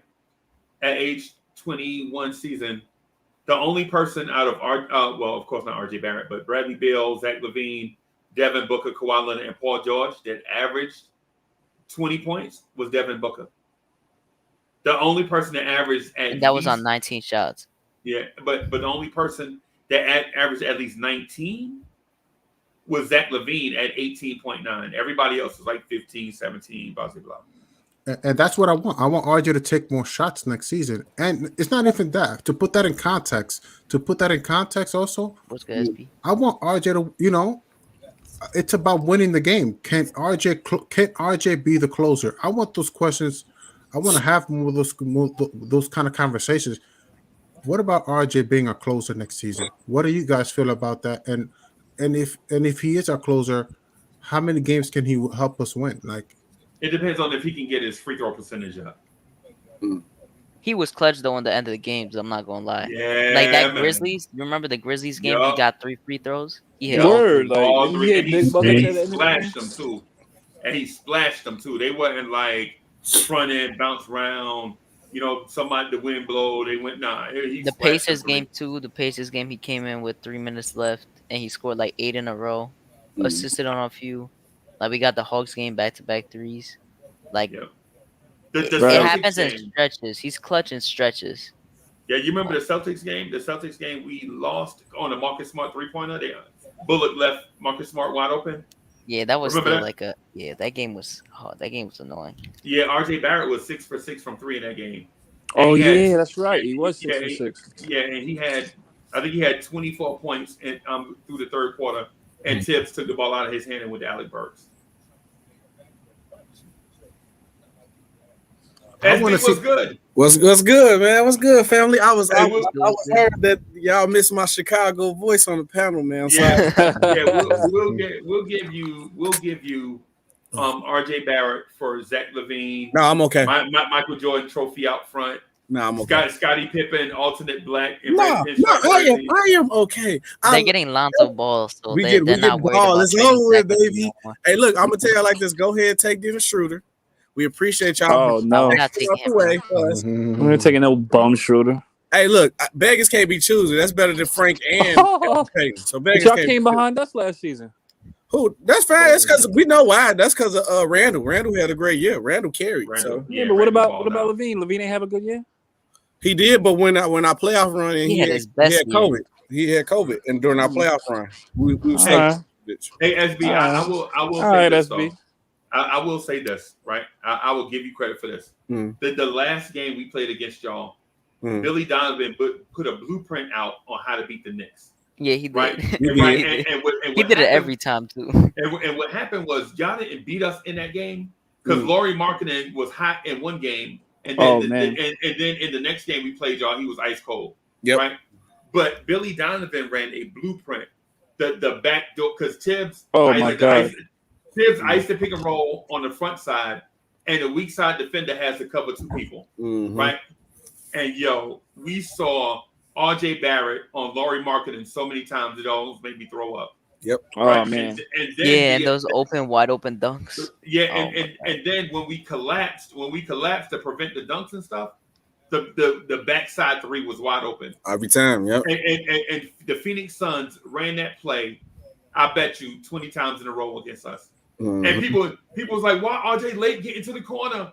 Yeah, and then we had Payton and Randall not knowing how to go over a pick against Markkanen, especially that first game. I hate that. And then my question too, because I was trying to come in early, but then I had to come to work. And I had to come in the car. Why people complain about the Knicks draft? To me, I feel like this draft is probably one of the deeper drafts that we had in a long time. Like, look, we got Ayu Dosunmu, who was a Big Ten Player of the Year, averaged 26 and 5, and brought the U of I to the tournament. Nice. They've been in years in a long time, and we got him in the second round. He's nice and from Chicago. Yeah, and that's I love Ayo, yo.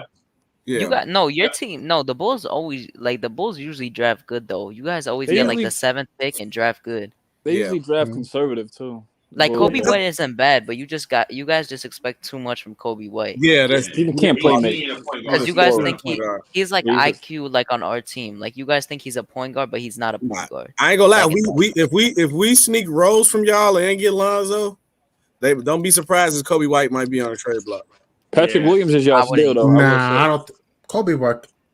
I said don't be surprised because what time do y'all think about this? We just draft IU. And we're gonna get. There wouldn't be a spot for Kobe White on that team. Yeah, They he played his they second gotta game. play they gotta play Saturansky. Saturansky is He bro. gone. He gone. We getting rid No, of him. we should go after him. If I'm the next, I'll go after him. Y'all can have him. Give us a pick. You can have him. Nah, They're he's a just free smiling agent. over He's a free agent. No, Is he? we give y'all Quentin Grimes for him. Nah, we ain't gonna get Quentin Grimes. I'll take Grimes for Saturansky. I ain't traded Quentin Grimes. I'll take Grimes for Saturansky. Quentin Grimes is Damian Dotson 2.0, bro. No, he's gonna be. I hope that he's. Damian We need Dotson somebody. 2.0, We need somebody who's good at defending and double teaming players. I when we hope need he's to. Cam Johnson. That's what I hope he is. Nah, he ain't. Yeah. But not SB. The thing is not that the draft was that bad in general. Like the players we got are not bad, but it's like we traded a 19th pick for nothing. We traded it for a Charlotte heavily protected top 18 pick that we're never gonna get. Yeah, I ain't gonna lie. I give Charlotte credit. Charlotte had a good draft, but for me, when the Knicks did that, I was instantly thought, and I know this from the Bulls side, that's Tibbs. Tibbs don't want no young players. Tibbs want to win now. It's all the way Tibbs, Joe. That's Tibbs saying that, nah, don't give me no young player. Bring me a solidified vet in at the position. Give me somebody. That's why I said, don't be surprised y'all get out of Schroeder. I hope y'all get Schroeder so we don't get Schroeder. But yeah, I'd rather have just traded that for Terrence Ross if he really wanted to, because that's who they said. Yeah. Like, if you're trading for anyone, why are you doing that? Nah, they wanted a lottery pick actually for Cam, so they didn't end up. They wanted a lottery pick for Cam. Cam didn't play all they last year. said that later on. They said we want to give 20 and Cam for a lottery pick. Yeah, this draft gonna be good. I think too with this draft that a lot of players that was drafted later in the draft are gonna be good. This draft deep. There's a lot of good. It was a lot of good players in this draft. Only one I was surprised that when the Spurs took Primo so early, and I heard he was a second round pick. But I wasn't surprised at that. Once I seen that the Knicks traded down, I said that's all money. That's money reasons. Yeah, and wait, Giddey didn't surprise you? Giddey at 6 didn't surprise you? You said who at 6? Giddey. No. Josh Giddey. Are you serious? You like him or you think? No, he was already projected to go kind of high. So, and they was like pretty much after the first 3 people, anybody could go anywhere. SB, they had Giddey at 8. I remember. Let me ask you this, bro, because I've been itching to ask you for a long time, and we keep missing each other. Right. How the family doing, bro? Oh, they good. They're good. The baby good. The baby good. Yeah. You getting some sleep? No. I was gonna say because you up 2 o'clock in the morning. Oh yeah, I'm at work now, so that's I was like, yeah, but usually, if I'm at home. So mommy good and baby good. Yeah, pretty much so far. Yeah, we good. Good. How many jobs you got now? 4? You got 4 jobs? I still got one. I just work at the NBC Tower downtown at the radio station for right now. Okay. And then SB Talk Sports. That's it. Work for myself. That's it. Yeah, I was gonna say because the last time we talked, man, you told us about the stuff, and I never got the chance to get with you about it, man. Yeah. Everything good. Yeah, everything good. Good, man. I'm excited to hear that. Congratulations, bro. Thank you, man. I think I'm done though. I think I'm done for sure though. Yeah, because you ain't getting no sleep, and I bet you every time you turn around, you got to pay for baby stuff. Mm-hmm. Well, at least one thing I say that we actually secure. We got a lot of stuff right now, so she good. We ain't paying for nothing right now, but I know it's gonna be coming once she start growing. Yeah, bro. Because I'm telling you, one day they crying in the middle of the night, and you got to get up and walk around the house and put them back to sleep. Mm-hmm. And the next day, you go in the kitchen and they mad because you ain't paying their car insurance. Yeah. Oh man. I'm telling you, bro. That's what it is. Don't you scare me already, man. Bro, and I got 2 girls, so. Oh, and so now you got to go buy you some guns. Oh yeah, man, I live in Chicago. I gotta get some guns, but I gotta get a couple, man. Yeah, man. I've been wanting that to call you, man, and check on you, man. It's been a minute, bro. Yeah. You got my number? I thought I gave you my number, right? No, you ain't never gave me your number. I thought I'm gonna give you my number too. Yeah, because I'd have been hitting you up, checking on you, man. Because when you told us, I was like, yeah, my man's super busy. But yeah, man. Yeah, but these Bulls, yo, what y'all gonna do? We get Lonzo. I think it's almost guaranteed they're getting. Because look, even if we go get Zoe, I just don't want Dennis Schroeder. I could tell you 5 other point guards that I would rather have than Schroeder. I would take besides Lonzo, I would take TJ McConnelly from the Pacers. I'll take Patty Mills. I'll take Spencer Dinwiddie. I'll take Kyle Lowry. I just don't want Schroeder because Schroeder is not worth that much money. Like I don't like to. How about Reggie? Reggie Jackson, I'm good on him too.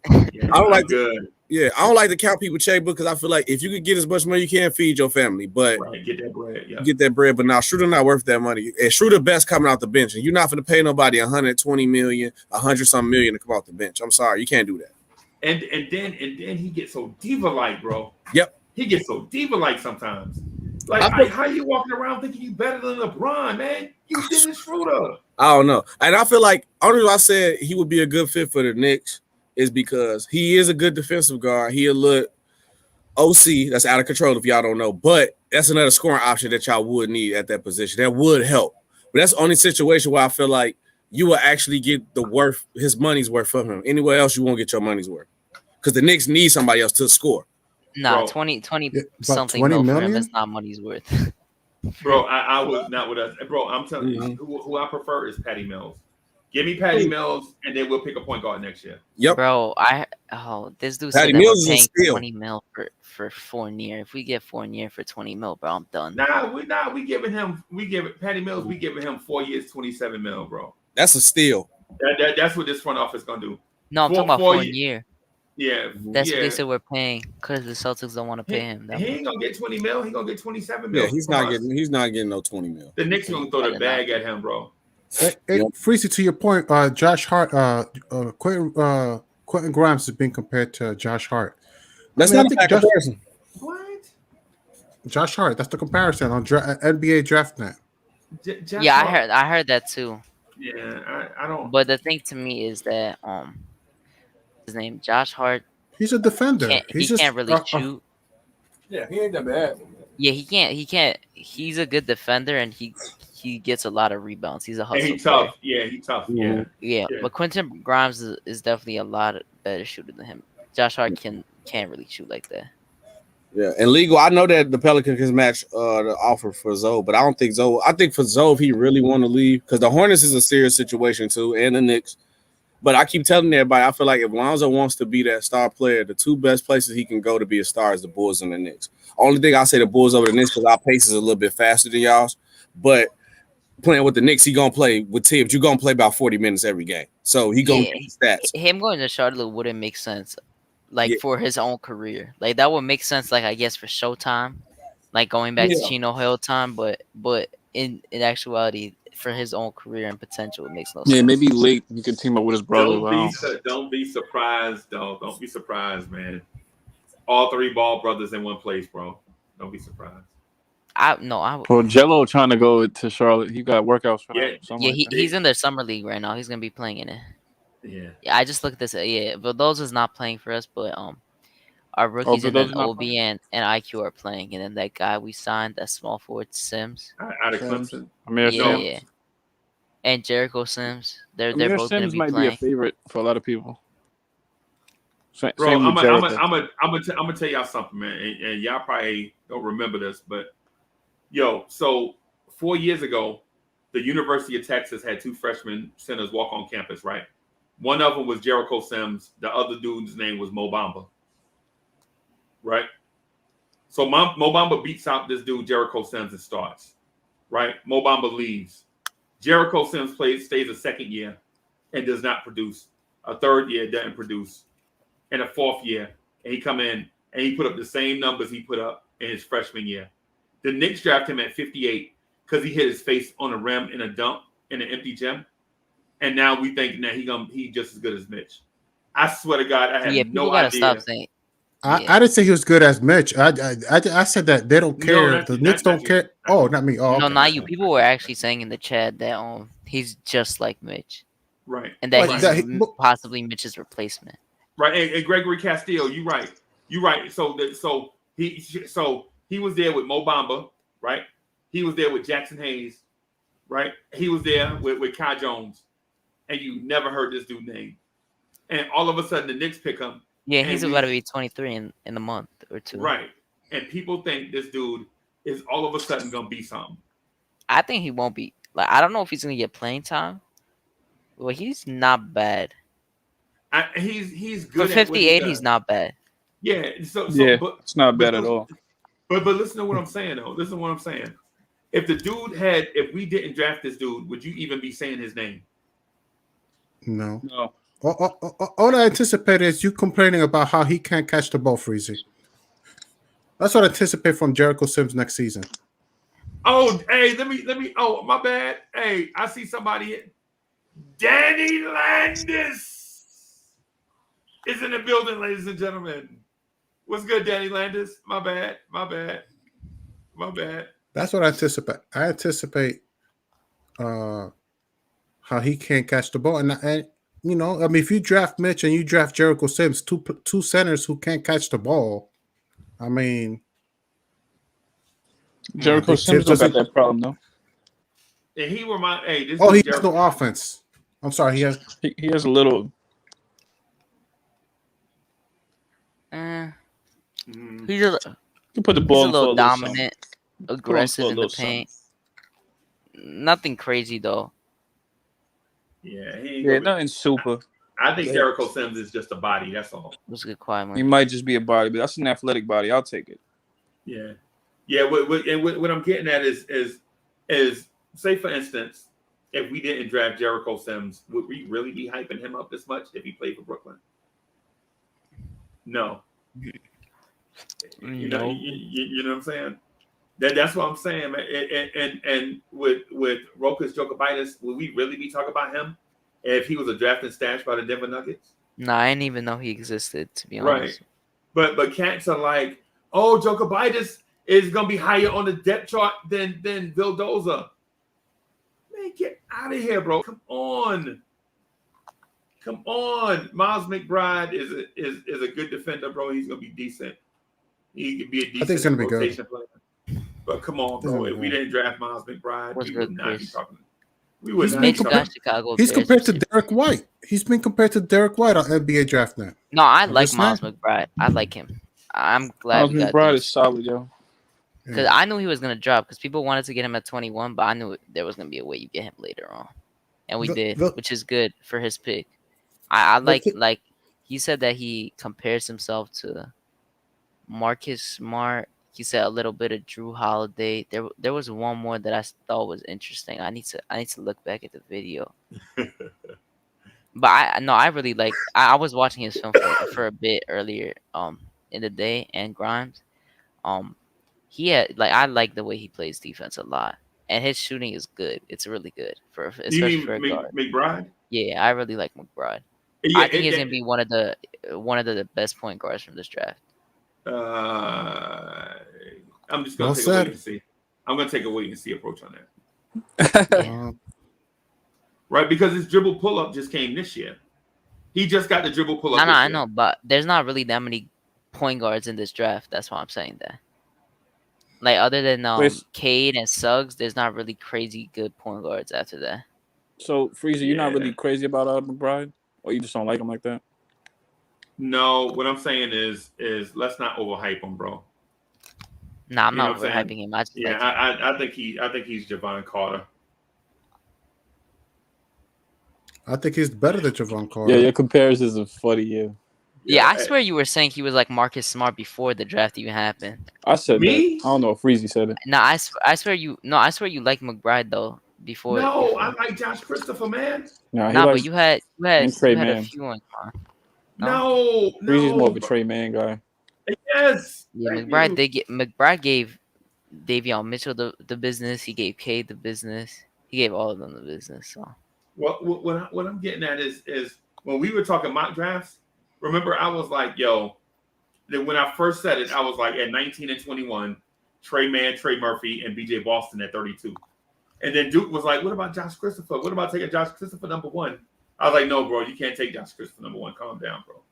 Yeah, I told you I'm taking him at 21. Yeah. And you were like, what? That's crazy.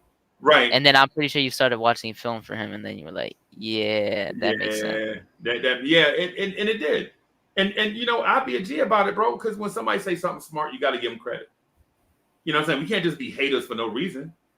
You know what I'm saying? You was like Josh Christopher, blah, blah, blah. And then I found out him and my boy coached him.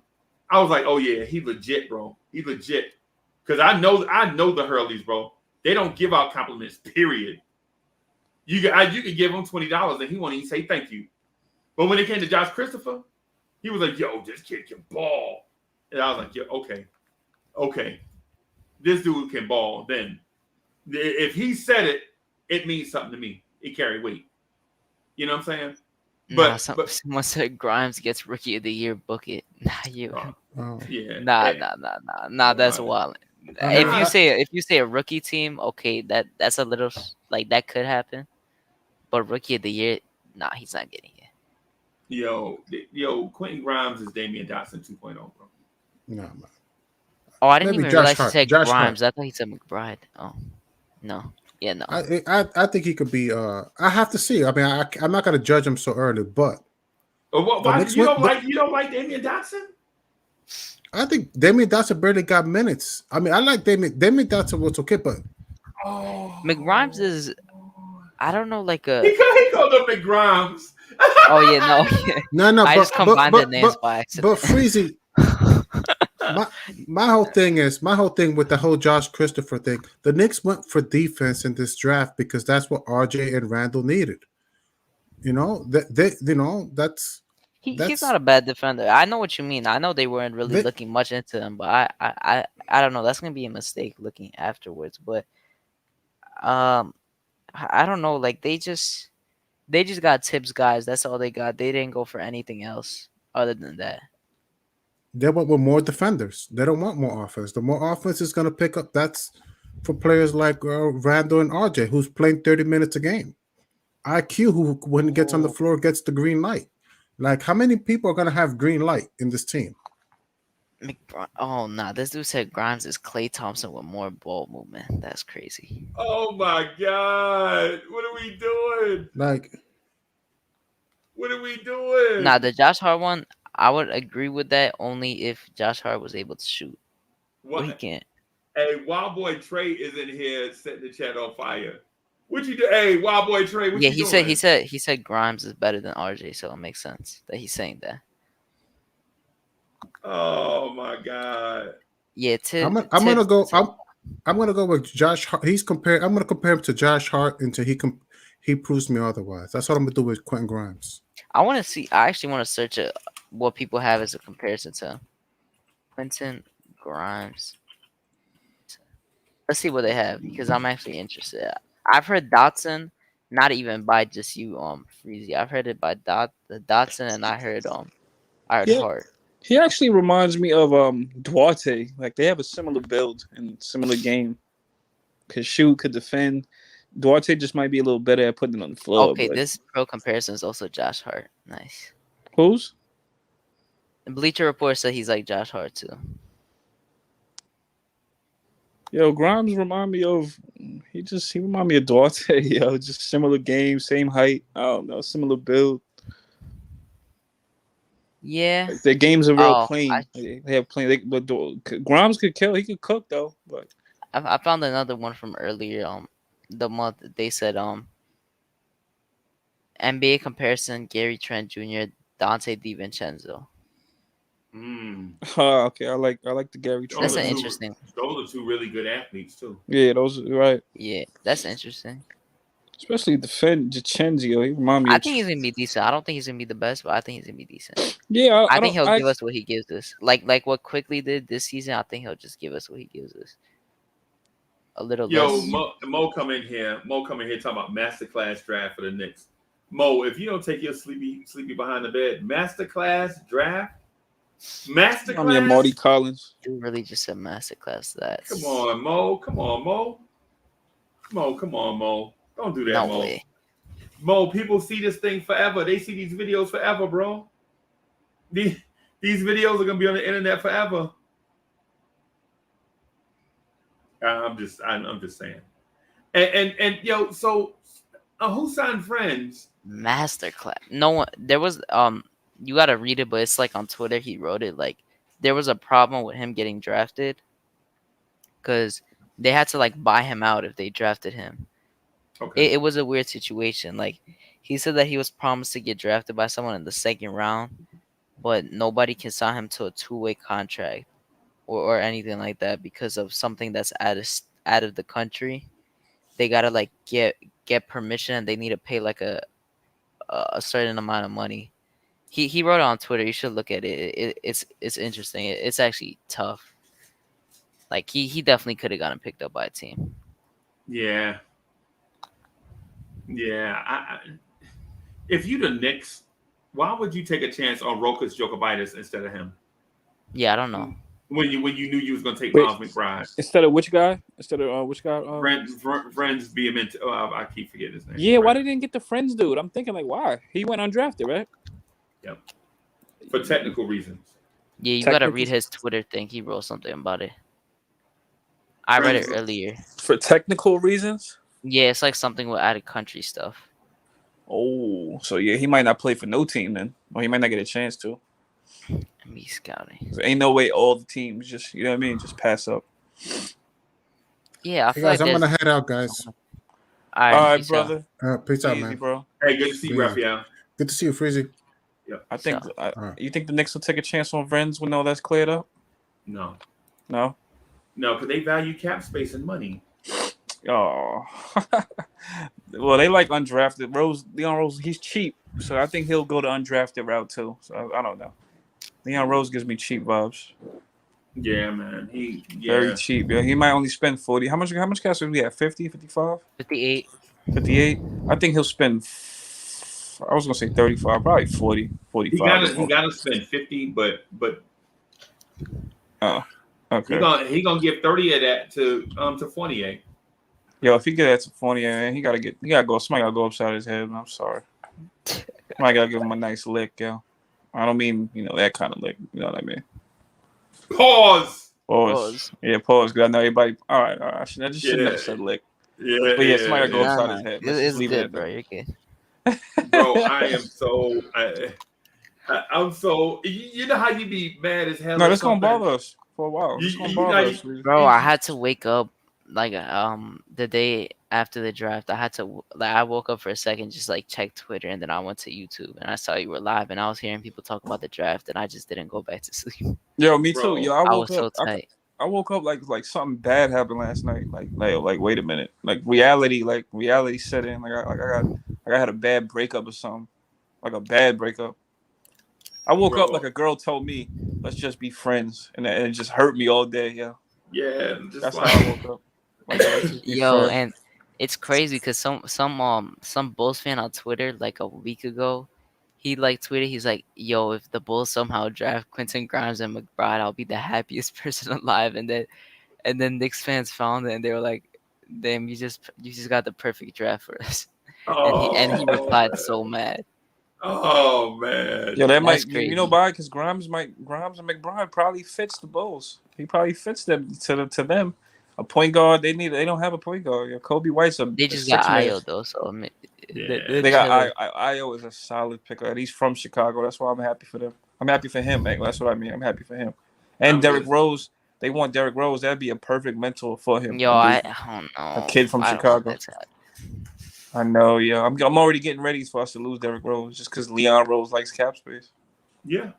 I'm already getting prepared for it. We straight up gonna roll out we're gonna sign Dennis Schroeder and Evan Fournier to big long-term deals. Yeah, Freezy do that, doesn't even want Rose back though, so it's fine. I don't want it. You don't want him back? Nah, bro. Who do you want as far as free agents for this year? It's not really a lot to say, but who do you want? I wanted us. So let me preface it.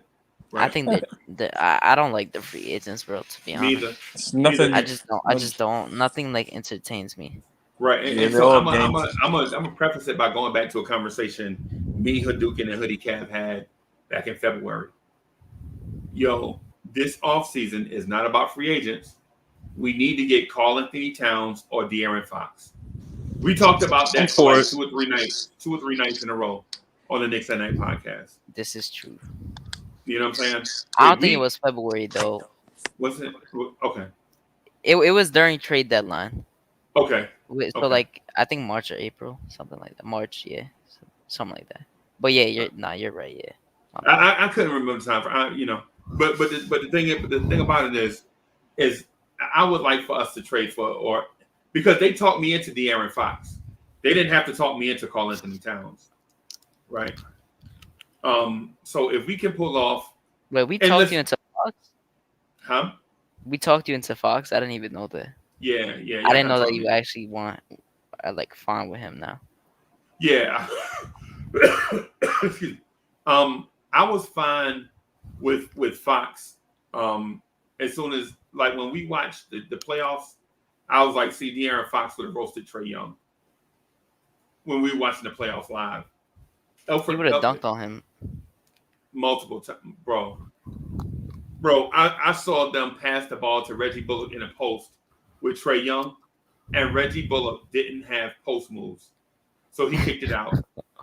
And I swear I could have jumped out of the suite dead onto the floor. Bro, I could have been a big splatter in the floor when I saw that. How do you come up to the NBA, bro? You're an 8-year, 9-year, 10-year veteran and not have post moves. And then everybody think you got post moves, and then it come the biggest time of your career, and we in the playoffs, and come to find out you don't have post moves. Yeah, we don't have no small forwards that can dunk, yo. Well, you know. That's different though. I would love to get you see Josh Richardson got traded to the Celtics. Yeah, they're trying to get Kyle Lowry. That's why the Mavs, they freed up space. But why couldn't the trade partner been us? That's a good question. We probably don't have. They did assets. a 1-for-1. They only got 6 players on the roster. We don't have no assets. Nobody wants. Yeah, they legit did a 1-for-1. They got Moses Brown from that. Moses Brown. Oh, I forgot. I thought he was on OKC. I'm bugging. He's on Dallas. No, they traded him to the Celtics for Kemba. Yeah. Why can't none of these be? But Cully, the thing is we don't have talent, but we have 17 second-round picks in a 2-year stretch. What are you saving them for? I hope not for 2025. I hope not. Yeah, you wouldn't have done, Duke. You wouldn't have done a second-round pick for Josh Richardson. Of course, easily. Of course, in a Even heartbeat. though he didn't have a good year, I would have done that. Right. Yeah, that's an easy wing. That's a wing right there. Right. That's well, he what mostly I'm guards saying. twos, but you know what I mean. Yeah, he guards like to Cully's point, right? He guards 1, 2, 3. all the big ones, all the twos, right? And all the small threes. You The see light Josh threes. Richardson. Yeah, Yeah, that's a Reggie Bullock replacement right there. Right. And Right. Tibbs Exactly. Tibbs would fall in love. Right. Boy, with Tibbs. Kwame, we're not saying Tibbs is on the hot seat. No, I didn't say that. And I know that you're saying that we would have said that 25 wins before the season. No, I didn't say 25 wins. I said we're getting at least 35. Salute, Kwame. I said we're making the playoffs, but no, that I don't know where you were getting with that. I exclaimed. I said on the Knicks morning drive, all the way back when the season started, the Knicks were gonna go 42-30. Yeah, you were one off. And Cats were roasting me. You was wrong, Uncle Freezy. Yeah, you were wrong by 1 win. Yeah.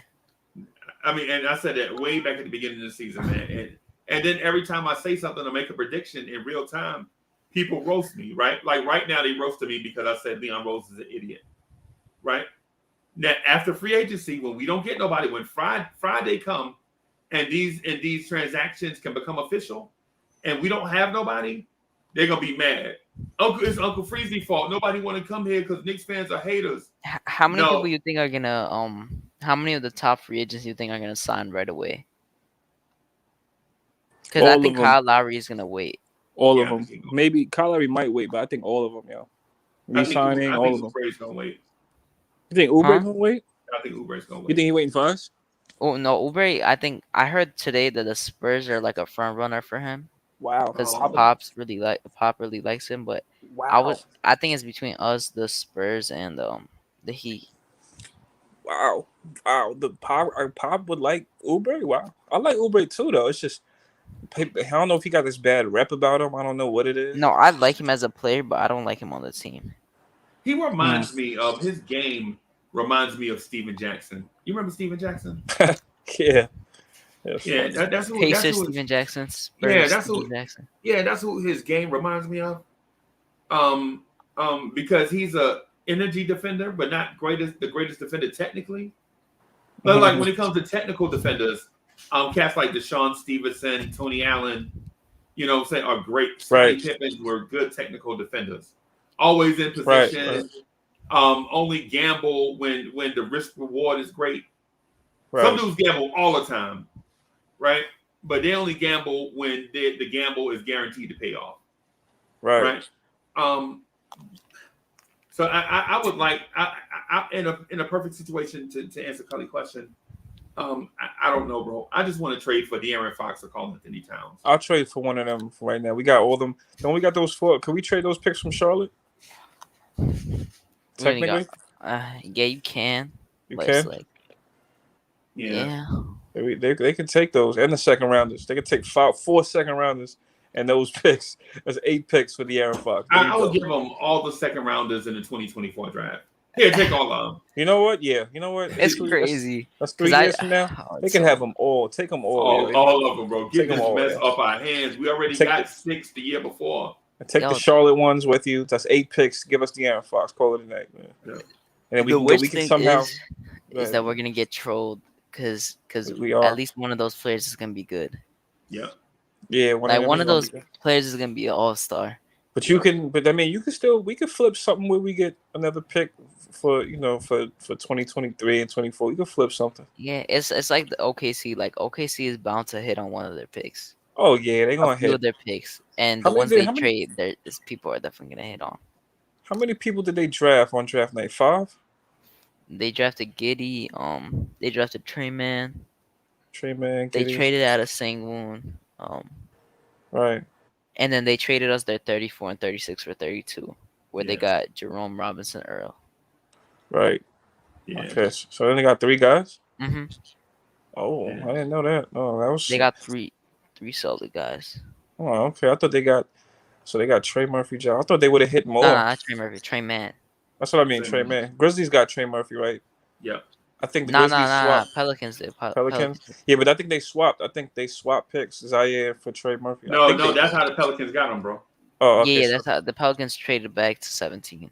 You So the remember they got which one Steven got- Adams and Bledsoe? So the Grizzlies got Trey. Zaire. They got Zaire. So Pelicans got Trey Murphy. That's your Yeah, man, Zaire right? went at Zaire 10. was your man, right? Both wings was my man. Trey and I'm Zaire, and he was gone. Trey hurt more. He was gone right before us. You know what I mean? It's like I'm devastated, bro. I'm like devastated. Yeah.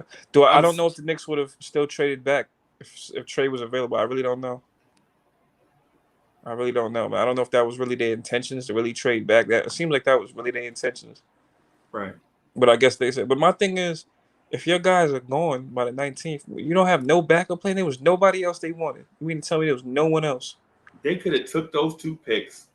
They could have took those 2 picks and at the very least gave them to Atlanta for Cam Reddish. Yeah, it could have did something. Not just they traded for next year. Like which anything. Quentin Grimes, bro. He Damian Dotson, bro. He Damian Dotson.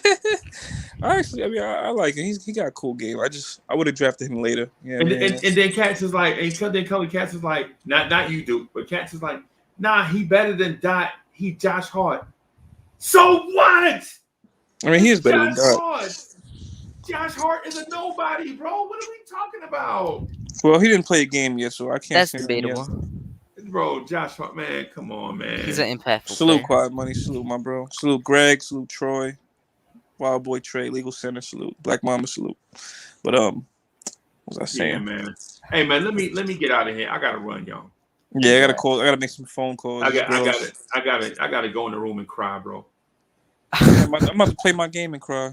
I'm serious. I'm about to go. I'm about to turn on this PlayStation and cry, bro. I'm about all to games suck now, so I can't. I haven't used mine in a bit, bro. Everything is trash. But everything is crazy. I'm gonna go make a bro. sandwich or something. Maybe I'll order a salad. Who knows? Bro, I'm so frustrated right now. I could just. I want a milkshake too. I could go for a milkshake. I was at the gym. I tried to do a backflip today, bro. That's how mad I am. Yeah, I gotta hit the gym myself. Maybe tomorrow. I'm so frustrated, man. I'm so frustrated. I tried to do a Bro said backflip, a bro. backflip. Yes. Yeah, And it's not really that cool to watch a dude that's like 6'5" and some change, like 380 something, trying to do a backflip.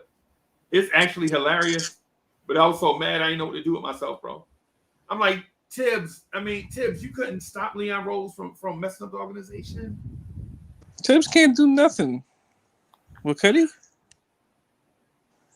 Tibbs Leon Tibbs Rose. would have messed it up worse. Think about if Tibbs had taught GM ownership. Think about that. Bro, we could have walked out of the draft. We could have walked out of the draft with Josh Christopher, Isaiah Jackson, and BJ Boston. That would have been good, yo. We ain't got no guards with there, but we got a wing, a shooting guard, and a big. I would have took it. I just had a bologna and cheese sandwich with some hot barbecue chips. Nice. Yeah, that would be good right there. A simple sandwich would be good. Yeah, I'm not eating now, bro. It's this dude, Wild Boy Trey is something, man. Wild Boy Trey said we're gonna be thanking Tibbs, Tibbs. bro. We're gonna be thanking Tibbs and Rose later. We'll see. Him and Eric, like Eric is a pure troll. That says Third he's not a seed. troll. Yeah, okay. I mean, I'm not gonna. You know what? We can manifest it. I'm not gonna say it. Yeah, the organization is in great hands. I think the way like the direction is looking at right now, we're looking like a 6th or 9th seed. Yeah, we're looking like a play-in, yo. I'm gonna tell you something, bro. If the Knicks don't sign a top-notch point guard, and D Rose and a fallback plan, D Rose signs with Chicago, we in the lottery, bro. Oh, we in trouble. So we not a 2nd seed no more, like you were saying that we could be.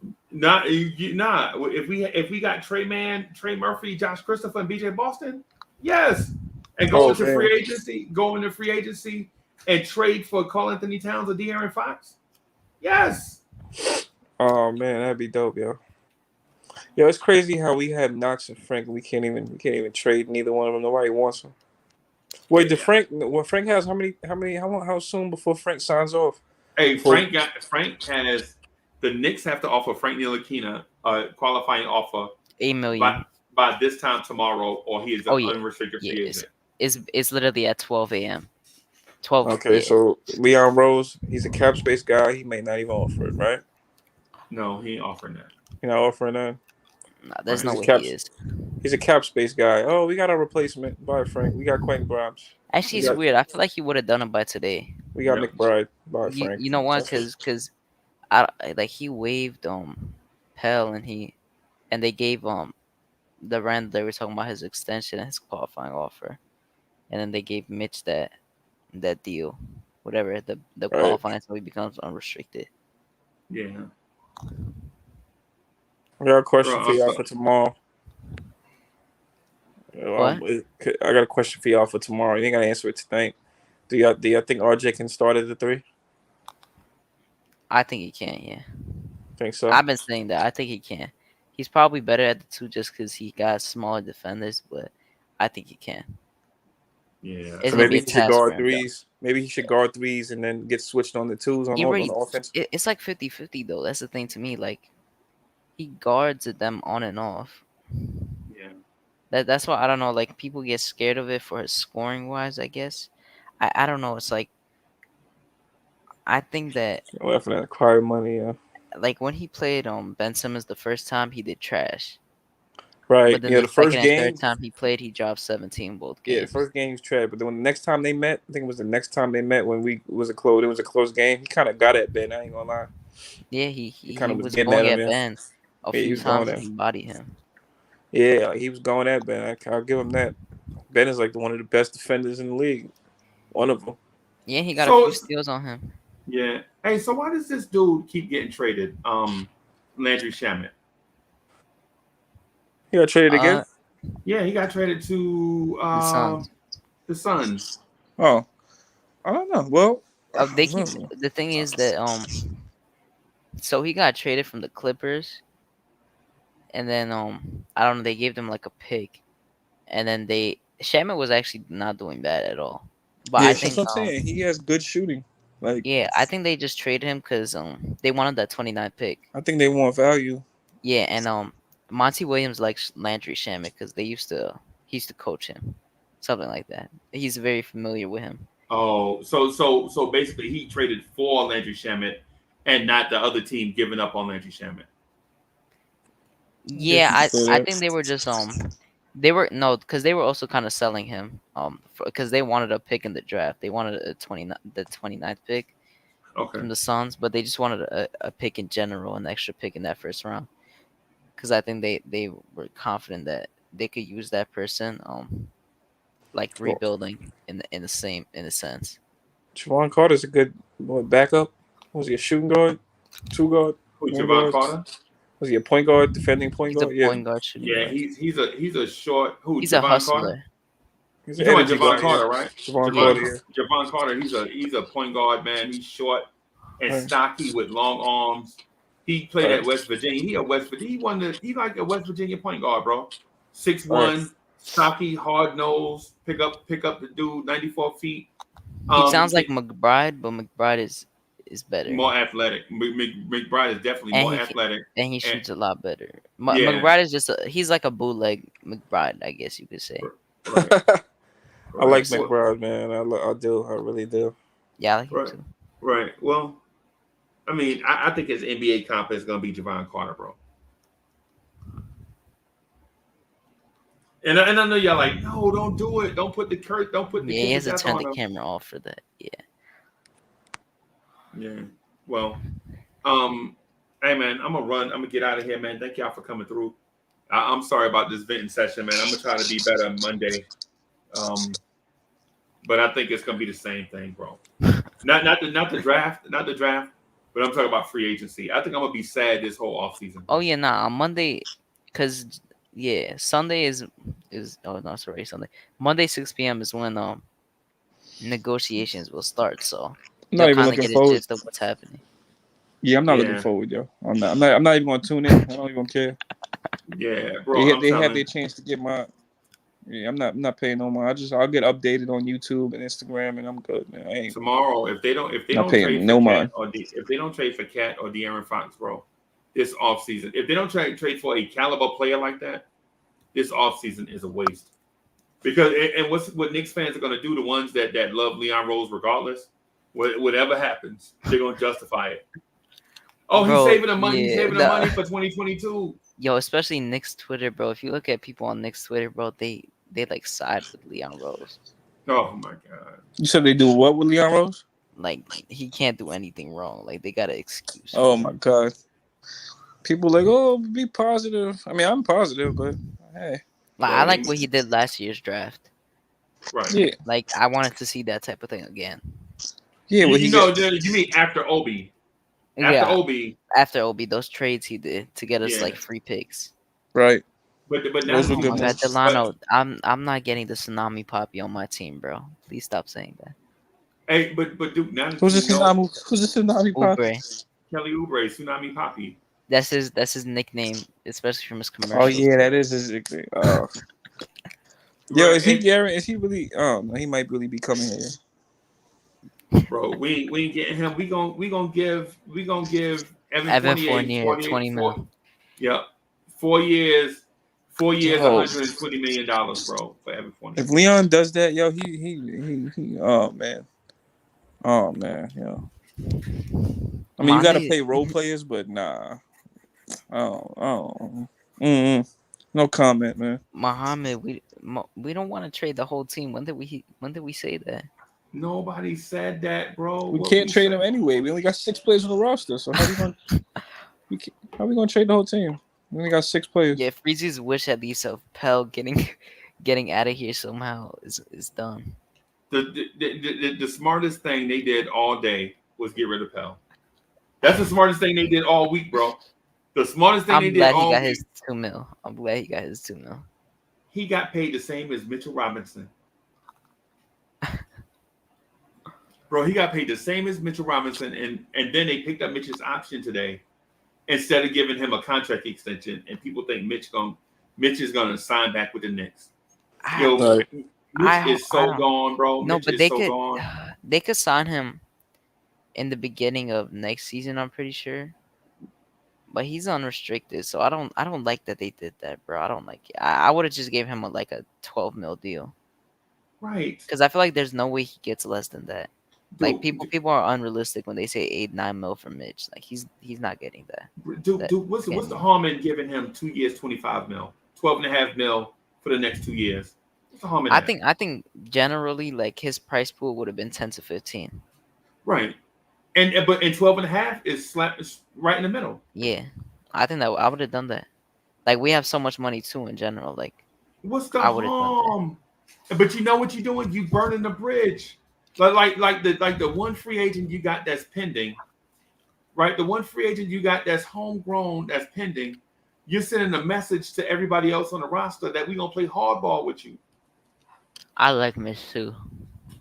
Man. Yeah, All we right, just y'all. gotta end it, bro. Yeah. I gotta get out of here, bro. I gotta get me some. Peace out. I gotta get me some All rest, right, bro. Okay, I'll holler peace at out. y'all later. Peace out to the yo, chat. it's been